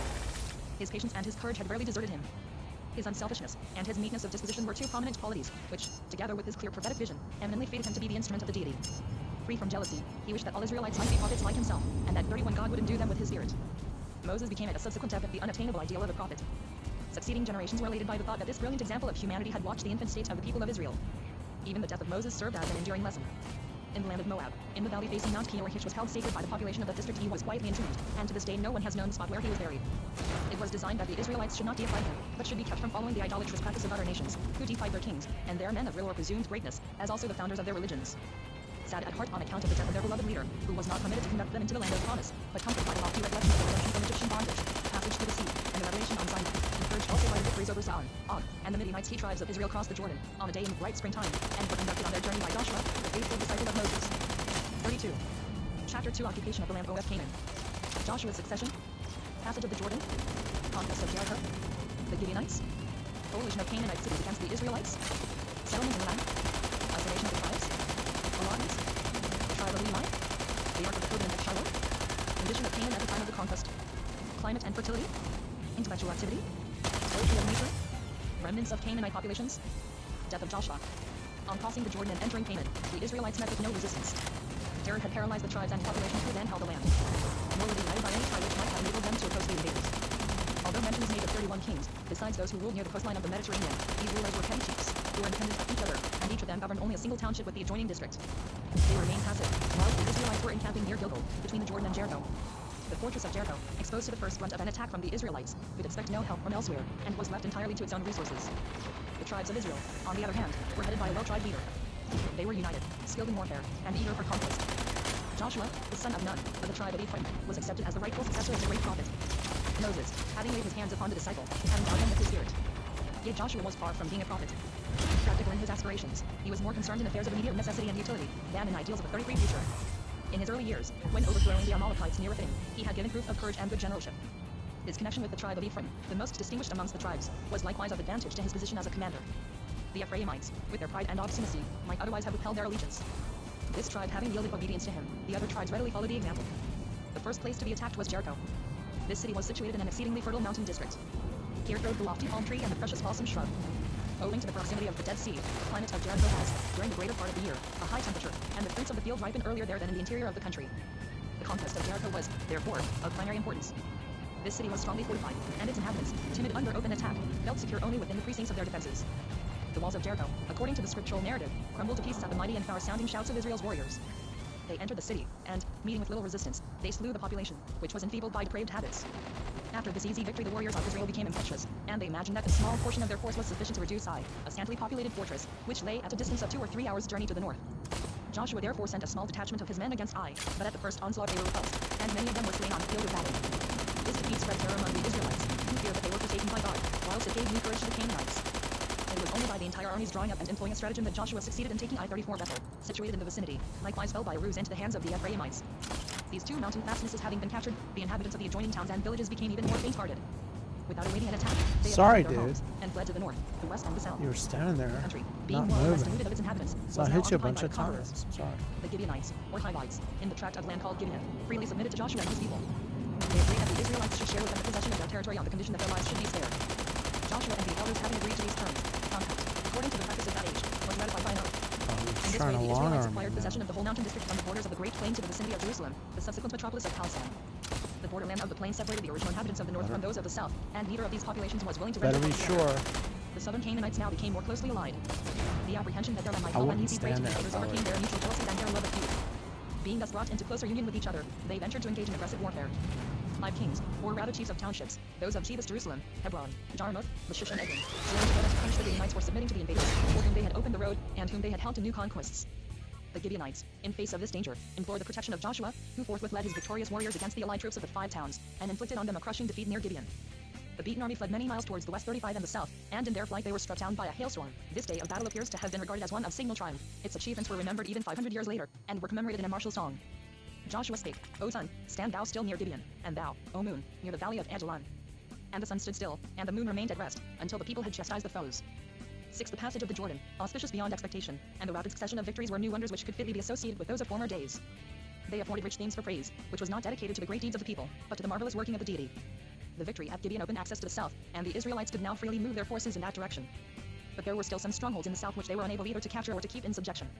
The principal were key subjection of the central portion of Canaan being now accomplished, the tribes of Israel ceased to form one combined army, and in this severance they were probably influenced by the example of the children of Joseph. The latter, who were divided into the tribes of Ephraim and Manasseh, claimed to have precedence in the ranks of Israel.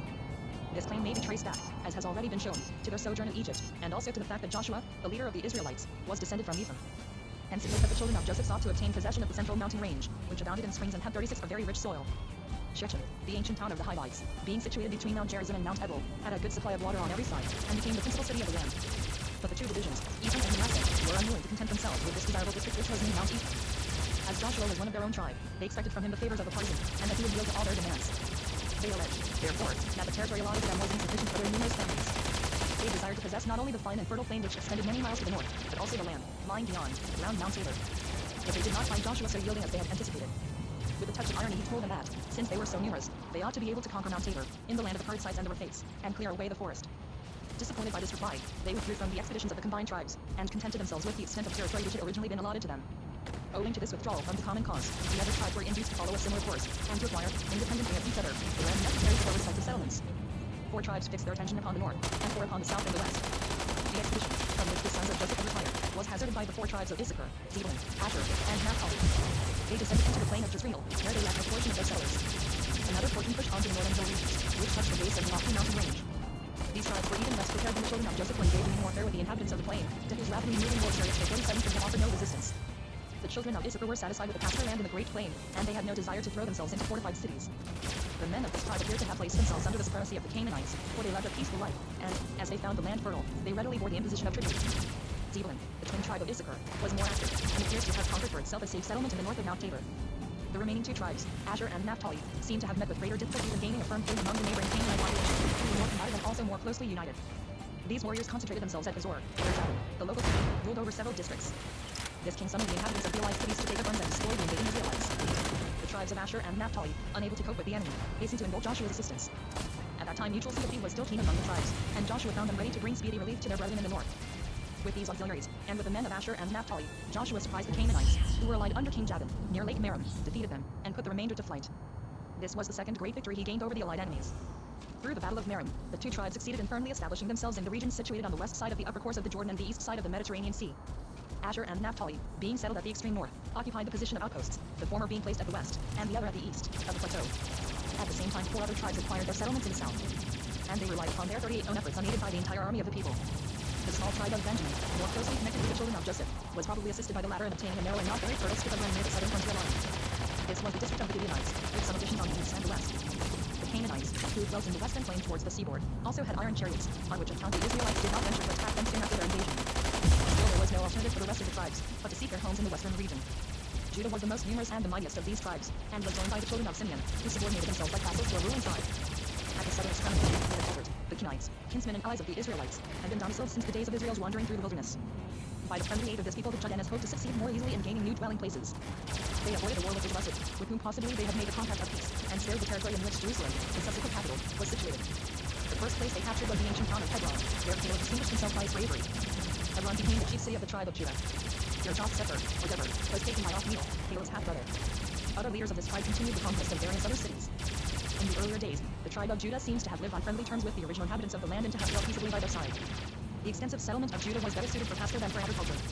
The new settlers and the old inhabitants had therefore no inducements for displacing each other, or for indulging 39 inches of deadly strife. The large tract of land was parceled out into small plots, and the Canaanites and the Amalekites retained their homesteads. The tribe of Simeon had no independent possessions, not even a single town which it could claim as its own, and was altogether merged in the tribe of Judah. The Simeonites dwelt in towns of Judah, without, however, having a voice in the deliberations of the tribe. The scantiest provision seems to have been made for the tribe of Dan, the number of families belonging to this tribe being apparently very small. Nor does it appear to have received such aid from a brother tribe as was given to Issachar and to Simeon. The Danites seem to have been followers of the tribe of Ephraim. This tribe selfishly allowed the Danites to acquire an insecure portion in the southwest of its own territory, or, rather, a small portion in the land of the Benjamites. It now devolved upon the Danites to conquer for themselves the land on the plain of Sarai, which extends towards the sea, and to establish themselves there. The Amorites, however, prevented them from accomplishing this design, and forced them to retreat into the mountains. But here the sons of Ephraim and the Benjamites refused them the possession of permanent dwelling places. The Danites were therefore during a long time compelled to lead a camp life, and at last one section of this tribe had to go in search of a settlement far away to the north.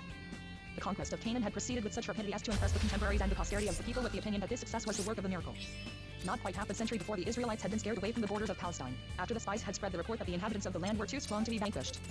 The same inhabitants were now in such dread of the Israelites as to abandon their possessions without attempting to make any resistance, for if they did take up a defensive position they were easily routed. On this account the conviction gained ground amongst the Israelites that the deity himself had led the warriors, and had scattered their opponents in utter confusion. This great conquest became, therefore, the natural theme of spirited poetry.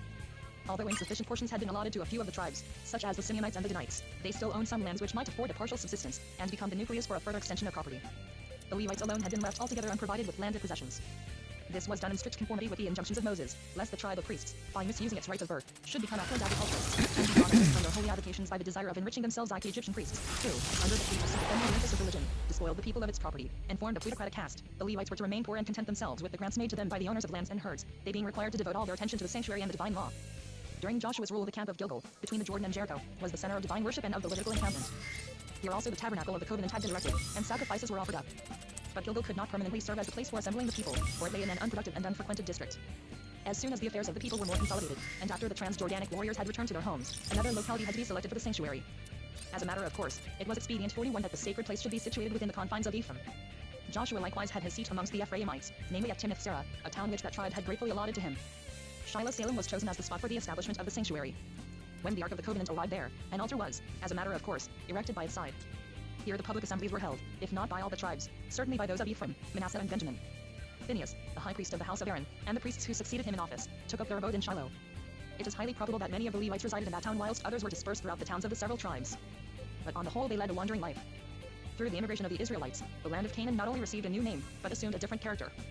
It became a holy land, the heritage of God, and was regarded as favorable to the people's destination of leading a holy life. Foreign countries, contrasted with Palestine, appeared to them to be profane, and utterly unadapted for perpetuating the devout worship of the one spiritual God, or for enforcing the observance of his law. The Holy Land was imagined to be sensible of the pious or of the wicked conduct of its inhabitants. There were 3 iniquities which the land was supposed to spurn as the most heinous. These were murder, licentiousness, and idolatry. The conviction was general that on account of such misdeeds the land had cast out its former inhabitants, and that it would not retain the Israelites if they indulged in similar crimes. These ideas took deep root amongst the people of Israel, and they regarded Palestine as surpassing, in its precious qualities, 42 every other country. It was, indeed, an undeniable fact that the land of Israel, so it was named from the time when this people took possession of it, had striking distinctions, which were unequaled in any other portion of the globe. Within the small expanse of territory, 150 miles by 60, if the Transjordanic region be included, contrasting peculiarities are crowded together, which give a marvelous character to that country. The perpetual snow-toss of Lebanon and Hermon in the north overlook the ranges of mountains and valleys far away to the sandy desert in the south, where scorching heat, like that of tropical Africa, burns up all vegetation. In close proximity to each other, trees of various kinds are found to thrive, which elsewhere are separated by great distances. Here is the slender palm tree, but shoots up only under a high temperature, and there grows the oak tree, which cannot endure such heat. If the heat of the south fires the blood, and fills man with violent passions, the wind sweeping over northern snowfields, on the other hand, renders him calm, thoughtful, and deliberate. On two sides Palestine is bordered by water. The Mediterranean Sea, extending along the western margin of the land, forms inlets for ships. Along the eastern boundary flows the Jordan, which takes its rise in the slopes of Mount Hermon, and runs in nearly a straight line from north to south. In the north the Jordan flows through the lake of the Har Kinneret, James Sarah, or Lake of Tiberias, and in the south this river is crossing the wonderful Salt Sea. These two basins form likewise a strange contrast. The lake of the Har, also Lake of Galilee, contains sweet water. In its depths fishes of various kinds disport themselves. On its fertile banks, the vine, the palm, the fig tree, and other fruit-bearing trees are found to thrive. In the high temperature of this region, herbs arrive 43 at their maturity a month earlier than on mountain land. Please don't The kill salt sea me. or the sea of the deep basin Araba produces a contrary effect, and has rightly been called the Dead Thank Sea. you. In its waters no vertebrate animals can exist. The excessive quantities of salt, together with magnesia, and masses of asphalt contained in that sea, kill every living object. The atmosphere of this region is likewise impregnated with salt, and, as the adjacent just land is look at covered your with lime chart, pits, yeah. it forms a dreary desert. The oval-shaped border of the Dead Sea rises, in some parts, to a height of more than Almost 1,300 feet above the water level, and being totally bare and barren, the entire district presents a most dismal aspect. Between the waterline and the mountain walls there are, however, some low-ranking color season areas which the balsam cannot shrub be thrives, destroyed by and the which, in regard to fertility, are not inferior to any spot on earth. Being situated near the center of the Arithmetic, western seaboard, guys, this we strip of need land is some. exceedingly fruitful. But luxuriant as the vegetation of this place is, it is even surpassed by that of the oasis on the southeast corner of the Dead Sea. Here stood at one time the town of Zoar, which was noted as the city of palm trees Tamra. This locality likewise favored in former ages the growth of the balsam shrub. At a distance of 5 miles to the northeast, near the town of Beth Haran, the famous balm of Gilead was found. But by the side of the Dead Sea miasmatic salt marshes extend for a length of several miles. The shores of the sea and also of the Sea of Galilee send forth thermal springs impregnated with sulfur, and these serve to cure various maladies. The essentially mountainous configuration of Palestine was of great benefit to the Israelites. Two long and imposing mountain ranges, separated by a deep valley, raise their heads in the north, like two 44 snow-capped giants. One of them is Mount Lebanon, the tallest peak of which has a height of more than 10,000 feet, and is named Dor el-Khadi. The other mountain is Hermon the Anti-Lebanon, the highest point of which, the Sheik, has an elevation of 9,300 feet. The Lebanon was never included in the land of Israel. It remained in the possession of the Phoenicians, the RMNS, and the people who succeeded the latter. This mountain range was of practical utility to the Israelites, who derived Somebody from its kill this elevation guy, the please. force and Besides this, its lofty and odorous crests formed a favorite theme in the imagery of favorite poets. Mount Hermon, with its snow-covered head, touches the north side of the ancient territory of Israel. This mountain, if not hidden by intervening hills, forms a charming object of admiration even at a distance of 100 miles. The spurs of these two ranges were continued in the northern mountains of Israel. Mount Naphtali, subsequently named the Mountains of Galilee, the highest peak of which rises to 4,000 feet. These heights have a gradual slope towards the great and fertile plain of Jezreel, which is only 500 feet above the level of the sea. Several mountain ranges intersect this plain and divide it into smaller plains. Mount Tabor, 1,865 feet high, is not so much distinguished for its height as for its cupola shape. Mount Moore, 1,830 feet, now called Ad-Duhi, seems to lean against Mount Tabor. Not far from there, somewhat towards the east, are the hilltops of Jubal, 2,000 feet. On the west side of the great plain lies the extensive tree-crested range of Carmel, which forms a wall close to the sea. The great plain of Jezreel has the shape of an irregular triangle, with a length of 20 miles from north to south, and a breadth of from 6 to 15 miles from east to west, having the mountain border of Carmel on the one side and that of Jubal on the other. This plain 45 divides the land into two unequal parts. The northern half, which is the smaller, received at one time the name of Galilee. On the south of this plain, the ground gradually rises, and, at one point, attains an elevation of 2,000 feet. This district was called Mount Ephraim. From Jerusalem, southwards to Hebron, the land again ascends to a height of 3,000 feet, forming the land of Judah. Here there is a gradual descent, and at the old frontier town of Beersheba the level does not rise above 700 feet. At this point begins the tableland of Mount Paran. This district was not included in the actual territory of Israel. Both Mount Ephraim and Mount Judah have a slope from east to west. Between the mountainside and the Mediterranean Sea, from north to south, that is, from Carmel to the southern steppe, extends a plain of increasing breadth, which is called the plain of Sharon, or the low country Shephelah. In the east the mountain declines towards the Jordan. Some peaks of this mountain acquired a special significance. Such were the two hills by the side of Shechem, Gerizim, the mountain of the blessing 2,650 feet, and Ebal, the mountain of the curse 2,700 feet. Bethel, in the east 2,400 feet. Nisbe, some hours journey from the subsequent capital. Mount Zion 2,610 feet. And the Mount of Olives 2,700 feet. This peculiar and greatly varied configuration of the land had its effect not only upon the productions of the soil, but also upon the character of the people. From north to south, Palestine is divided into three belts. The mountains occupy the center. The lowland Shephelah extends from the west to the sea, and the meadows Kikar, Arabath from the east to the Jordan.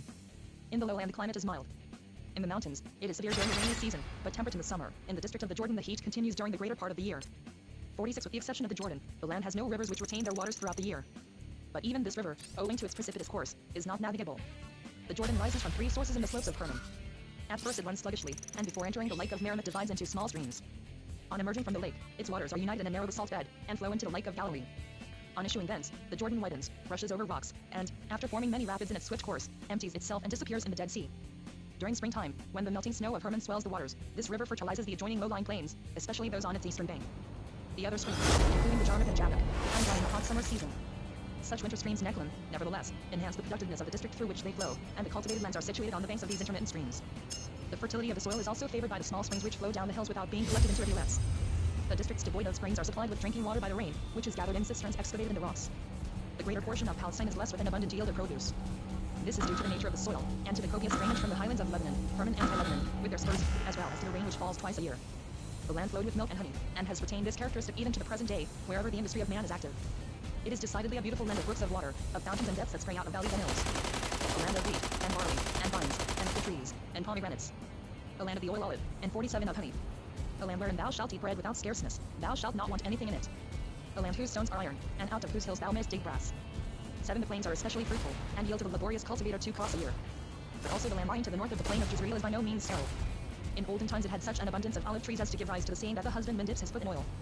The central district to the south of the Great Plain, which belonged to Ephraim and Manasseh, rewarded its toilers with rich harvests. On all sides springs gush forth from the rocky fissures. And as their waters gather together, they attain sufficient force to drive the mills, besides supplying the soil with ample moisture. The land of the sons of Joseph was blessed with the fruit of the heavens above, and of the deep that coucheth beneath, and with precious fruit brought forth by the sun, and with the precious things put forth by the moon. 8. The hillsides were adorned with blooming gardens, and with vineyards exuberantly laden with grapes. The mountains, overshadowed by forests of terebinths, oaks and deep trees, favored the fertility of the valleys. In favorable situations the palm fruit produced a superabundance of sweet fruit, the juicy contents of which sometimes even trickled to the ground. There was less fruitfulness in the southern tracts, owing to the numerous chalk hills and the small number of valleys. But even here good pastures were found for the herds. Below Hebron, the extreme south, with its barren rocks and strips of sand, presents a dreary aspect. The burning plain, in its passage over the desert, dries the atmosphere, 48, and impoverishes the soil. This district was therefore rightly termed Nejd, the arid land. A few oases, which are found here and there, owed their verdure to the presence of water, which counteracted the effect of the scorching heat. In such humid places the vegetation became exceedingly luxuriant under the care of diligent cultivators. To the eye of this land yielded no produce. The climate was made salubrious by the sea breezes and the free currents of mountain air, the inhabitants being, therefore, of a sturdy frame. Here were no miasmatic swamps to poison the atmosphere. Diseases and the ravages of plagues are to this day of rare occurrence, and only caused by infections imported from elsewhere. Compared with the vast dominions of the ancient world, Palestine is extremely small. From some lofty central points one can, at the same time, survey the eastern and the western frontiers, the waves of the Mediterranean and the surface of the Dead Sea, together with the Jordan, and the opposite mountains of Gilead. A view from Mount Hermon is still more commanding, and presents beautiful and extremely diversified landscapes. Throughout the greater part of the year the air is so exceedingly pure and transparent as to afford a delusive conception of the distance between the eye and the surrounding scenery. Even remote objects appear to be placed within close proximity. Sensitive hearts and reflecting minds may well be said to perceive the finger of God in this region, where Tabor and Hermon praise his name. Lofty peaks and unbroken crests of mountains are seen in alternation with verdant plains, and their images are reflected upon the glittering surface of many waters. These towering heights, far from overburdening and depressing the mind, draw it away from the din of the noisy world, and call forth cheering and elevating wishes. If the beholder be endowed with the slightest 49 spark of poetic sentiment, it is brought into life and action by the attractive sight of this panorama. From the varied charms of scenic beauty the most gifted men of this land drew their inspiration for their pensive poetry. Neither the Greeks nor the Romans had a conception of this species of poesy, which has its root in the deep consciousness of the greatness of the Creator. Nations of a later epoch became adepts in this poetry only by being the disciples of Israel. Thou could I surveyed, from a common standpoint, the objects encircling an extensive horizon, the soul was impressed with the sublime idea of infinitude, an idea which, without such aid, could only be indirectly and artificially conveyed to the intellectual faculties. Single-hearted and single-minded men, in the midst of such surroundings, became the perception of the grandeur and infinity of the Godhead, whose mighty power the people of Israel acknowledged in the early stages of their history. They recognized the existence of the same power in the ceaseless agitation of the apparently boundless ocean, in the periodical return and withdrawal of fertilizing showers, in the dew which descended from the heights into the valleys, in the great wonders of nature hidden from human sight where the horizon is narrow, but inviting admiration and devotion where the range of view is wide and open. He that formed the mountains and created the winds, he who turneth the morning into darkness, who treadeth upon the high places of the earth, the Lord, the God of hosts is his name. 9. At a later period the religious conviction gained ground that God's omnipotence is equally manifested in ordaining the events of history as in regulating the succession of physical phenomena. That the same God who ordained the unchanging laws of nature, 50 reveals himself in the rise and fall of nations. This conviction is a specific product of the Israelite army. Historical vicissitudes and natural surroundings conspired to sharpen its faculties for everything extraordinary and marvelous within the sphere of existing things. The land of Gilead had the same characteristics that appertain to the region on the other side of the Jordan. This district, originally owned by the Amorites, and by the kings of Sihon and Og, was now held by the sons of Reuben and Gad. From the summits of this territory also immense tracts of land were visible at a single view. But nothing beyond a mere blue streak could be seen of the distant ocean. This side of the Jordan was, therefore, less than the opposite side, endowed with poetic suggestiveness. The land of Gilead gave birth to no poet. It was the home of only one prophet, and his disposition was marked by a fierceness which accorded well with the rude and rough character of the territory in which he was born. The Jordan formed both a geographical and an intellectual landmark. At the time of Israel's conquests, Canaan was dotted with cities and fortified places, in which the invaders found some rudiments of civic culture. Gilead, on the other hand, contained but few towns, and these lay far apart from each other. The territories to the west of the Jordan had only partially been subjected and allotted. Large and important tracts of land were still in possession of the inhabitants, but it can no longer be determined whether it was through the earnestness of Joshua that the land of Canaan was not completely conquered. In his advanced years, Joshua did not display such vigor of action as was shown by his teacher, Moses. Gradually he appears to have lost the energy that is necessary in a commander. His followers of the tribes of Ephraim and 51 Manasseh had already obtained the most productive part of the land. They were now resting on their laurels, and at the warlike impetus of their brethren. The excitements of the early warfare having subsided, each of the tribes, or groups of tribes, was concerned only with its individual affairs. This isolation prevented the several tribes from rounding off their territories by conquests from the original inhabitants of Canaan. The Canaanites had, even before the invasion by the Israelites, been in possession of sacrificial altars and places for pilgrimage, with which myths calculated to satisfy the uncultured mind were connected. The high mountains, bordered by pleasant valleys, had been invested with sacred attributes. Mount Carmel had long been looked upon as a holy spot, whence the heathen priests announced their oracles. Mount Tabor was likewise regarded as holy. At the foot of Hermon, in a fine fertile valley, there stood a sanctuary dedicated to Baal-Gad or Baal-Hermon. After the conquest, these shrines were probably, in the first instance, visited only by the strangers who had cast their lot with the Israelites. But their example was soon followed by the ignorant portion of their Hebrew companions. In the interior of the country, where the people could not discriminate between paganism and the divine law of Israel, and still remember the Egyptian superstitions, they were prone to join in the sacrificial rites of pagan idolaters. The north, beyond Mount Tabor, likewise contained groups of the Canaanite population. The Danites, whose neglected treatment has already been noticed, were stationed in the center of the Amorites. Their tenure of land was insignificant in extent. The tribes of Judah and Simeon were completely cut off from the other tribes. They were placed among pagans, whose occupations were divided between those of the shepherd and the freebooter. Thus it formed a barrier between the 52 southern tribes and their northern brethren. This division between the tribes was only removed after the conquest of Jebus, the city subsequently named Jerusalem. If Joshua in his declining years beheld with satisfaction the realization of the patriarchal promise, this satisfaction was not without its alloy. As in the lives of individuals, so in the lives of nations, the practical turn of events is liable to disappoint all anticipations. It is true the land of Canaan now belonged to the Israelites, but their conquests were of a precarious nature, and might again be wrested from them by a combined attack on the part of the dispossessed natives. The closing days of Joshua's life were therefore troubled by the consideration of this dangerous contingency, and by the fact that he had no successor in the several tribes, especially the tribe of Ephraim, might be willing to follow. His death left the people in a state of utter bereavement, but, it seems, it failed even to understand the gravity of the national loss. No such grief took hold of them as was evinced at the death of their first leader. Yet there remained one idea which Joshua bequeathed to the people, the prospect and the expectation that at some future time the entire land would become their undivided property. Hopes, to which a people clings persistently, carry within themselves the chances of fulfillment. Severe trials continued, however, to await them before the ideal of an undivided possession of Canaan could be fully realized. 53. Chapter 3 Neighboring Nations. Phoenicians, Arameans, Philistines, Ammonites. Their customs and mythology. The Moabites and Ammonites. Intercourse of the Israelites with their neighbors and adoption of their manners. Disintegration of the tribes. Consequent weakness. Temporary deliverers. The sons of Israel, who had been severely tried in Egypt, seemed destined to undergo trials still more severe. Their new scene of activity was surrounded by various nations, and they could have escaped the influences of their surroundings only by either destroying the homes of the bordering populations, or by being proof against the strongest temptations. The neighboring Phoenicians, Canaanites, Arameans, Philistines, Idumeans, Moabites, Ammonites, Amalekites, Arabs and half-castes of Arabs, had their own peculiar customs, manners, and religious observances. The tribes came into more or less close contact with their neighbors, and were soon dominated by the same law of attraction and assimilation that is felt even in more cultured spheres. Hence arose the strange phenomenon, during a prolonged period of Israel's history, of a nation sporting every species of self-dependence, regaining it, again relaxing, and thus passing from change to change. But these changes eventually gave shape and tenacity to the character of the people. In the interim, however, Israel became intimately united with the Phoenicians. The northern tribes of Asher, Zebulun and Issachar stood in especially close connection with them. This people had already, particularly in Sidon, attained a high degree of culture when the 54 Israelites entered Canaan. But, from an ethical and a religious point of view, they were as backward as the most uncultured races of men, with the exception, perhaps, of the Egyptians, than whom they were on a higher level. The Canaanites worshipped the male and female divinities, Baal and Astarte, who, in some cities, were designated by the names of Adonis and Baaltis. Baal was intended to be a personification of the sun, and Astarte of the moon. They did not, however, figure as luminous beings within the celestial space, but as the procreative powers of nature. The Canaanites also worshipped the then-known 7 planets termed Kabiri, i.e., the mighty. As an 8th god they adored Ashman, the restorer of health, who was depicted as a serpent. The rites, by which men and women dedicated themselves to the male and female deities, were of a loathsome description. The degraded priestesses of the temple were termed consecrated women Kidesses. In honor of Astarte, half-frantic youths and men mutilated themselves, and wore female attire. They then wandered about as beggars, collecting aid for their sanctuary, or rather for their priests, and were called holy men Kadeshim. Such proceedings formed a main part of the religious discipline among the Phoenicians, and their abominations were constantly displayed before the Israelites.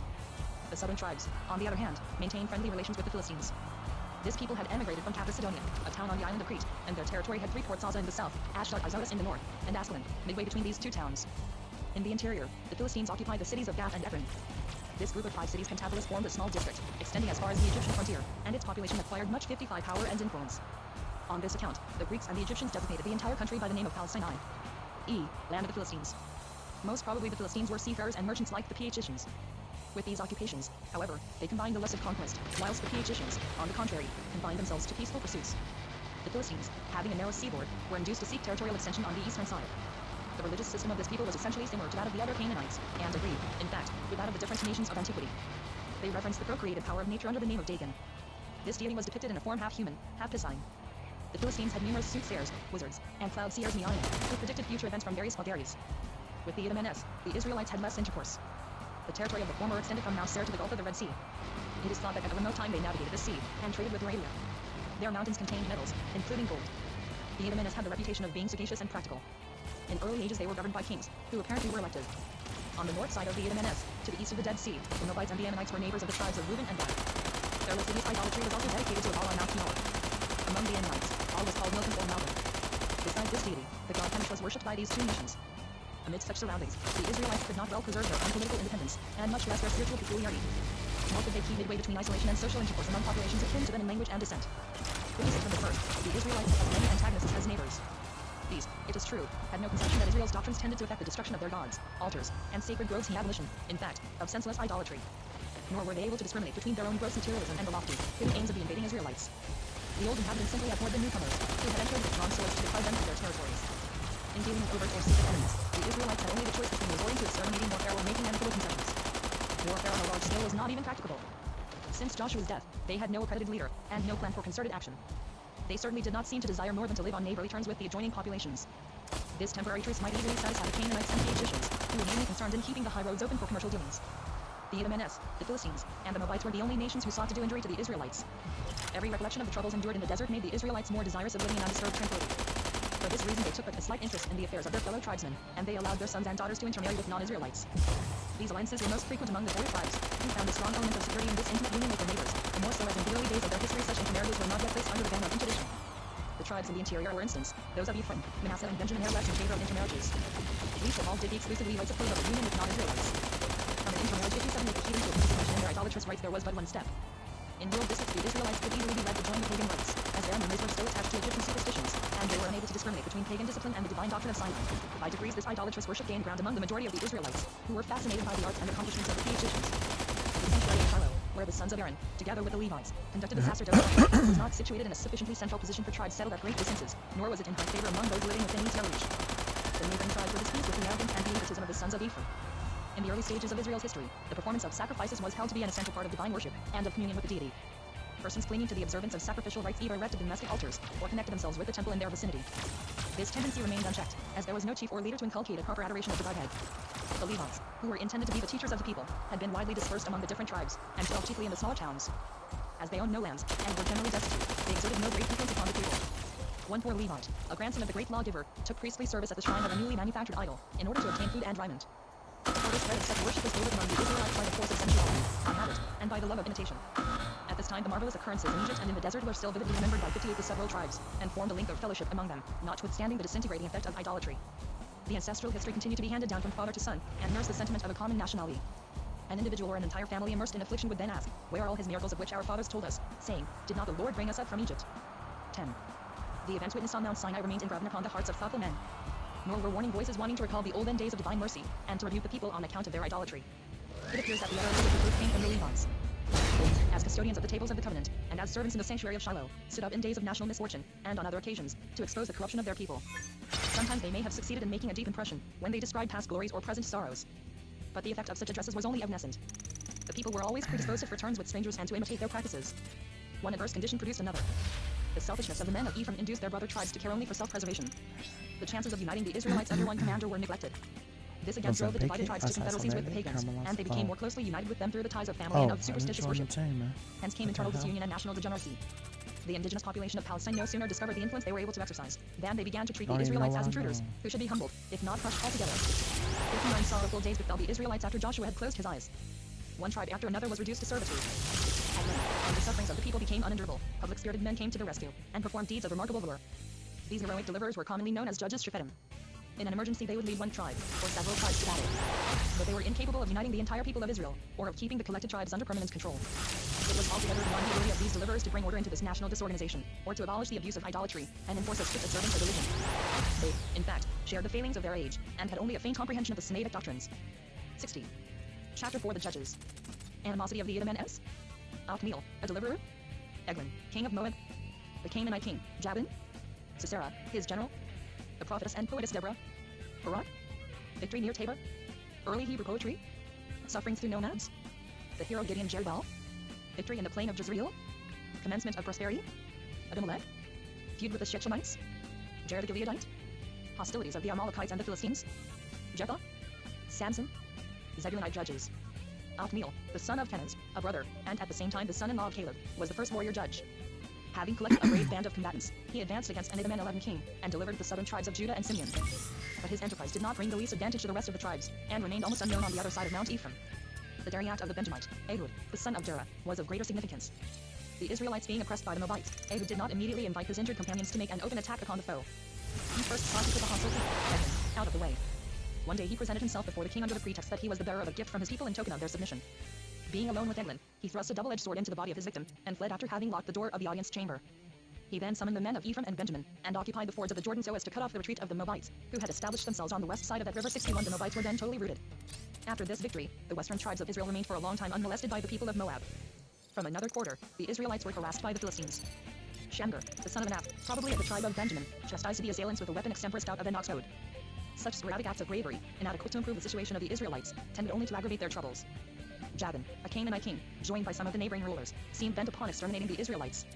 The high roads became insecure, and wayfarers had to seek devious byways. At that juncture, Israel was without a leader, or a man of tried courage. A woman, a poetess and prophetess, Deborah, the wife of Lapidoth, then came forward as a mother in Israel. With her inspiriting speech she animated the timorous people, and changed them from cowards into heroes. Urged by Deborah, Barak, the son of Abinoam, reluctantly undertook to lead the Israelites against the enemy. And, at her bidding, the most valiant men in Israel joined the national army. Meeting near Mount Tabor, they discomfited the Canaanites, who were commanded by Jabin's general, the hitherto unvanquished Sisera. The power of Jabin was henceforth broken. The commander himself now had to flee for his life, and was slain by Jael, the wife of Heber, a member of the Kenite tribe, which maintained an amicable alliance with the Israelites. In a hymn known as the Song of Deborah, the praises were sung of this unexpected victory, and of the mercy which God had bestowed upon his people. But these hostilities had not yet reached their end. The restless nations of the neighborhood continued to inflict heavy blows upon the Israelites, who either were too weak or too disunited to resist such attacks. The roving Midianites periodically ravaged Palestine. At harvest 62 time, they would cross the Jordan with their irresistible hordes, bringing with them their tents, their camels, and their herds. They came like a flight of locusts, emptied the barns, led off the flocks, the herds and the asses, and then quitted the impoverished and despoiled land. The rich and fertile plain of Jezreel, with the adjacent northern and southern territory, was especially exposed to these incursions. To save their scanty means of subsistence, the owners of the land concealed their provisions in caverns and other hiding places. The insignificant gleanings of wheat had to be threshed in caves intended for wine presses. In their severe trials the tribes prayed unto the God of their fathers, and assembled at Shiloh, where they were reproved for their sinfulness by a man of God, probably a Levite, who reminded them that their misfortunes were the consequence of their iniquities. Exhortations of this kind seem to have made a deep impression upon at least one man of note. This man was Jerubbaal, also named Gideon, of the tribe of Manasseh. In Ophrah, his native place, in a grove consecrated to Baal or to Astarte, there was an altar, which Jerubbaal destroyed, and he then raised another in honor of the God of Israel. The men of Ophrah, enraged at the sacrilege, were about to stone Jerubbaal, but he gathered round him tribesmen of Manasseh, Asher, Zebulun and Naphtali, and encamped at Ender to the north of Mount Mor. There he dismissed the timid and faint-hearted, retaining only a picked force of 300 warriors. In the dead of night he fell upon the sleeping enemy, whom he terrified with the shrill blast of horns, the brandishing of burning torches, and the war cry, for God and for Gideon. The unprepared Midianites were utterly routed, and were forced to retreat across the Jordan. During many ages the day of Midian was remembered as a triumph which a handful of brave Israelites had accomplished. 63 Gideon then pursued the two fugitive Midianite kings, Zebah and Zalmunna, on the other side of the Jordan, chastised those Israelites who refused him and his famishing warriors the needful provisions, and inflicted a crushing defeat upon the Midianites, from which they never recovered. The people thus delivered offered to make him their king, an honor which he declined, both for himself and his descendants. It appears that he made Ophrah a center for pilgrims, to the detriment of the less conveniently situated sanctuary of Shiloh. This aroused the jealousy of the men of Ephraim, who, after the death of the hero, were involved in violent conflicts with the men of the tribe of Manasseh. Gideon had, after his great victories, carried the rich treasures of the vanquished enemies into the land. The towns of Israel became seats of wealth and luxury. Phoenician caravans could henceforth safely journey through the land. Covenants were concluded with the trafficking strangers, who were placed under the protection of the tutor Balbraithbal of the covenant. The jealous men of Ephraim, who sought to foment dissension among the 70 sons and grandsons of Gideon, found in Abimelech, one of his sons, an unscrupulous ally. This Abimelech, being the son of a woman of Shechem, was elected by the Shechemites to be their leader. His first act was to put his brothers to death. Only Jotham, the youngest of them, escaped. On Mount Gerizim, Jotham pronounced his trenchant parable of the trees, who, in their search of a ruler, met with refusals from the fruitful olive, fig, and vine trees. The prickly bramble Atad was the only one who would accept the government. But he warned the trees that if they refused to acknowledge him as ruler, he would send forth a fire to consume all the trees of the Lebanon. The parable found its application in the subsequent hostilities between the men of Shechem and Abimelech, whose cruelty ended in his death at the hand of his own armor-bearer. 64 After the fall of Abimelech, the Cisjordanic tribes seem to have retrograded, while the men of Manasseh or Gilead, on the other side of the Jordan, invaded the highland of the Haran, and took possession of 60 rock-built cities. This district then received the name Havoth-Jair. At that time the Israelites suffered a shock from two sides, which caused further disintegration among them. On the one hand they were attacked by the Ammonites, and on the other, by the Philistines. These attacks distracted them, and rendered them incapable of resistance. The Ammonites appear to have driven the Israelites from their open places, after which they attacked the strongholds. These incursions were successful against the tribes of Ephraim and Judah. On the opposite side, the Philistines assailed the neighboring tribes of Israel, and sought to subdue them. They first attacked the tribe of Dan. Nor did they spare the tribes of Benjamin and Judah. Even these disasters did not allow the tribes to make a combined resistance. The Transjordanic tribes had turned to the Ephraimites for help. But the latter took no part in the contest, either from selfishness or because the inhabitants of Shechem and other Ephraimite towns had been enfeebled by Abimelech. In those troubled times there arose two deliverers, who drove off the enemy, and procured temporary relief. Jephthah and Samson, two adventurers, disregarding order and discipline, brought their powers to bear, as much for evil as for good. They both displayed extraordinary activity. But while Jephthah was a warrior who conquered his enemies by warlike measures, Samson, though endowed with great strength and daring, appears to have overcome his enemies by stratagems and unexpected attacks. Jephthah, the Levite, of the tribe of Manasseh and banished by his tribesmen, began to lead the life of a highwayman. Daring associates, 65 who thought little of law and order, joined him and appointed him their leader. When attacked by the Ammonites, the men of Gilead remembered Gadlon kinsman, whose bold deeds had come to their knowledge. Some of the elders of his tribe went to him, and urged him to aid them with his troops, and help them to expel the enemy from their territories. Full of proud indignation, Jephthah rebuked them with the words, "You hated me, and drove me from my father's house. Wherefore do you come to me now when it goes ill with you?" 12 of the Gileadite elders, however, entreated him more urgently, and promised, if he should vanquish the enemy, that they would recognize him as chief in Gilead. Upon this Jephthah determined to return with them. He then sent a formal message to the Ammonites, demanding that they should desist from their incursions into the territory of the Israelites. And when they refused on pretext of ancient rights, he traversed the districts of Gilead and Manasseh in order to enlist warriors. Jephthah knew well how to gather many brave youths around him, and with these he proceeded against the Ammonites, defeated them, and wrested 20 cities out of their hands. After Jephthah had gained these decisive victories, the Ephraimites began to quarrel with him. And as previously, in the case of the heroic Gideon, they were displeased that he had obtained victories without their aid. This led to a civil war, when Jephthah was not so submissive to the power of the Ephraimites as the judge of Ai had been. The men of Ephraim crossed the Jordan, near the town of Zaphon, and assumed a warlike attitude. But Jephthah punished them for their presumption, defeated them, and blocked their road of retreat on the banks of the Jordan. Jephthah might have strengthened the tribes beyond the 66 Jordan, but his rule lasted only 6 years, and he left no son to succeed him. He had only one daughter, and about her a deeply touching story has been preserved, which describes how she became the victim of her father's rash vow. Whilst the hero of Gilead was subduing the Ammonites by force and arms, Samson was fighting the Philistines, who claimed from the tribe to which Samson belonged the coastline of Joppa, formerly a part of their possessions. The tribe of Dan started under their yoke, but had not the power to effect a change. Samson was not supported in his enterprise by the various tribes, as Jephthah had been. They greatly feared the Philistines. Thus Samson was compelled to have recourse to stratagems, and could harm the enemy only by unexpected onslaughts. This mode of warfare was centered in the words, "Dan shall judge his people like one of the tribes of Israel. Dan shall be as a serpent by the way, and as an adder in the path, that bitteth the horse's heels, so that his rider shall fall backwards." 13. Man, DEFCON. Samson is supposed to have fought during 20 years for Israel, Thank without, you. however, improving the state of affairs. Long after his death, the Philistines kept the upper hand over the Get tribes of behind Dan my and shield, Benjamin, DEFCON. and also Get over behind Judah my and shield. The rule of the Behind my Philistines shield, threatened increasing DEFCON. upon Israel. After Samson buried those successively 3 other victories, I appreciate you guys, and but from the tribe of Ephraim, get behind the there Aries was a shield. significant Get departure behind that the they had not shield. deemed worthy of mention. Of the 2 hero judges in Zebulun, only the names and the territorial town names were very clear. Ism, of Bethlehem and Zebulun, and Elon, of the town of Ajalon. Also the Ephraimite judge, Abdon, son of Hillel, the Pirate, bill of 67 men. It is not even stated against what enemies they waged war. But the fact that the men of Zebulun, who at first lived far away from the sea, afterwards extended their dwelling places to the shore, leads us to suppose that they supplanted the Canaanite inhabitants. 68. Chapter 5 Eli and Samuel. Importance of the judges. Public feeling. Sanctuary in Shiloh. Eli and his sons. Defeat by the Philistines. Capture of the ark. Destruction of Shiloh and the sanctuary. Flight of the Aaronites and Levites. Death of Eli. The ark in Philistia and in Kirjath Jearim. Prophecy reawakened. Samuel in Ramah. The order of prophets or singers. Popular revulsion. The tribe of Judah. Repeated attacks of the Philistines. Meeting at Mizpah. Samuel's activity. Not as a place of worship. Increase in the power of the Philistines and Ammonites. The tribe's desire to have a king. Samuel's course of action.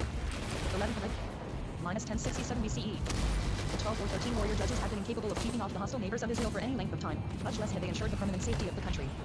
Even the celebrated Barak, with all his enthusiasm, and Gideon and Jephthah with their warlike courage could succeed only in uniting a few of the tribes, but were unable to secure or restore the union of the entire people. The warrior judges were, in fact, of importance only so long as they Sorry, repelled the I enemy, have me. averted danger, and ensured safety in daily life. They wielded no real power, not even over the tribes to which their prowess brought help and freedom. Nor did they possess any rights by which they could enforce obedience. The isolation of each tribe, and the division amongst the several tribes continued, in spite of temporary victories. The actual weakness of the country increased rather than diminished. Samson's serpent-like attacks and adder's bites did not deter the Philistines from considering the tribes within reach as their subjects, or more correctly speaking as their slaves, nor did it prevent them from 69 ill-treating the Israelites. Jephthah's victories over the Ammonites did not cause the enemy to liquidate his claims over the eastern tribes of Reuben, Gad, and the half of Manasseh. After the deaths of Jephthah and Samson, the state of affairs became still more dismal. It was, however, precisely this sense of extreme weakness which led to a gradual recovery of strength. Several tribal leaders must have come to the conclusion that this connection with neighboring populations and the adoption of idolatrous customs had brought the people to the verge of ruin. The remembrance of the God of their fathers no doubt once more revived in their hearts, and awakened their sleeping consciences to a sense of duty. The men who had been thus aroused called to mind the sanctuary dedicated to their God at Shiloh, and they repaired thither. Towards the close of the judges' period, Shiloh once more became a general rallying point. Here the Levites, the guardians of the law, still resided, and they used their opportunities to urge, at the meetings held in times of distress, that the denial of Israel's God and the worship of Baal had brought all this misery upon the people. There also lived in Shiloh a priest who was worthy of his ancestors Aaron and Phinehas. He was the first Aaronite, after a considerable time, whose name has been recorded for posterity. He was simply called Eli, without the addition of his father's name, and the only title of honor he bore was that of the priest at Shiloh. Eli is described as a venerable old man, on whose lips were words of gentleness, and who was incapable of giving utterance to severe censure, even of his unworthy sons. This aged man could not fail to exercise a beneficial influence, and win warm adherence to the law which he represented, if only by the example of his moral word, and by the holy life he led. When suddenly Shiloh was visited, in ever-increasing numbers, by discarding worshippers from the tribes of Ephraim and Benjamin, as also from the tribes on the Transjordanic side, some were murmuring at the sufferings imposed upon them, and others complaining of the hard treatment they endured at the hands of the Ammonites. But Eli would exhort them to rely on the ever-ready help of the God of Israel, and to give up the worship of strange gods. By such exhortations he might have brought about a better state of mind among his hearers, if the respect felt for him had been likewise enjoyed by his two sons, Hophni and Phinehas. They, however, did not walk in the ways of their father. And when the people of Eli were overtaken by severe misfortunes, these were supposed to be a punishment of heaven for the sins of Eli's sons, and for the weak indulgence displayed by the high priest. The Philistines still held sway over the tribes in their vicinity, and made repeated attacks and raids on Israel's lands. The tribes' attacks became so far skilled in warfare that they no longer sought to oppose the enemy in regular skirmishes, but met them in open battle. The Israelites encamped on the hill Eben Ha'ezer, and the Philistines in the plain near Ephek. As the latter possessed iron war chariots, they proved superior to the Israelites, of whom 4,000 are supposed to have fallen in battle. The Israelite warriors, however, did not take to flight, but kept to their posts. In accordance with the counsel of the elders, the Ark of the Covenant was brought from Shiloh, it being believed that its presence would ensure victory.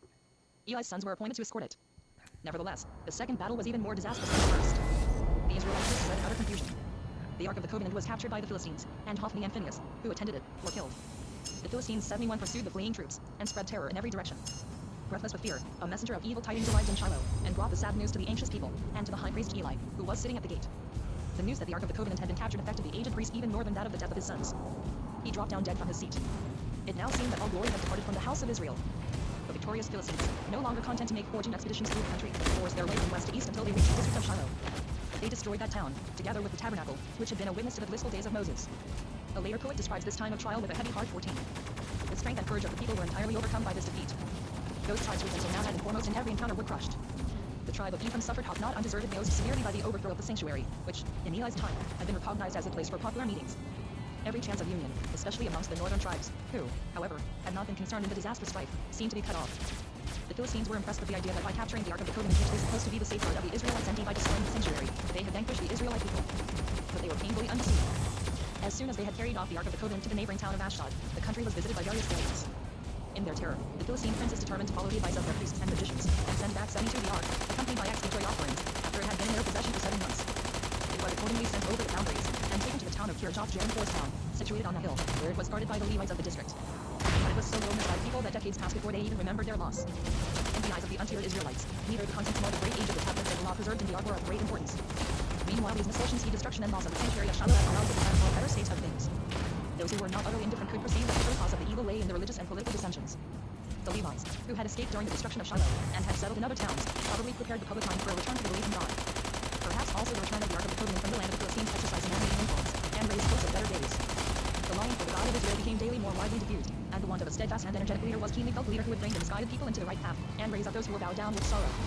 And just at the right moment a man appeared who brought about a crisis in Israel's history.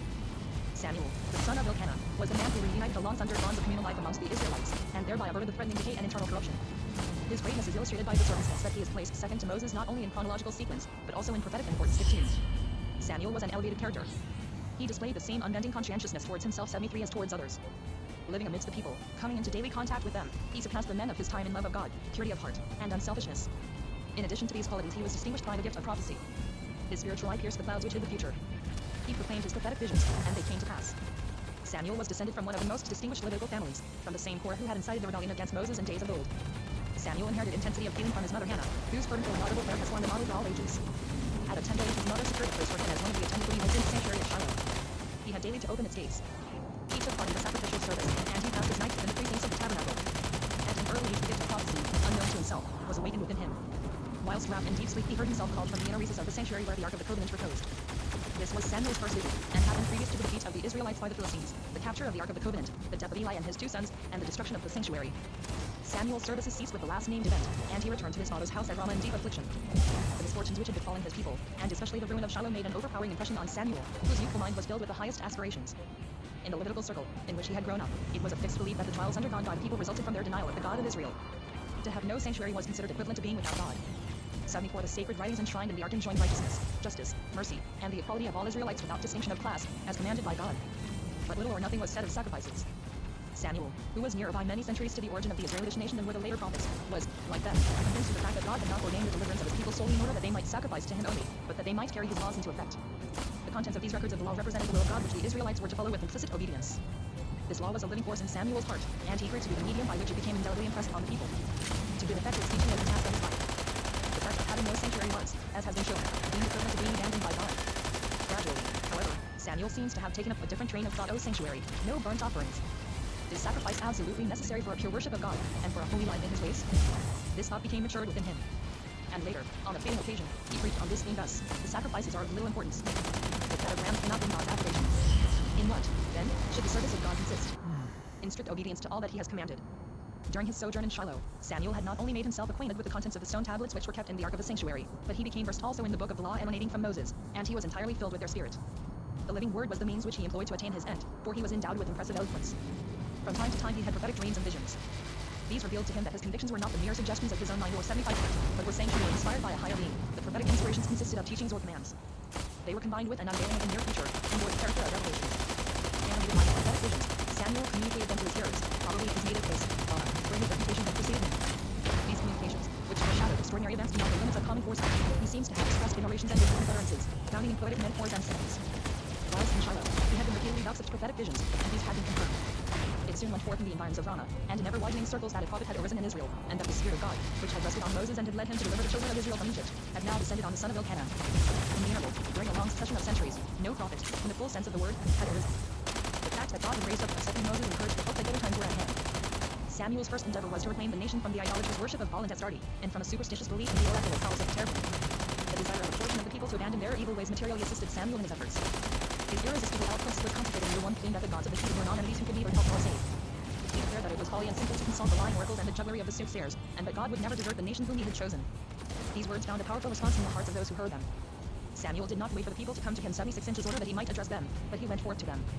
He traveled through the whole land, appointed public meetings, and announced to the multitudes the lessons revealed to him by the Spirit of God. And the people, stirred by his prophetic utterances, and roused from the lethargy into which they had been plunged ever since their misfortunes had commenced, now began to revive. The right man had come, whose words could be followed in days of care and trouble. The eyes of the nation naturally turned toward him. Had Samuel stood alone, he would scarcely have been able to effect so desirable a transformation. But he had a number of assistants on whom he could rely. The Levites, whose home was in Shiloh, had fled when the town and the sanctuary were destroyed. They had been accustomed to Get surround on the the altar and shield. destroy the sanctuary. Yeah, good. They knew no other occupation. What were they to do now in their dispersion? You don't have to Other stand in places front of would me, not have been dude. founded to which they might have I know turned. you're healing me. Several Thank Levites you. therefore joined Samuel.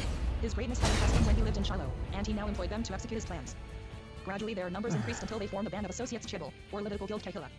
These disciples of prophecy, headed by Samuel, contributed materially to the change of views and manners among the people. Another circumstance served at that time to rouse the nation from its apathy. During the entire period of the judges' rule, the men of Judah had not taken the slightest share in public events. Dwelling far away in their pasture fields and deserts, they seemed to have no part in the life of the other tribes. They called themselves by the name of Jacob. Utterly secluded, they led a separate existence, untouched by the sorrows and joys, the battles and conquests, of the tribes living on both sides of the Jordan. The 77 Jebusites, who possessed the district between the mountains of Ephraim and Judah, formed the barrier between these tribes and the Israelites dwelling in the north. It was only the repeated incursions of the Philistines on Israel's territory which seemed to have aroused the tribe of Judah, and forced it out of its retirement. It was probably to strengthen themselves against the attacks of their enemy, who sought to lay the yoke of serfdom on their necks, that the men of Judah stretched out a helping hand to the neighboring tribes. Whatever circumstance may have influenced them, it is certain that in Samuel's days, the tribe of Judah with its dependents, the tribe of Simeon, took part in the common cause. Jacob and Israel, divided during all the centuries since they first entered Canaan, were now at length united.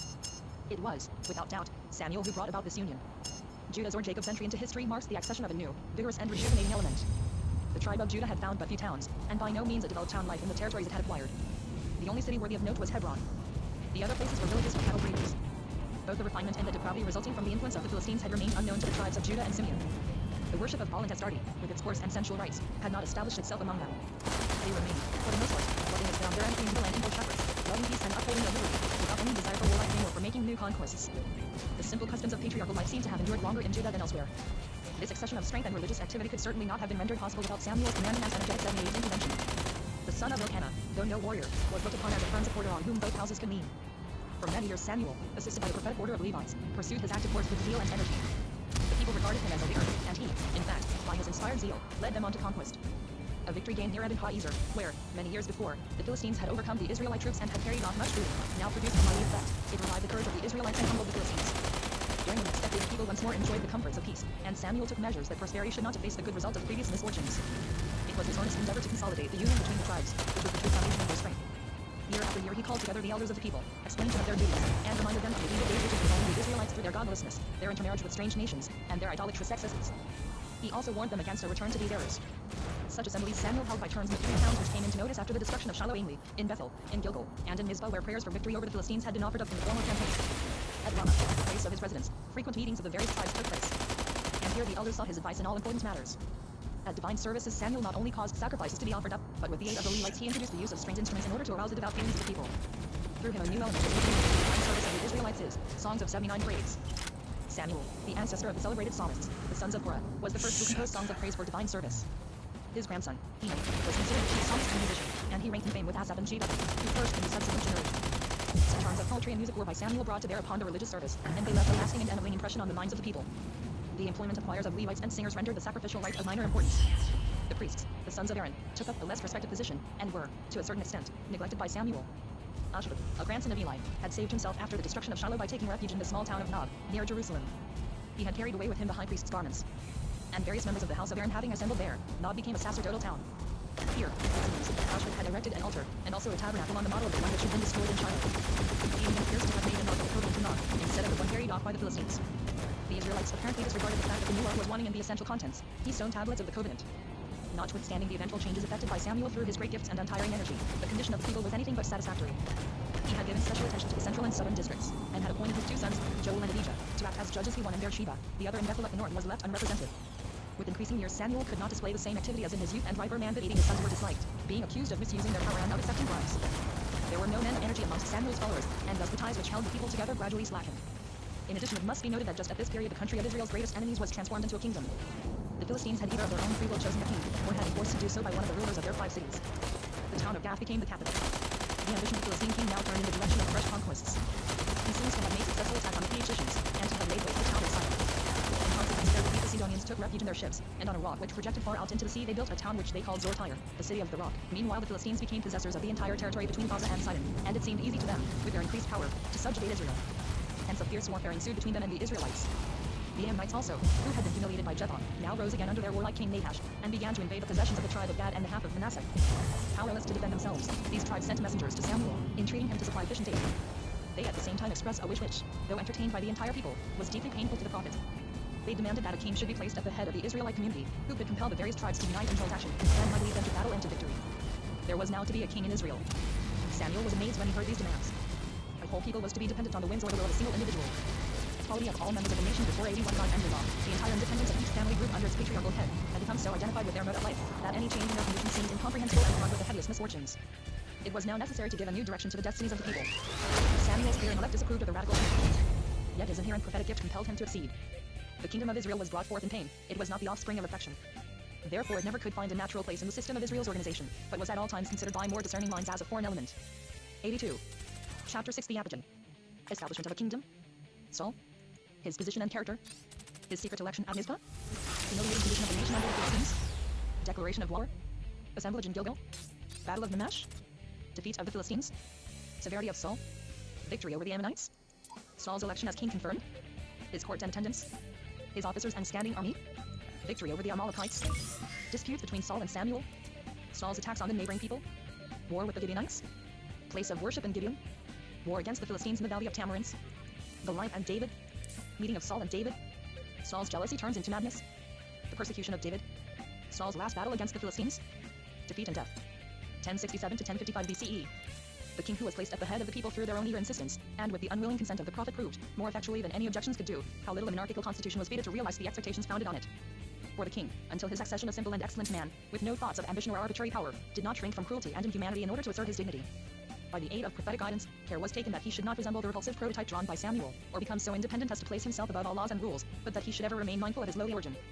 Samuel did not select a king from the haughty tribe of Ephraim, lest he should act like Abimelech, who, in his presumption and ambition, had killed his own brothers, and laid waste his districts.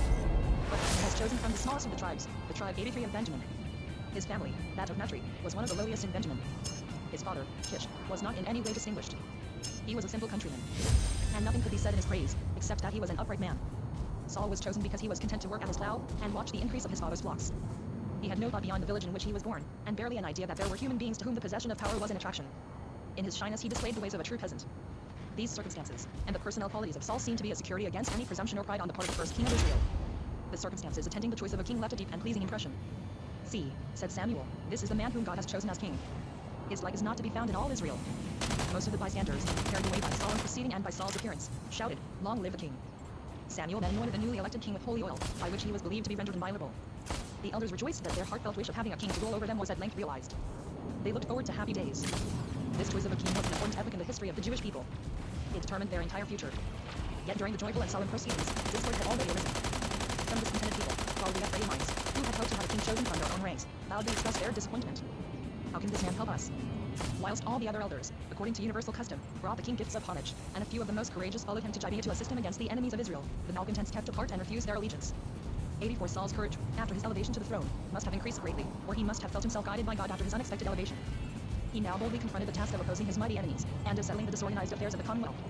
The position of the people at this accession was very sad and humiliating, almost worse than in the days of the judges.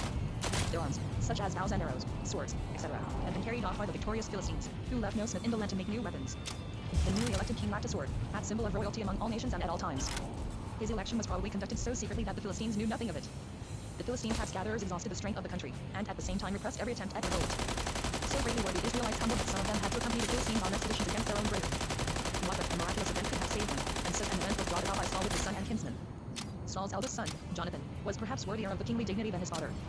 Modest and unselfish perhaps to a greater extent even than his father, courageous in the very face of death, he combined with these qualities an almost excessive kindliness and gentleness, feature which endeared him to all, but which would have been a serious failing in a ruler who is to display a certain amount of firmness and severity. Jonathan was, besides, endowed with an enthusiastic nature which appealed to every heart. He was truthful, and an enemy to all deceit. He uttered his opinions freely, at the risk of displeasing, or of losing his position and even his life, all of which qualities made him a favorite with the people. Abner, the cousin of Saul, was of an entirely different disposition. He was 85, a warrior of unbending firmness, and possessed a considerable degree of artfulness. To the inexperienced king and the people he, too, rendered important service in their distress. Surrounded by these and other faithful adherents of his family, and by the tribe of Benjamin in general, who were proud to gain importance through him, Saul set forth on the unequal contest with the Philistines. Jonathan commenced hostilities. In the town of Gibeah of Benjamin, lived the Philistine tax gatherers, surrounded by a host of warriors. Jonathan attacked this post and killed the garrison. This was the first declaration of war. It was made at Saul's command and with his full approval. The king now ordered that the trumpet blast, announcing that the war with the Philistines had commenced, should sound throughout the land of Benjamin. Many heard the news with joy, others with sadness and dismay.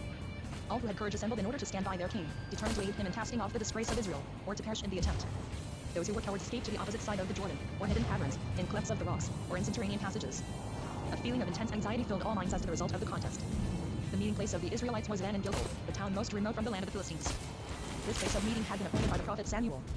He had directed Saul to repair thither, and stay there 7 days to await his arrival and further instructions. Gilgal probably contained a choir of musicians and prophets, whose psalms and songs were to inspire the Israelite warriors with martial courage and with trust in the deliverance of their fatherland. Meanwhile, the Philistines prepared themselves for a war of extermination against the Israelites.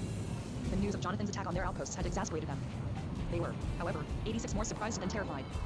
How could the cowardly, weaponless, unarmed Israelites dare to attack the Philistines, their masters? A numerous band of warriors, supported by cavalry, passed through the valleys of the southern mountain range of Ephraim, and through the entire breadth of the land as far as Mimash. From this camping place they spread their marauding bands in 3 directions, the most humiliating circumstance being that many Israelites were compelled to assist the Philistines in subduing their own tribesmen. This was a critical time for the people of Israel. As the Philistines were gradually pushing forward to Mimash, Saul, surrounded by the brave men of his tribe, awaited in Gilgal the prophet who was to give the warriors his inspired directions, and thus endow them with courage. But day after day passed and Samuel did not appear. Every hour spent in idleness seemed to destroy the chance of a successful issue. Saul feared that the enemy would descend from the mountains into the valley, attack Gilgal, and destroy or put to flight the small body of Israelites. Not a few of his soldiers had already deserted, looking on Samuel's absence as an inauspicious omen. Saul, becoming impatient, determined on the 7th day to attack the enemy on his own responsibility. According to ancient practice, he made a sacrifice in order to propitiate the deity, and to ensure his success in the battle. Just as he was preparing the burnt offering, Samuel suddenly appeared, and upbraided the king severely for being carried away by impatience. He resented this error with great austerity, departed from Gilgal, and left Saul to his own resources hard woe for him, as he had reckoned confidently on the prophet's assistance at this dangerous juncture. As Samuel had departed from Gilgal, Saul found it useless to remain there. He therefore repaired with the remnant of his troops to Gibeah. On reviewing his soldiers here, he found I'm 87 men to streaming amount to live not on more the than 600. internet. Can I help you? It is not surprising that Saul and Jonathan became dispirited at the sight of the Streaming slight force, live. which was unarmed and headed by Go the ahead. well-appointed armies of the enemy. Saul and Jonathan alone possessed swords. It was indeed a sad honeymoon for the young kingdom. The most painful blow for Saul was that, through Samuel's absence, he was deprived of the means by which the people might I ascertain do the will that of all God. the time now. Jonathan, however, made a good beginning at Gibeah, where Saul and his troops lay encamped, at scarce an hour's distance from Mimash, the site of the Philistine camp. Between the two armies lay a valley, but the road which led from one place to the other was impracticable, the valley being bordered by steep, almost perpendicular walls of rocks and precipices, which closed it up on the east till it became a mere gorge of about 10 feet in width. On the west side, where the valley formed a wide pass, the Philistines had stationed their outposts. Thus the Philistines and Israelites could only come to an encounter in the narrow path. At last Jonathan determined to ascend the steepest part of the pass, and, accompanied by a sword-bearer, he climbed, on hands and feet, up the steep sharp points of the rock on the side of Mimash. One false step would have precipitated him into the depth, but happily he and his man arrived safely at the highest point. When the Philistines beheld them, they were not a little surprised that, on this rocky road, a path had been found to their camp. Deceived by this ruse, and fearing that other Israelites would follow, they called out scornfully, "Look at the Hebrews, they are crawling out of their hiding places. Come higher up, we wish to become better acquainted with you." 16 it had been previously agreed between 88 Jonathan and his sword-bearer that, should they receive such a challenge, they would press on and bravely commence the attack. The Philistines who first beheld the daring climbers, soon left off scoffing, for 20 men were killed at the first attack with pieces of rock and smooth stones. The Benjamites were very skillful in the use of the sling, and Jonathan and his sword-bearer advanced further, and continued hurling masses of rock at the Philistines. Terror-stricken by this sudden attack from a side where approach Good had job, seemed girl. impossible, they could only imagine themselves attacked by supernatural beings, and, seized with fear, they fought each other, or broke the ranks in the wildest confusion. Saul, who was watching from a high eminence, no sooner perceived the enemy beginning to flee than he hurried to the scene of action, followed by his 600 warriors, and completed the defeat of the Philistines. Those Israelites who had until then been compelled by the Philistines to fight against their own brethren turned their arms against their oppressors. Others who had hidden themselves in the clefts and grottos of the mountains of Ephraim took courage when they witnessed the flight of the Philistines, and saw the ranks of the aggressors. Saul's troops, thus increased, numbered 10,000. In every town of Mount Ephraim through which the Philistines passed in their flight, they were attacked by the inhabitants, and cut down one by one. Though tired and exhausted, Saul's troops pursued the retreating foe for 8 hours. An occurrence of apparently slight consequence, but which proved to be of great importance, put a stop to further pursuit. Saul had impressed on his soldiers that the destruction of their enemy was not to be interrupted even for food or refreshment, and he pronounced a curse on him who should take the slightest nourishment. Jonathan, who was always foremost, had heard nothing of this curse. Exhausted 89 by a long fight and pursuit, he could not restrain himself, and tasted wild honey into which he had dipped a staff. When his attention was drawn to his father's peremptory command, he openly avowed his act. Saul, however, made a serious matter of it, and determined to condemn Jonathan to death. But the people protested vehemently. "What?" cried the warriors. "Shall Jonathan, to whom the people owes its great victory, be killed? No, not a hair of his head shall be touched." 17 The people offered a sin offering for Jonathan, and thus released him from death. Through this episode, the pursuit of the Philistines to the west of Ajalon was suspended. Great was the joy of the Israelites at the victory they had so unexpectedly obtained. The Battle of Mimash fully restored their reputation. They also had regained their weapons, and felt strong enough to fight under King David's firmness against all they had experienced. But Saul returned humbly and modestly to his dwelling place in Gibeah, and plowed, as heretofore, his father's fields. He was not yet blinded by his new dignity. Meanwhile, the hostilities of the Ammonites against the tribes on the other side of the Jordan had increased. Nahash, king of the Ammonites, besieged the fortress of Jabesh Gilead. The inhabitants were unable to hold out for long, and negotiated with Nahash about a capitulation. He offered a hard, inhuman condition to the Gileadites of Jabesh. As a disgraced Israelite, all men should consent to lose their right eye. What were the Gileadites to do? They treated for a delay of 7 days in order to send messages to their fellow tribesmen. When Saul was one day returning home with his yoke of bullocks from the field, he met the inhabitants of Gibeah in great excitement and bathed in tears. Astonished at this, he asked the cause of their grief, and the messengers 90 from Jabesh Gilead related what would befall their town if speedy assistance were not at hand. Incensed at the disgraceful condition imposed by the king of the Ammonites, Saul immediately determined to bring aid to the Gileadites of Jabesh. For the first time he exercised his royal prerogative by summoning all Israel to take part in the campaign against the Ammonites. Samuel supported this summons by declaring that he too would join in the expedition. By Saul's command all the warriors assembled at the meeting place. The anarchy of the era of the judges was now at an end, and a stern rule ruled. A large body of Israelites crossed the Jordan. The Ammonites, attacked on the south, north, and west, fled in all directions, and no two of them remained together. The people of Jabesh were saved, and ever after displayed the deepest gratitude to Saul and his house for the help so quickly and energetically rendered to them. On his recrossing the Jordan, after his second victory over the enemy, Saul was greeted with tumultuous joy. Samuel, who was a witness to these expressions of delight, thought it wise to remind the king and his people that their triumph should not turn into pride, and that they should not consider the kingly dignity as an end, but only as a means. He therefore summoned a large gathering of the Israelites, and determined to call the king's and the people's attention to their duties. Samuel again anointed Saul as king. The people renewed their homage, and made joyful offerings. In the midst of these rejoicings Samuel delivered an address, which bears testimony to the powers of his mind and to his greatness as a prophet. Saul's 2 important victories, and the assemblage at Gilgal, where homage had been rendered to him by nearly all the tribes, confirmed his power, and the royal dominion was placed on a permanent basis. Although Samuel praised and extolled the 91 days of the judges, yet the people felt that it could better appreciate a king than a hero judge. The nation willingly exchanged its republican liberty for the prize of unity and the power obtained thereby. The kingly estate led to various changes. Saul had to employ responsible men for the execution of his commands. He required a number of officers and servants. Officers of war were appointed to rule over hundreds and thousands respectively, and councillors, who were admitted to the king's table. A special band of men served as runners rosin, an armed force who became the obedient instruments of the king's will. These and their chief formed the king's court. Saul's leader of the guard was named Doeg, and even by birth. Owing to the presence of the standing army and attendants, Gibeah, till then only a small town, now became the capital. Towards Samuel, Saul at first showed submission. When the prophet, in the name of God, commanded him to declare war to the death with the Amalekites, Saul immediately made preparations, and summoned his warriors. The Amalekites were the implacable and hereditary enemies of the Israelites, and had displayed the greatest cruelty towards them during their wanderings in the desert, and on their entry into the Holy Land. These enemies often joined other nations in order to crush the Israelites. The Amalekite king Agag appears to have caused great trouble to the tribe of Judah in the days of Saul.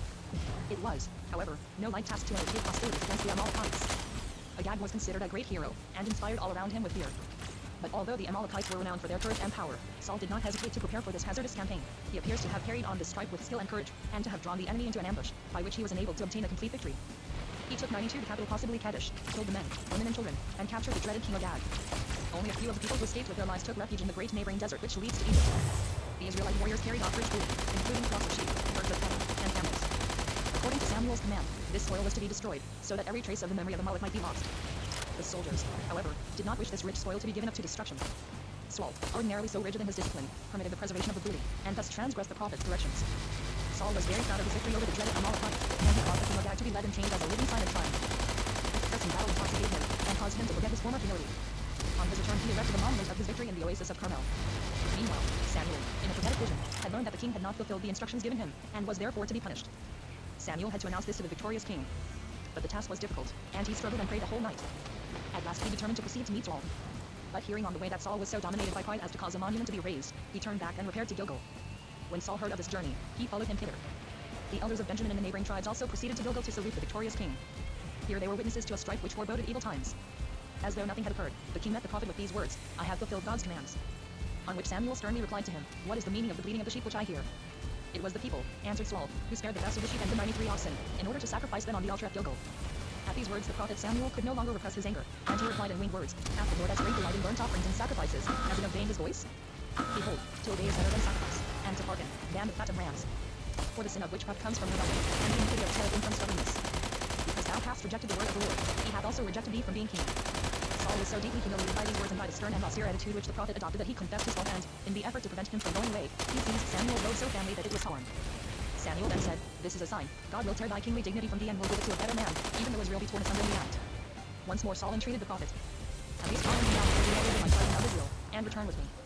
18. In consideration of this entreaty, Samuel accompanied him to the altar, where the king humbled himself before God. Samuel then ordered that the fettered king Agag should be led forth. The Amalekite king exclaimed in his ear, "Oh, how bitter is death." 18 To this exclamation Samuel replied, "As thy sword hath made women childless, so shall thy mother be childless among women." And Samuel hewed Agag in pieces before the king in Gilgal. 18. After this scene in Gilgal, the king and the prophet avoided each other. The victory which Saul obtained over Amalek was a defeat for him. His pride was crushed. The announcement that God had abandoned him threw a dark shadow over his soul. His gloom, which later on developed 94 into madness, owed its rise to the threatening words of Samuel, "God will give the kingdom of Israel to a better man." 19 These terrible words were ever ringing in Saul's ears. Just as he had at first hesitated to accept the reins of government, so he was now unwilling to let them pass from his hands. At the same time he felt himself helpless. What could he do against the severity of the prophet? In order to divert himself, he plunged into warfare. There were many enemies on the borders of Israel whom he wished to subdue. He also pursued another course in order to impress the people with a sense of his importance. There still lived amongst the Israelites a few Canaanite families and small clans who had not been expelled when the country was conquered, and could not be ejected now. These had led the Israelites to honor false gods, and to indulge in idolatrous errors. Saul therefore thought that he would greatly benefit the nation, and serve the law of Israel, if he removed these idolatrous neighbors, and everything that was foreign. Among the strangers who had been suffered to remain were the men of Gibeon, they having voluntarily submitted to the conquering Israelites. Saul did not respect the oath given to the Gibeonites, but ordered a wholesale massacre amongst them, from which but few escaped. Together with the foreign Canaanite nations he also persecuted the sorcerers who took part in idolatrous practices. Whilst Saul, on the one hand, endeavored to acquire the goodwill of his people, and showed himself the severe champion of the laws given by God, he tried, on the other hand, to impress the nation with submissive dread of the kingly power. He wore a golden crown on his head, as a sign of greatness and exaltation above the masses. His contemporaries, who had known him as a proud 95 man, and might have been inclined to treat him as their equal, were to forget his past and become accustomed to gaze at him with awe as the anointed wearer of the holy crown. Saul also indulged in the royal luxury of polygamy. He took wives in addition to his first wife Ahinoam, whom he had married when he was still a peasant. Among them was the beautiful and courageous Rizpah. Saul showed much energy in his raids against the enemy and, no doubt in order to dissipate the fears aroused by the prophet's harsh words, displayed great pomp and ostentation, until then foreign to his nature. But sooner than he had anticipated, the evil spirit of his imagination took form in the shape of a youth that charmed him to spite himself. It happened during one of the frequent fights with the enemy that Saul's troops were drawn up in martial array against the Philistines, and the two armies stood face to face, separated from each other only by a deep ravine. Pollen. Both were fearful of taking the first decisive step. Come on, At length, the move. Philistines made the proposal that the battle should be settled by single combat, and they sent forth as their champion the gigantic warrior Goliath. King Saul would gladly have seen one of his army go forth to the duel, and he promised the victor rich presents, exemption from taxes, freedom from compulsory service, and the hand of one of his daughters. But not even at such a price did any one of the Israelite army dare to oppose himself to Goliath. Then, as if by chance, a shepherd boy of Bethlehem, a town near to the field of battle, presented himself, and brought about a decisive issue. This shepherd of Bethlehem, directly or indirectly, was the cause of a revolution in the history of Israel, and in the history of the human race. David, then known only to the inhabitants of the village or town of Bethlehem, had since become a celebrated name throughout the world. After his disagreement 96 with Saul, Samuel had received the prophetic mission to repair to Bethlehem in order to anoint the future king of Israel from amongst the 8 sons of the aged Jesse as successor to Saul. Samuel set out in secret, lest he should be pursued by the king. The prophet selected David as the future king chosen by God, and anointed him as king of Israel in the presence of his brothers. This simple but important act was naturally performed in privacy, and was kept secret by David's father and brothers.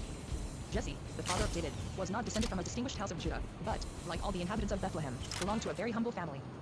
David was about 18 years old when he was anointed, and was not distinguished either by his experience or by any deed. The beautiful pasture land around about Bethlehem had till then composed his world. But that was a slave dormant in him which only needed to be aroused to make himself his contemporaries intellectually as Saul surpassed them physically.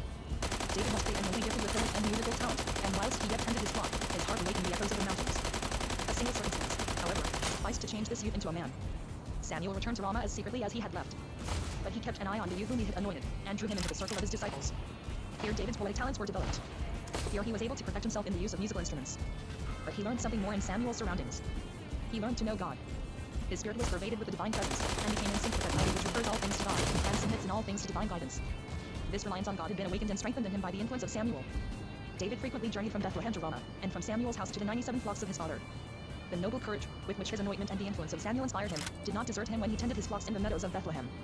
When war with the Philistines broke out in the neighborhood of Bethlehem, David could no longer remain a shepherd of his flocks, and he gladly undertook to deliver a message to his brothers who were serving in the army, so as to have an excuse for entering the camp.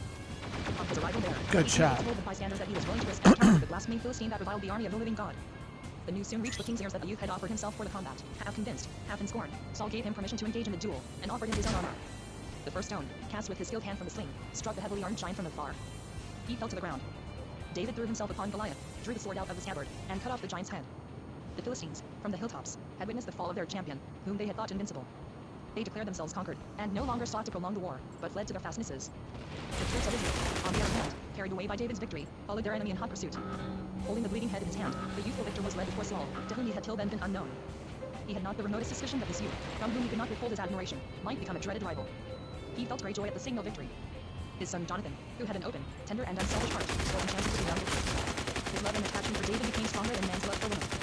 The fame of David's name and the victory he had obtained in Es in 98 soon resounded throughout the valley of Terebus, and in the territories of all the tribes. David, however, returned to his father's house as though nothing had happened, and merely took Goliath's shield and armor with him as memorials. But he did not long remain at home. Congratulations, Shaggy The destiny of 3 Saul had begun to be fulfilled, and David was its chosen instrument.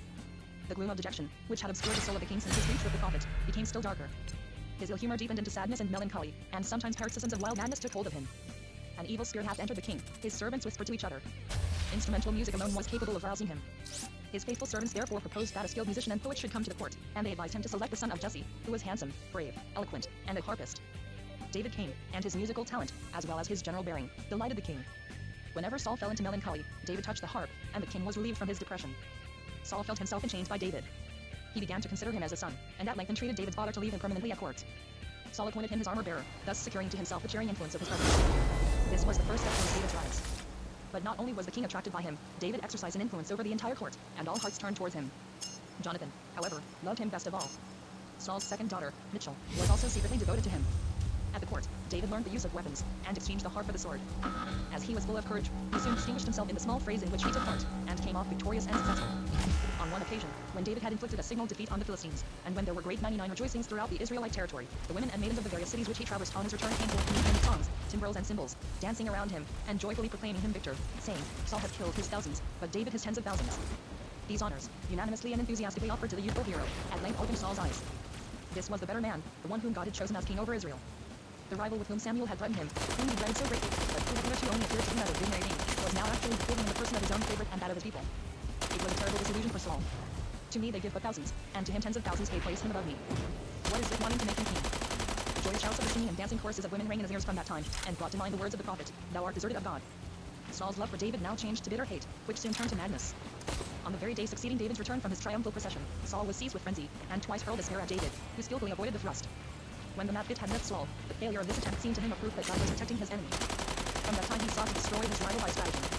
He pretended to honor David, made him the leader of a detachment of 1,000 men, ordered him to direct attacks of great importance and danger, and offered him his eldest daughter, Merab, as a wife. Saul hoped to bring the man whom he hated to ruin by these apparent marks of favor. David, however, avoided the danger by refusing to marry Merab, and, on the other hand, he 100 had the good fortune to defeat the Philistines. He was to have the king's second daughter in marriage, if he brought proof of having killed 100 Philistines. He brought evidence of having slain double the number, and Saul was obliged to keep his promise, and give him his daughter Michal. She and Jonathan sided with David against their father, thus incensing Saul still more. He sought to take David's life, at first secretly, and then openly by leading his forces against him. David was proclaimed an outlaw, and became utterly desperate. He was now joined by youths and men as willing as himself, and anxious for war. Chief amongst these was his kinsman, Job, who, with his two brothers, formed the nucleus of the body of heroic warriors Jibrin, by whose assistance David was to rise step by step to the throne. A prophet, named Gad, belonging to the school of Samuel, also joined him. The last representatives of the sacerdotal family of Eli, the high priest, were driven by Saul into the arms of his supposed enemy. Saul, hearing that the priests of Nog, the relations and descendants of Eli, had been aiding David, caused them to cruelly murder, and the priestly city to be destroyed. One family alone, that of Abiathar, escaped death, and fled to David, who received the fugitives with open arms. Hatred of his rival made Saul cruel and bloodthirsty. All attempts on the part of Jonathan, who desired to mediate between his father and his friend, proved fruitless, and only served to widen the breach. Saul being clearly in the wrong, a part of the nation sided with David. But unable to assist him openly, they gave him secret help, by which he was enabled to escape from repeated persecutions. It is to be deplored that David, in his wanderings and privations, was obliged to form friendly relations with the enemies of his country of the king of Moab, with the Ammonite king, Nahash, and with the king of the Philistines, 101 of Shish. He thus incurred the suspicion of having become a traitor to his country, and apparently justified Saul's enmity towards him. The terms of David's alliance with Achish, by whom he had been at first refused protection, but with whom he had, on the second occasion, found refuge, seemed especially apt to forgive him. Achish granted him protection on the condition that he would break entirely with Saul and his country, so that, in case of war, he and his troops, amounting to 600 men, might join the Philistines against their own tribe, and, in times of peace, make incursion on the remote portions of Judah, and deliver up a part of the booty to his liege lord. David, it is true, appears to have determined to evade these conditions, and eventually even to join his own people against his allies. But thus he was compelled to enter upon crooked ways, and to give up the honesty of purpose which had hitherto distinguished him. It is probable that the wild appearance of David's troops did not make a very pleasant impression on the inhabitants of Philistia. The Philistine chiefs were displeased that their sovereign should ally himself with a leader who owed his glory to be praised over their own people. King Achish, however, expected so much from this alliance that he paid no heed to the warning of his counselors. But David himself felt the discomfort of living amongst the Philistine population. He therefore begged Achish to assign to him and his followers a dwelling place in one of his citadels. This proposition being agreeable to the Philistine king, he gave David the town of Ziklag. No sooner had the news spread that a special city had been built for David's occupation, than warlike men, both strangers and natives, joined him, many of whom distinguished themselves by their heroism later on. Achish believed that, in David, he had secured a faithful ally, who was employing his military knowledge and courage against members of his 102 own tribe, and who, consequently, could never again make peace with his own people. Thus adroitly deluded by David, Achish thought himself secure in undertaking a decisive war against the Israelites. Saul was sunk in melancholy, and since his quarrel with his son-in-law had lost his former energy in warfare. The strong arm which had fought for him, and the quick brain which had planned for him, were now turned against him. The bravest youths and men in Israel had placed themselves under David's command. Achish summoned all his troops, in order to inflict a decisive blow on Israel. Marching through the plain along the coast of the Mediterranean which belonged to the Philistines since their victory over the Phaeacians, he led his army right into the valley of Jezreel. This territory, apart from political considerations, offered a better field than the mountain regions for employing the cavalry and chariots. In consequence of their treaty, Achish demanded that David should aid him in this great war against Saul, and unite his troops with the Philistine army. David's heart must indeed have been heavy when he joined the army, but he had no choice. He had sold himself to the enemies of his nation. The Philistine nobles, however, delivered him from his equivocal position. They loudly and vehemently demanded that the king should send away David and his soldiers, whose fidelity they mistrusted. The Philistines were disposed, by their almost rebellious demands, to dismiss David. After giving him the assurance of his unshaken confidence in his fidelity, he sent him back to Ziklag. This was fortunate for David, as he was thus saved from the dilemma of either becoming a traitor to his own people, or breaking faith with his ally Achish. The Philistines meanwhile went forth to the number of thousands, and encamped near the town of Shunem. Saul, who had received news of the preparations of 103 the Philistines, and of their final expedition, called together the Israelitish troops, advanced in forced marches to meet the enemy, and encamped at first at the foot of Mount Gilboa. He then marched around the opposite heights, and, having proceeded northward, encamped at the northwest base of the mountain range near Ender. Saul lost heart at the sight of the great number of Philistines, especially when he beheld their cavalry. The evil days which he had brought on himself had deprived him of his former courage. He felt himself deserted by God, since neither place nor prophet gave him clarity as to the result of the war. What Having in waited in the vain for an world was inspiration to come to him that? in a dream, he finally, Oh. in despair, went to avenge Baruchus the Mender, who had escaped persecution. That's like and chastised her which was in secret. 100,000. It was peculiar that Saul had to have recourse to the Nobody arts of can jugglery, withstand which that. formerly This he had desired to whole- banish from his dominions. Nobody in that whole Discouraged by the ominous predictions of the witch, freaking team. Saul went into battle with a heavy heart, and as though his Dr. fears had infected his Finkler, dreams, is the that? result proved disastrous. Yeah. Oh, The Finkler's. Israelites, indeed, Turned to fought the bravely, dark and the side. battle lasted the That's whole what day, it's done. but they could not contend with the cavalry and war chariots on the plain. They fled to the mountains of Gilboa, but they were You walk pursued down, and routed by the Philistines. Get killed by Dr. Saul's three sons, Finkler. the amiable Jonathan, Abner and Melchishah, all fell, and the water found himself suddenly alone, and only by his armor bearer, realized that he was only present. He did not wish to flee, or be taken prisoner, and disposed of the Philistines. He, therefore, entreated his servant to give him the death blow, and when the latter refused to lay hands on the king, saw him no alternative but to fall on his own sword, and die a death worthy of a king. The destruction was fearful. The flower of the 104 Israelite troops lay strewn on Mount Gilboa in the plain of Jezreel. Somebody get that doctor. After resting during the night from their hard day's work, the Philistines revisited the battlefield and stripped the slain of their clothing and ornaments. I Here can't they believe found you're corpses of Saul coming and in his here 3 with. sons. The king's pet and his weapons they sent as trophies to Philistia. I bet So he they doesn't preserved have the temple more of David vaccines. and weapons in a temple of Astarte to commemorate the great victory over Israel. They then forced their way into the towns in the plain of Jezreel and into those in the northeastern territory near Jordan and What's going on? had fled to the opposite side of the Jordan. The Philistines, as an insult to the Israelites, hung the Nervous? bodies of Saul and his son lying on the walls of Bethshan. It appears that the Philistines, following up their victory, turned to the south of Mount Gilboa and Bethshan, and occupied every town of importance. Saul's capital, Gibeah Saul, was filled with terror at the approach of the Philistines. The inhabitants fled to the mountains, and while attempting to save Jonathan's Let's son, do something Abijah, different. then 5 years old, Over his here. nurse dropped him, and he was Liber laid to life. Gibbet. At his death, Saul and the infantry had fled his Liber for things Gibbet. were even worse than they had been at his accession. The defeat was so thorough and unexpected that, at the moment, there was no thought of resistance, all courage having vanished. It was even considered an act of daring that some men of Jabesh Gilead from the opposite side of the Jordan ventured, out of gratitude to Saul who had brought aid to their town, to rescue the king's body from its disgraceful exposure. They crossed the Jordan, at Bethshan, by land, to Saul and Jonathan's bodies from the walls, buried them under a turban, and Little left them to hang there by exhilaration. 7 days. The tribes on this side of the Jordan were not equally courageous, or perhaps felt no gratitude to Saul, who had brought misery on the land by his persecution of David. Such was the end of a king whose election the nation had hailed with so much hope and joy. 106. Dang it. Chapter 7 David and Ishbosheth. Burning of Ziklag. Libert. Defeat of the Amalekites. Judah elects David as king. Lock. Abner and Ishbosheth. War between the houses of Saul and David. Murder of I Abner. got a lock on Death of Trog Ishbosheth. Father. David colonized as sole king. Trog Father's dead. Capture of Zion. There goes my lock. Fortification of Jerusalem. War with the Philistines. Victory of Libert David. Gibbet. The heroes. Alliance with Hiram. Removal of the Ark of the Sanctuary to Jerusalem. The high priest. Choral services of the temple. Internal government of Israel. The Gibeonites and Rizpah. Mephibosheth. 1055 to 1035 BCE. David, too, in whom the people had once set high hopes, seemed to be forgotten by them. What had he done while his fatherland was bleeding? Whether or not his expedition with the Philistines was known, it must have appeared strange to all that, in this sad crisis, he was keeping himself aloof from every danger, only caring for his own safety, and that, instead of hastening to the aid of the depressed people, he was holding to his treaty with the Philistines. It is true, he was himself at that time in distress, but the events which concerned him became known only later on. Meanwhile, it must have been mortifying to those who cared for the weal of the kingdom that David was allied with the enemy, and that, during the absence of King Achish, in the war against Israel, David seemed in a measure to guard the enemy's frontiers. When David was sent back on his intended expedition with the Philistines on account of the suspicions of the nobles, he found that his town of Ziklag had been burnt down, and the women and children and all those who had joined him had disappeared. The Amalekites, who had suffered from David's incursions, had made use of his absence 107 to undertake a raid against him. The grief of the troops was so great when they found that their belongings had disappeared and their town had been destroyed that they turned on David in their anger, and threatened him with death. However, they were encouraged by the oracular words of Abiathar, the priest, and permitted themselves to be appeased. Hurriedly David and his men then followed in pursuit. They discovered the camp of the Amalekites by the aid of an Egyptian slave whom they had found ill and deserted by the wayside. They pursued the Amalekites, and David's angry soldiers routed them so completely that most of them were left dead on the field of battle, and only a few could escape on camels. David and his troops returned to Ziklag, buoyed by victory. They commenced to rebuild their town, and to settle down. Parts of the booty taken from the Amalekites David sent as gifts to the elders of the people and to his friends in many towns from Beersheba to Hebron, so as to spread the news of his victory, and, at the same time, gain partisans for himself. Hardly had he regained a firm footing in Ziklag, when he heard the evil tidings of the defeat and death of Saul. The chief men of the tribe of Judah, at the instigation of those friends whose interest he had won by his attention, chose David as king. He then entered into communication with the tribes on the other side of the Jordan, in order to win also their affection. To the tribes on this side of the river he could not appeal, as they were still under the yoke of the Philistines. To the inhabitants of Jabesh Gilead, he expressed his contentment and his thanks for having shown their fidelity towards Saul even after his death, and for having rescued the corpse of the king from usage.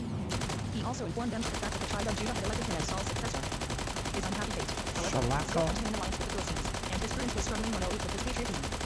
The latter incited him to risk everything, in order to release himself from the fetters which bound him, whilst the former, on the other hand, warned him not to arouse the anger of his powerful neighbor. Achish gave David full permission to consider himself king of Judah, and to make incursions on the borderlands of the desert, on condition that he received his share of the booty. But beyond this David was not permitted to advance a step. The deliverance of the land from the Philistines, which David, whose hands were bound, was unable to carry out, was effected by Abner, Saul's general. He had succeeded in escaping in the great defeat at Gilboa, and he did not lose courage, but saved what he could from the ruin which befell the house of Saul. Attended by some fugitives, he took refuge on the other side of the Jordan beyond the reach of the Philistines, where many parts were still faithful to Saul and his house. Abner conducted the surviving son of Saul, Ishbosheth, and the remaining members of the helpless royal family from the heart, and induced the tribes residing on that side of the river to acknowledge Ishbosheth as Saul's successor. Having collected a powerful force from among the tribes and the Benjamites who joined him, he commenced his contest with the Philistines. Abner was successful in ousting the Philistines from the neighboring border towns, but it was only after a struggle of 4 or 5 years that he was enabled to free the whole country 1055 to 1051, so arduous was the contest. The tribe of Benjamin was the most difficult to reconquer, as the Philistines could most easily march their troops into its territory. Every tribe which Abner delivered was eager to pay homage to the son of Saul. Abner achieved great results. He not only regained independence, but even induced tribes, which had shown themselves unruly under Saul's government, to join the Commonwealth. He was the actual founder of the kingdom of the 10109 tribes of Israel, and he firmly welded the links which bound them to one another. But, notwithstanding his victory and his exertions, the nation was suddenly divided into two kingdoms, that of Israel and that of Judah. Indeed, two kings ruled them. The tribe of Judah, which the energy of Samuel and of Saul had drawn from its seclusion, and reunited with the other tribes, was thus again separated from the whole. Abner's victories aroused no feelings of joy because they led to disunion. The historian's pen hurries over his deeds, and touches but lightly on the hero's achievements. The state of affairs made an amalgamation of the houses of Judah and Israel impossible. Not only were the two kings, David and Ishbosheth, averse to the reunion of several tribes, as in this case one of the two would have to resign his kingly dignity, but their adherents, and especially their respective generals, Joab and Abner, displayed a great degree of mutual jealousy. The scales were turned by the fact that the house of Judah was led by a brave and martial king, who had been consecrated by Samuel, and whose person was therefore considered holy, whilst Ishbosheth, a king only in name, had not been confirmed in his dignity by the voice of God, and besides, it seems, was by no means of a warlike disposition. The whole power rested in the hands of his general Abner, while Ishbosheth remained in some remote corner of his possessions, whereas David had his dwelling place in the midst of his tribe, and thus could direct everything from his residence in Hebron. After Abner had won or reconquered all the tribes, with the exception of Judah, a civil war broke out between the houses of Israel and Judah, or, more correctly speaking, between the houses of Saul and David. This war lasted 2 years, 1051 to 1049, and raged very fiercely. At length Abner called upon Joab to put an end to the slaughter of the masses. He cried, "Must the sword slay forever? Dost thou 110 not know that only misfortune can arise from this warfare? Why dost thou not command thy people to hold off from their brethren?" At length Joab also found it advisable to put aside his weapons, and to proclaim an armistice. He and his people bore the corpse of his brother Asahel, whom Abner had slain against his will, to Bethlehem, in order that it might be interred in the ancestral tomb, and thence they repaired to Hebron. Abner and his followers crossed the Jordan, and went to Mahanaim. But a tragical destiny threatened the house of Saul. Abner had cast covetous glances at Rizpah, the beautiful slave of Saul, who dwelt in Mahanaim with her 2 sons. Although Ishbosheth allowed his general many liberties, he could not permit him to maintain intimate relations with his father's widow, which implied the intention of laying claim to the throne. Abner, feeling himself slighted by the rebuke he received, reproached this mock king with ingratitude, and turning away from him, entered into secret negotiations with David, offering to secure to him the homage of all the tribes. In return for this service, he probably stipulated that he should retain his office of commander-in-chief of the Israelitish tribes. David gladly entertained his proposition, but demanded, as a preliminary concession, that his favorite wife Michal, who had been torn from him by Saul, and married to a Benjamite, should be restored to him. Ishbosheth himself no doubt saw the justice of this demand, and did not perceive in it any evil intention towards himself. Thereupon Abner, leaving the king under the pretext of bringing about Michal's separation from her husband, entered the Benjamite territory, compelled Phaltiel, Michal's husband, to give up his wife, whom he followed, with many tears, till Abner's angry threats compelled him to turn back in sorrow, and David recovered the beloved wife of his youth. Abner then wandered about amongst the tribes trying to obtain secret adherence for David. 111 Many Israelites no doubt privately wished that the luckless civil war would end with submission to the king of Judah. Even some of the Benjamites were not averse to a union. Attended by 20 trusty followers whom he had secured for David, Abner secretly entered Hebron. David had succeeded in sending away Joab and his brothers, the distrustful and jealous sons of Zeruiah, on a predatory expedition. During their absence, David personally arranged with Abner and his 20 followers the manner in which the elders of the tribes should be won over to his side, and how the dethronement of Ishbosheth should then be effected. Abner had already left Hebron in order to call upon the elders of the tribes to follow his example, and do homage to the king of Judah. When Joab returned from his expedition, he heard the astonishing intelligence that Abner, the enemy of David's house, had been received, and permitted to depart in full favor, and that the king had made a secret treaty behind his back. As it seemed to him inevitable that he must be the victim of such a compact, he quickly decided on his course, and sent messengers after Abner, who induced him to return. Joab and Abishai lay in wait for him at the gates of Hebron, and Abner, unaware and unarmed, was felled to the earth by their swords. David felt that Abner had faith. Get behind my shield. What's wrong with you? You can't help people if you get yourself killed. If you're buying areas, get behind the shield. I'm sorry, I shouldn't have overreacted. He commanded the imposing funeral in Hebron for Israel's fallen hero, ordered all his followers I'm not to trying to be attend critical. and accompanied himself. He breathed forth his tearful grief in an elegiac poem, the beginning of which 112 has been preserved, and which made a powerful impression on all hearers. All burst into tears, and were convinced of the sincerity of his sorrow by the manner in which he recited his note. On the other hand, David feared to take the sons of Zeruiah to account, or even to reproach them for their conduct. He could not spare their assistance. In the circle of his intimates only, uttering bitter complaints of them, he said, "Know that a great person Israel has fallen today." The news of Abner's murder made a deep impression on Ishbosheth. He had no knowledge of his fallen general's treacherous league with David, and he therefore deeply mourned the death of a hero whom he supposed to be faithful, and whose loss seemed to be a record. Where are you guys? After Ishbosheth's death, the kingdom of the 10 tribes naturally fell to David. Among them, too, Help. Veterans of long standing, who remembered his warlike deeds against the Philistines in Saul's time, and who honored him as the chosen one of God through his prophet Samuel. Others had been won over to his side by Abner. I'm in bad shape over here. The Help. enemies of Israel could not hide from themselves the consideration that no choice was left them but to do him homage. The Benjamites also acknowledged Thank you. him, but with a secret grudge, which they could hardly conceal. Holy David's dearest wish crap. was now realized. From having been the ruler of a little, insignificant tribe he had become, after many obstacles and troubles, the king of all Israel. The breach between the houses of Judah and Israel was healed apparently, and everything seemed favorable to him. The priesthood and the prophets did not take a hostile attitude towards him, as they had done towards Saul, but joined with heart and soul in his cause. A descendant of the house of Eli, named Abiathar, who had shared David's 113 troubles, belonged to his court. And the prophets welcomed in him the man who I had hit been the anointed by mouse. Samuel, and had belonged I to that great did. man's circle of disciples. The prophet Gad was also a member of the court. and another prophet of the time, named Nathan, was to a certain extent the keeper of David's conscience. Thus encouraged in all his undertakings by his spiritual advisors, Not trying to say I everything don't tended to pave the suck. way for him, as far as the internal government was I did. concerned. But his foreign relations occasioned I him great clicked the difficulties, mouse and it which had to be didn't overcome fire. before he could rule as an independent king. In the first place, David was forced to break with the Philistines, if he wished to be independent, and to win back the love of his people. He had to prepare himself for fierce warfare with his former auxiliaries. But he did not immediately commence hostilities with them. They were too powerful for him. He wished first to free himself from other bonds. In the midst of the Benjamite territory was an enclosure, which had remained in the possession of the Jebusites, because the Israelites, on their entry into the land, had not conquered it. The high hill of Zion was rendered inaccessible on three sides by narrow valleys and artificial fortifications. The most impregnable point was the south side, where the rocky wall of the hill rose almost in a vertical line from an abyss below. From this mountain fortress, the Jebusites ruled the entire surrounding territory, and felt themselves secure from all intruders. Thank They you. appear to have lived in a state of peace with the surrounding Benjamites and Judeans, as even Saul did not disturb them in the possession of their territory. David, however, considered it conducive to his interest to obtain possession of the citadel of Zion before commencing hostilities with the Philistines. He therefore resolved to storm the citadel, and subdue its defenders. As soon as the Jebusites found all opposition 114 useless, they sued for peace, which was granted them by David. Surrounded. They were allowed to remain in their city, but not in the fortress. No, we're He not. permitted them to settle How in is the it they've same got town, control on of... Mount Moriah. This victory, Hold on. which had appeared so difficult, and had, in fact, been easily obtained, had been preceded by the boast of the Jebusites about the blind and the lame, which gave rise to a proverb. After its conquest, David removed his capital from Hebron to Mount Zion, and it was henceforth known as the town of David. The city itself lost its old name of Jebus, and received the new name Jerusalem Jeshimon, meaning of which is not known. Thither David removed with his warriors and their families, and his courtiers. The spot where the bravest soldiers had their dwellings was called after them the house of the brave Beth-Jibrim. Such was the beginning of the place which since then, and for centuries, was to be known as the Holy City. The choice of this spot as a capital was a happy stroke, as circumstances soon proved. It is true, Shechem would have made a better metropolis, on account of the tradition of the same tribes, and the fruitful territory around it. But David found it impossible to move his dwelling to the town of the Ephraimites.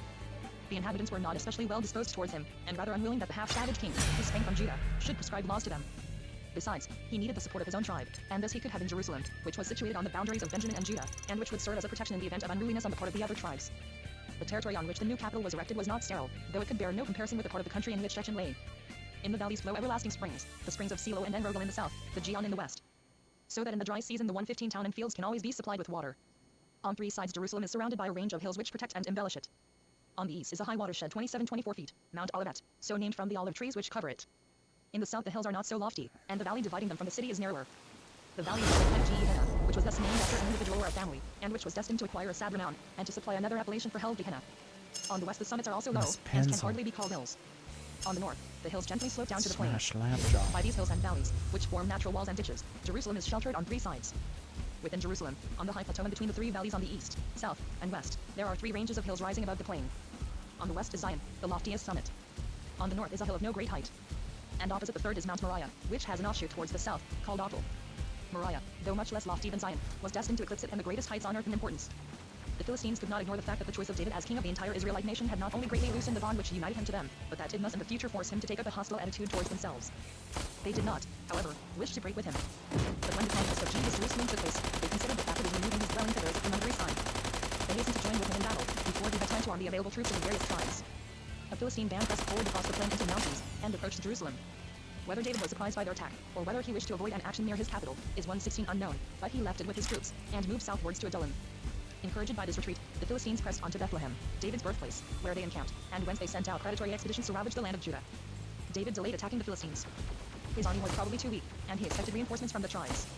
In order to stimulate his warriors to trials of strength during the pause before the decisive contest, David expressed a wish to drink water from a well in Bethlehem, which was in the possession of the Philistines. Three of the chief warriors, Jeshbam, Eliezer, and Shammah, immediately set out against the Philistines, daring to draw water from the well, and brought it to David at Adullam. David, however, would not drink the water for which his warriors had risked their lives. He had only put them to the test. At length the Israelite troops went forth to meet the Philistines, and utterly routed them at Mount Al-Perazim. This victory was so decisive that it was compared with Joshua's at Gibeon. In their hurried flight, the Philistines left behind them their idols, which were burned by the Israelites. The enemy did not, however, relinquish their intention of subduing David and his people. They made repeated attacks, once in the valley of Rephaim, another time near Estimim and Terebinthia. David's troops and warriors performed miracles of bravery. They defeated their enemies, and pursued them as far as Gaza. David did not content himself with mere defense, but he determined on attacking the Philistines. If he wished to protect his people, it was necessary either constantly to harass, or to subdue the small but powerful nation which depended on incursions and warfare for its maintenance. He therefore proceeded with his soldiers as far as Gath, the former capital of the Philistines, which was situated nearest to the land of Judah. The Philistines 1:17 made a very obstinate resistance, and violent conflicts arose, in which David's heroes had ample opportunity for distinguishing themselves. It appears that the Philistines suggested, according to their custom, that there should be combats with the remnant of their Rephaic giants. Times had changed, however, and whilst in David's youth the Israelitish troops had not had among them a single soldier who would accept Goliath's challenge, there were now more than 30 who burned with eagerness to take part in the duels. On this occasion, the warriors entreated the king not to expose himself in battle, and, in fact, not to go to war himself, in order that the light of Israel might not be extinguished. At length, the Israelites succeeded in utterly routing the Philistines, so that they were obliged to surrender their capital Gath and its villages in the surrounding territory. The town in which the son of Jesse had first appeared, entreating help in the guise of an imbecile, thus fell before him. One of the 30 warriors, Sibbachai of Hushah, killed the giant Sippai of Gath. Another man from Bethlehem named Elhanan killed the brother of Goliath, named Lami, who had sallied forth to the contest like Goliath, laden with armor. David's nephew Jonathan killed a giant who had an additional finger on each hand, and an additional toe on each foot. David himself was once, when exhausted from the long struggle, in imminent danger of being overcome by the giant Ishbi of Gath. At this time, however, Joab's brother hurried to David, defeated the giant, and killed 300 Philistines with his finger. The overthrow of the Philistines was an event of the greatest importance. It ensured lasting peace and freedom of action to the people, for none of the other enemies of Israel lasted so persistently. David did not push his victory further. He left the important cities of Gaza, Askelon, Ashdod, and Ekron undisturbed, and even the town of Gath he later won 18 miles and had spoken to him. No doubt he had reasons for not using extreme measures with the Philistines. It appeared to him better to rule them as a tributary power than to drive them to a war of desperation. By his victory over the Philistines, David attained great importance and respect in the eyes of the neighboring peoples. Hiram, the king who had transferred the Phaeacian power from Sidon to Tyre, dispatched ambassadors to David, offering to make an alliance with him. He also offered to send supplies of cedar wood and building materials for adorning the new capital Jerusalem in a fitting manner. He rejoiced at the subjection of the Philistines, probably because they would no longer be able to cast covetous glances at the Phaeacian coastlands. For a matter of great interest, the king of Tyre to secure an alliance with David, in order that the Phaeacian caravans might have free passage, and find protection for their goods when they pass backwards and forwards between Phaeacia and Egypt. David willingly accepted his advances, and thus a sort of friendship arose between him and Hiram. He accepted Hiram's offer in order to fortify the capital which had been founded by him, and to obtain materials for adorning it with architectural works, so that Jerusalem might buy an outward appearance with the other capitals of those times. In the first place, Jerusalem was fortified, especially on the north, where it was most liable to be attacked. The hill of Zion, or city of David, was, in fact, not sufficiently extensive to contain all the inhabitants who had already settled there, and it had become necessary to take measures to provide for the increasing population. For this reason, the hill which lay to the north of the town was included in its boundaries. Between Zion and this hillock lay a narrow valley. The northern elevation of the town was called Millo Border. It was considered 1/19 the newer quarter of the town, in comparison with the more ancient city of David. Mount Moriah itself should also remain outside the circus of the city, and in those days was not considered as belonging to Jerusalem, but was inhabited by the surviving remnant of the Jebusites. David also built a palace of cedar, the wood for which was procured from Lebanon. To Joab and the other important personages of David's court were assigned roomy and well-built houses, which were not constructed of cedar wood, but of cypress. David further sought to make Jerusalem the center of religious life, in order that the eyes of the whole nation might be turned towards it. He therefore took measures to remove the ark of the sanctuary from the house of Abinadab at Kirjath Jearim, where it had remained since its recovery from the hands of the Philistines. A splendid tent was built for its reception in the city of David. David had vowed not to remain in his house, nor to rest on his bed, nor to close his eyes and sleep until he had found a resting place for the ark of the covenant. Accompanied by great concourse, the king repaired to Kirjath Jearim, which lay at about 10 hours' journey to the northwest of Jerusalem, and many Levites followed in the king's train. The ark of the sanctuary was placed on a new carriage drawn by bullocks, which were led by 2 sons of Abinadab. Choirs of Levites sang hymns, and accompanied themselves on stringed instruments, and David also assisted them with all his might. An accident, however, occurred on the road. Uzzah, who walked next to the chariot, suddenly fell down dead. David was so shocked at this catastrophe that he hesitated to carry the ark of the covenant into Jerusalem. He feared that it might bring down misfortune on the people, as it had done in the case of the Philistines. It was therefore placed in a house for 3 months, and, seeing that no evil came of it, David determined on 1/20 making a second attempt at bringing it to Mount Zion. On this occasion, however, it was not placed on a chariot, but was carried by Levites. Followed by a mass of people, and amidst shouts of joy, blasts of trumpets, and dancing, the ark was conveyed to the tent appointed for it. The king himself, oblivious of his dignity, sang and danced in exultation before the ark. His conduct called forth a rebuke from his wife Mitchell, who scoffingly charged him with behaving like a public clown. As it had done in the case of Shiloh, the arrival of the ark raised Jerusalem to the dignity of a holy city. In such a place of public worship, it was necessary to maintain a priest, or rather a priesthood. Abiathar, David's faithful follower in all his wanderings, was, as a matter of course, raised to the office of high priest to the sanctuary in Zion. There was, however, another high priest in Gibeon, whom Saul had placed there after the destruction of Eli's family in Nob. David could not entirely displace him, for such a course would have led to dissensions. He therefore confirmed his predecessor's appointment, and thus retained 2 high priests in office at the same time by Abiathar in Jerusalem, and Zadok in Gibeon. A former pupil of the Levitical choirs, himself a poet and a musician, David naturally followed Samuel's example and introduced choral singing into the solemn religious services. He also composed hymns of praise at times, and made victory over the enemy, or some other success filled his heart with thankfulness, and animated him with poetical fervor. It may be said that his songs have become the prototypes of his lofty and inspiring style of verse. Besides the royal psalmist, there were other poets and musicians, such as Asaph, Heman, a grandson of Samuel, and Jonathan. Their descendants were the Asaphites and Korchites Benachorik, who are named with David as the most famous composers on psalms. David arranged that Asaph and his choir should lead 121 the choral service in the sanctuary of Jerusalem, whilst his fellow musicians, Heman and Jeduthun, performed the same functions at the altar in Gibeon. Samuel's creation of a spiritual divine service was thus firmly established by David. And though he was a favor of sacrificial rites, he valued the elevating and refining influence of psalmody too highly not to make it an integral element of the public cult. At a time when poetry as an art had hardly awakened amongst the other nations, it already occupied a prominent place in the divine service of Israel. As David was the actual founder of a sanctifying divine worship, he was also the creator of a system of government which was based on justice. He presided at the tribunal, listened untiringly to the disputes of individuals or of tribes, and administered justice with strict impartiality. His throne was not only the high seat of government and power, it was also that of order and justice. Succeeding generations pronounced David the ideal king. His throne was looked upon as the prop of justice, and his scepter as the standard of civic peace. Jerusalem was by him made an ideal city, where a pure worship of God had been established, and justice, in its most exalted form, had found its earthly resting place. A later psalmist says, Jerusalem, thou art builded as a city that is compact together, whither the tribes go out, even the tribes of the Lord. For a testimony unto Israel, to give thanks unto the name of the Lord. For there are set thrones for judgment, the thrones of the house of David. Psalm CXXII 3-5. Jerusalem was considered a faithful citadel of righteousness here justice had its dwelling place. These circumstances, the deliverance from the yoke of the Philistines, the universal safety, and the establishment of justice under David's rule, rendered him again a favorite of the people, as he had been in his youth. A feeling of loyalty to him prevailed, 122 which was of spontaneous growth, and in which force had no share. David partly altered the internal arrangements of the country. The constitution of the tribes remained intact. The elders represented the families, and the head of the oldest family was also the prince of his tribe, Nasi-Bethad. The princes were the representatives of the tribes or the king. But it was necessary to limit the freedom, or rather the arbitrariness of the tribes, in regard to military arrangements. Each tribe, in case of war, was bound to contribute a number of capable soldiers over 20 years of age as a contingent to the National Army Zaga. A special officer was appointed over this contingent, who was called the enumerator suffer, or the keeper of the rolls. He wrote down on a list the names of the men fit for active service, looked to their enrollment, and compelled the attendance of all defaulters. This duty David delegated to a man named Shavsha, from whom it passed on to his heirs. As soon as the army was assembled, it was commanded by the field officer Sarhaz-Zaga, who at this conjuncture was Job. David also supported a troop of mercenaries whom he recruited from the heathen soldiery, the Cherethites, who came from a territory belonging to the Philistine dominions, and the Pelethites, whose origin is unknown. Benaiah, son of Jehoiada, one of the bravest of David's soldiers, was their commander. David also appointed a special officer on whom followed the duty of reporting to the king all importance, or apparently important events. He was called the reporter master. As favoritism is inseparable from kingly will, David also had a favorite named Shai the Archi on whom he could rely under all circumstances, especially in cases requiring discretion. He was also fortunate in having an advisor at hand, who could give suitable counsel in various emergencies. His name was Ahithophel, and his birthplace 123 was the Judean town of Shiloh. At that time his advice was currently said to be as infallible as the oracles uttered by the lips of the high priest. This wise and overwise counselor of David was destined to exercise a great influence over his lord and master. At one time David's judicial conscience was put to a severe test. A famine of long duration overspread the land on account of a 2 years drought. The distress continued to grow when, at the commencement of the 3rd year, no rain had fallen, and the people turned to the king for help. This misfortune, in which the entire country shared, was interpreted as being God-sent retribution for sin's secret and unavenged sin. David therefore inquired of the priest Abiathar what sin required expiation, and the answer came, on account of Saul and his ruthless persecution of the Gibeonites. David then sent to the remnants of the Gibeonites, and inquired of them what atonement they desired.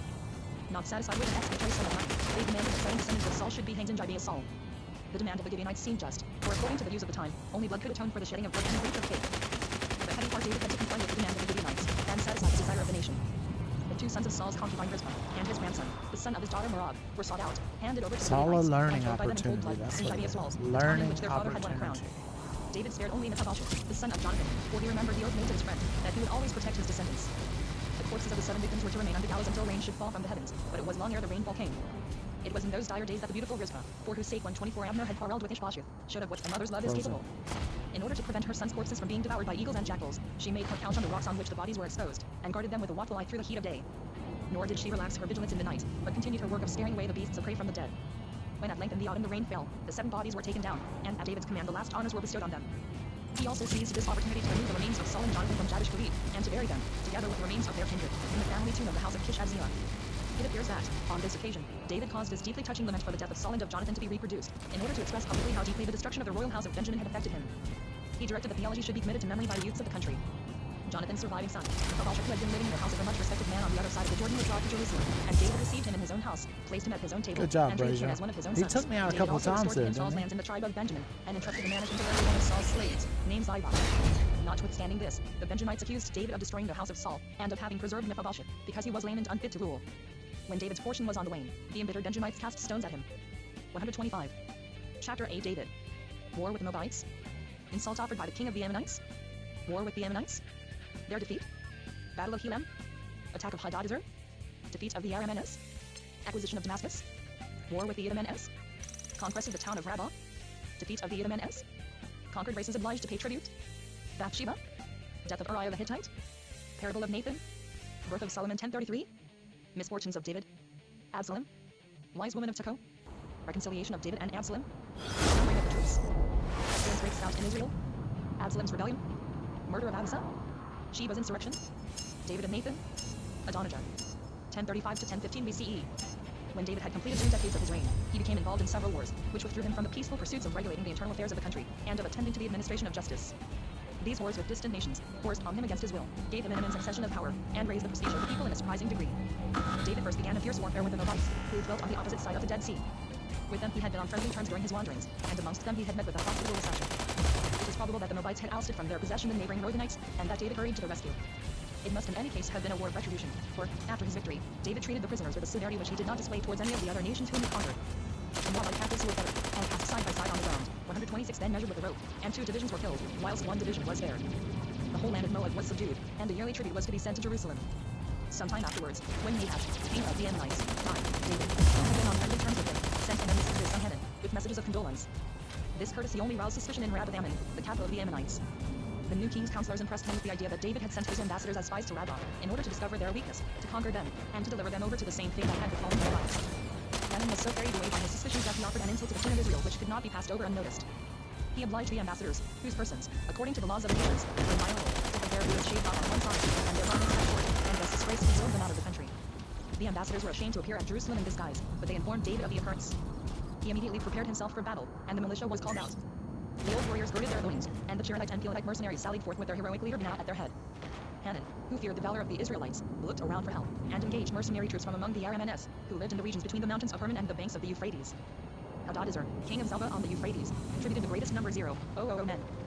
David did not personally conduct this war, but left the supreme command with the careful and reliable Joab. Having led the Israelite army across the Jordan, Joab divided it into 2 bodies. With the one he attacked the Aramenes, the other he left under the command of 127 his brother Abishai. He aroused the enthusiasm of his army by inspiring words, "Let us fight bravely for the city of our God, and may the Lord God do what seemed good unto him." Joab then dashed at the Aramenes, and put them to flight.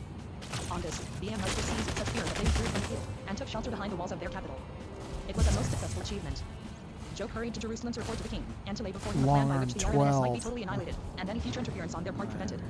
The victorious army, having been recalled from the Ammonitish territories, was reinforced, and with the king himself at its head pursued the Aramean enemy on the other side of the Jordan.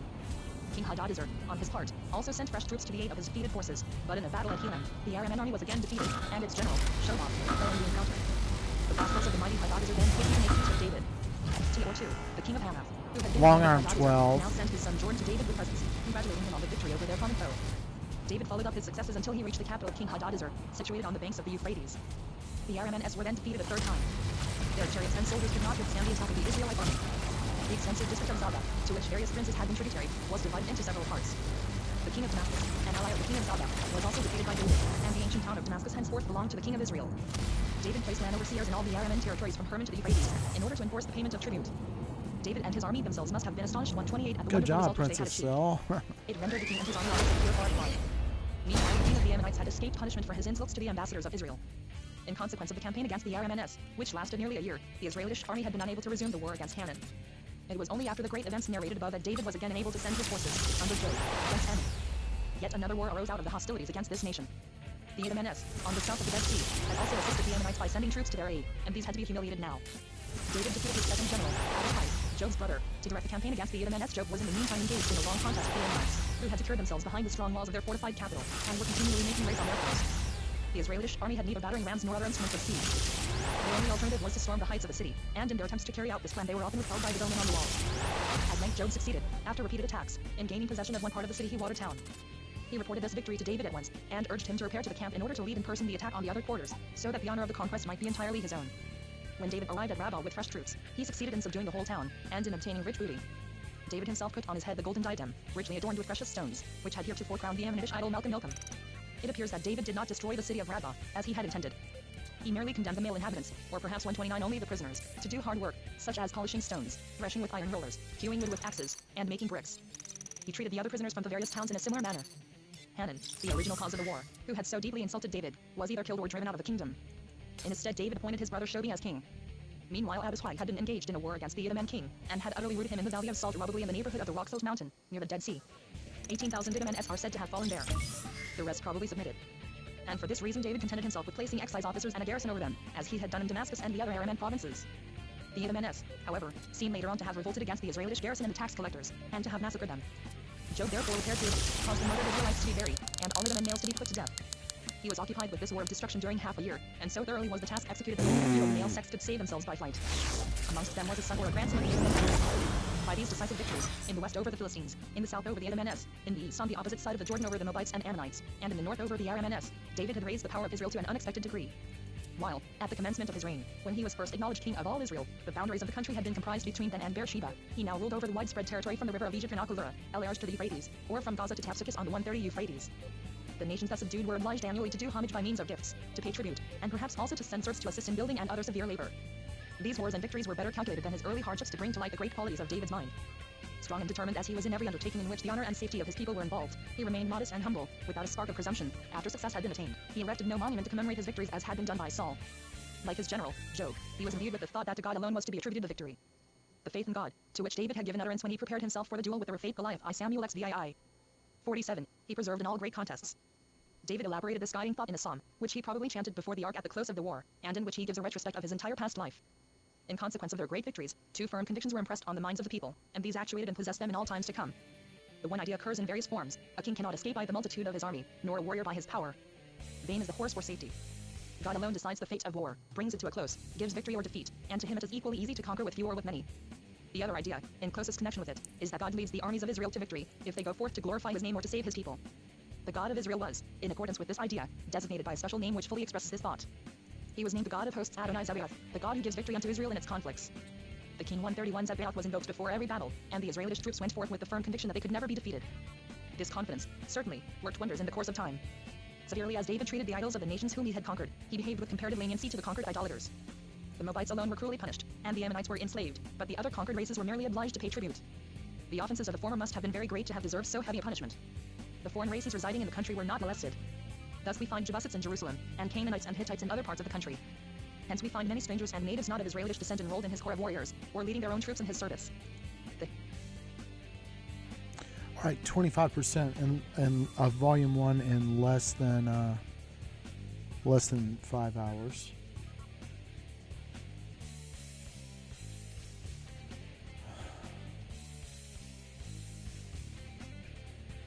Covered a lot of ground there. And yeah, a lot of this stuff, to the best of my knowledge, is not multiply attested. So it's very thought-provoking. What were Gret's sources? Josephus?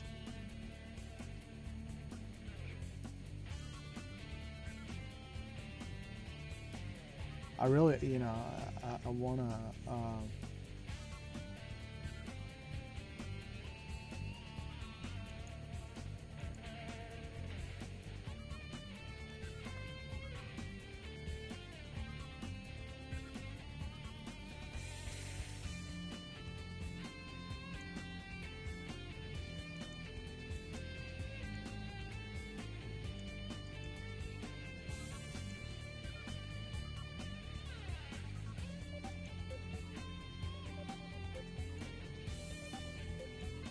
just to show what I'm looking at.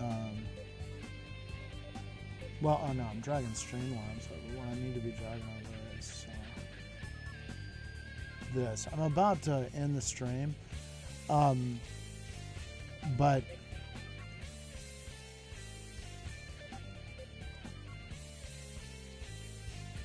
an interesting thing is, like, at this rate, a quarter of the first volume can be listened to in audio relatively rapidly in audiobook form in less than 5 hours. And I can get you can go back and look at the stream and see how long it would take. I'd like to get estimates like that so I can get a picture of, are we within the realm of possibility here? But it's really intriguing. 1817 to 1891.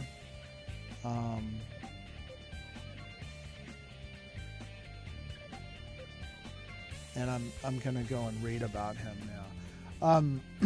But it's my daughter. I don't know. What did she stay up really late? I gotta go check on her. She usually gets up by now and comes in here. But yeah. I'm gonna sign off the stream, and thanks for tuning in. I hope you're interested in books, because yeah, books should be a big part of our life, and I try to integrate that. I'm trying to honestly learn how to play these games, but You know, it's just the circumstances that really brought that about. So until next